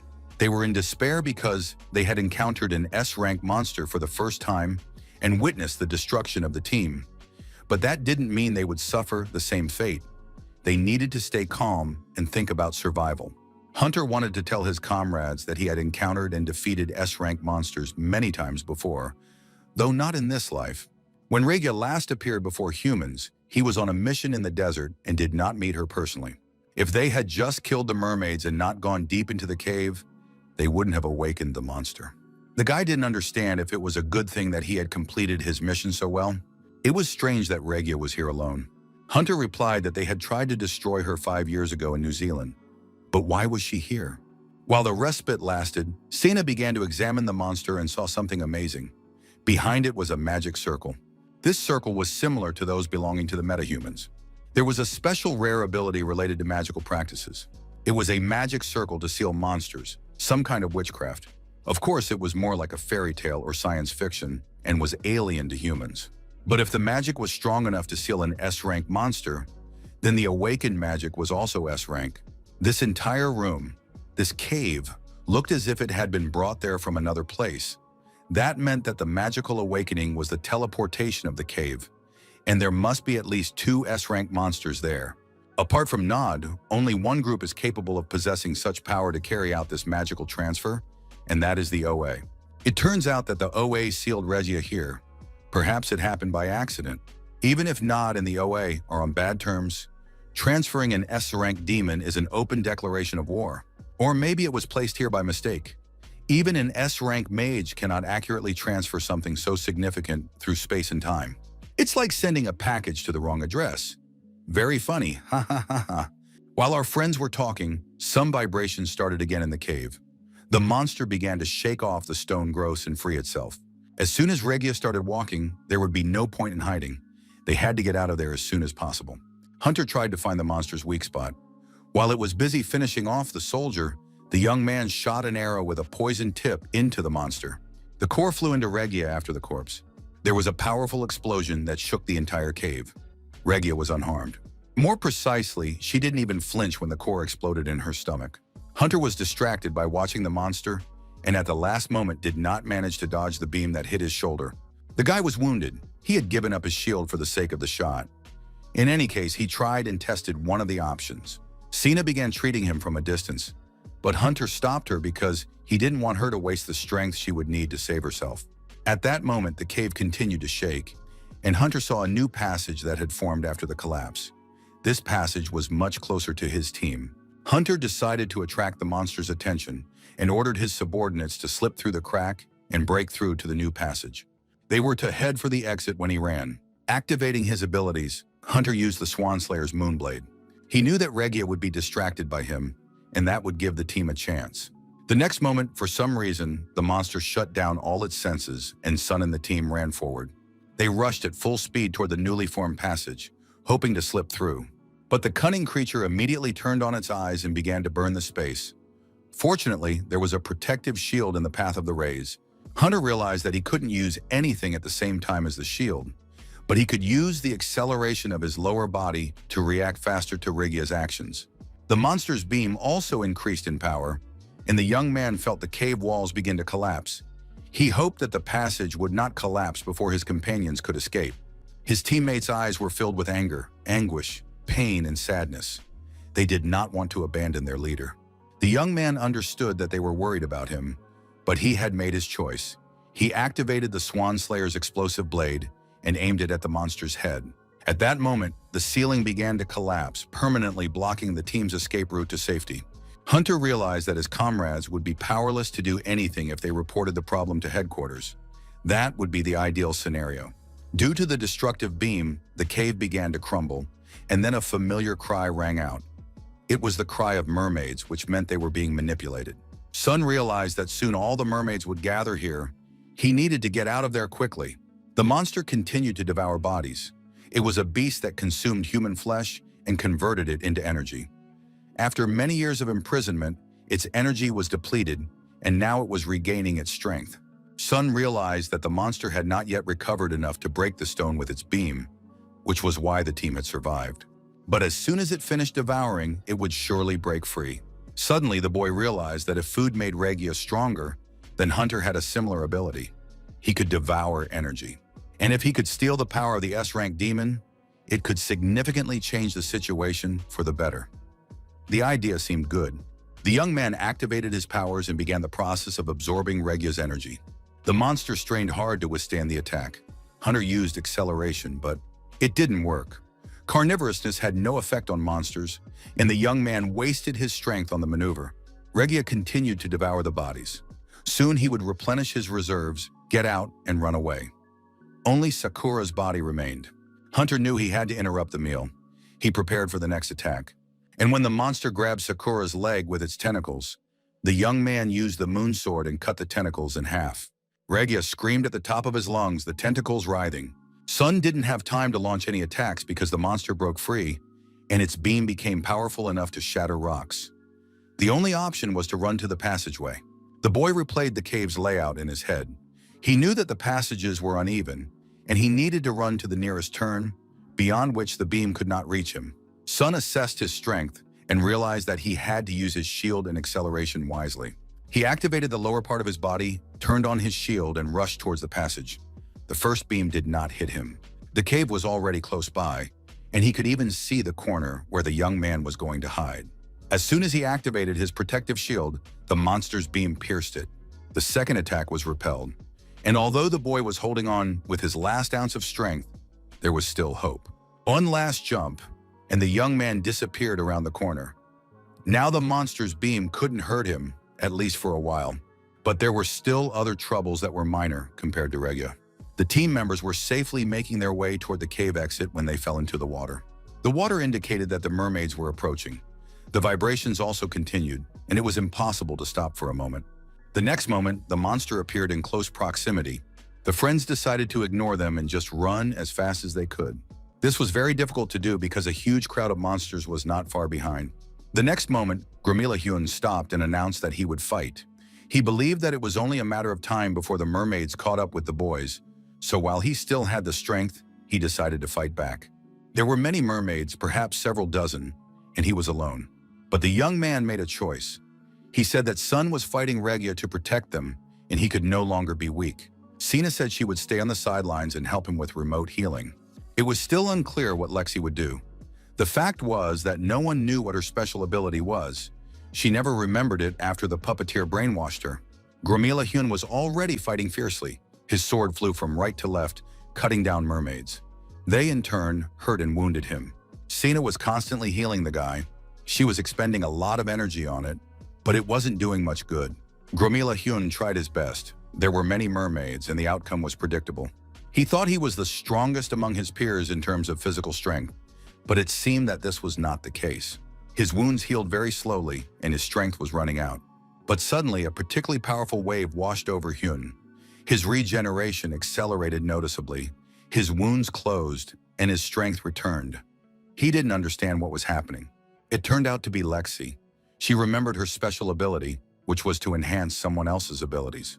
Hyun became very strong physically and energetically. He accelerated his shield to full power. After that, the battle took a completely different turn. He cut through the mermaids like butter and was more powerful than ever. Lexi sat there completely exhausted. Her special ability to replenish another person's energy at the expense of her own had drained her, and now she had minimal strength because she had given everything to help her friend. Sun never said anything about Lexi. However, it was clear that he was very interested in her because he kept her in his squad and gave her a chance to recover. But Sina thought there was some other secret that was the reason Sun never talked about the girl. It so happened that Gromila Hyun defeated all the mermaids. He rushed to the girls with gratitude when suddenly the ground began to vibrate and the ceiling of the cave crumbled. Sun continued to fight Regya, causing the earth and space to shake. The shaking intensified. He rushed through the passages of the cave, hoping to get out before the collapse. The ceiling was no longer crumbling with just sand, but with huge rocks. It was necessary to use a protective shield. But unfortunately, Lexi couldn't move. She was exhausted, so the girl pushed Sina away with her last ounce of strength. Sina ended up near Hyun, and the beautiful Lexi said goodbye to her friends. The burly Hyun restored his protective shield, which saved them from the falling rocks. Lexi, however, was buried under the rubble of the cave.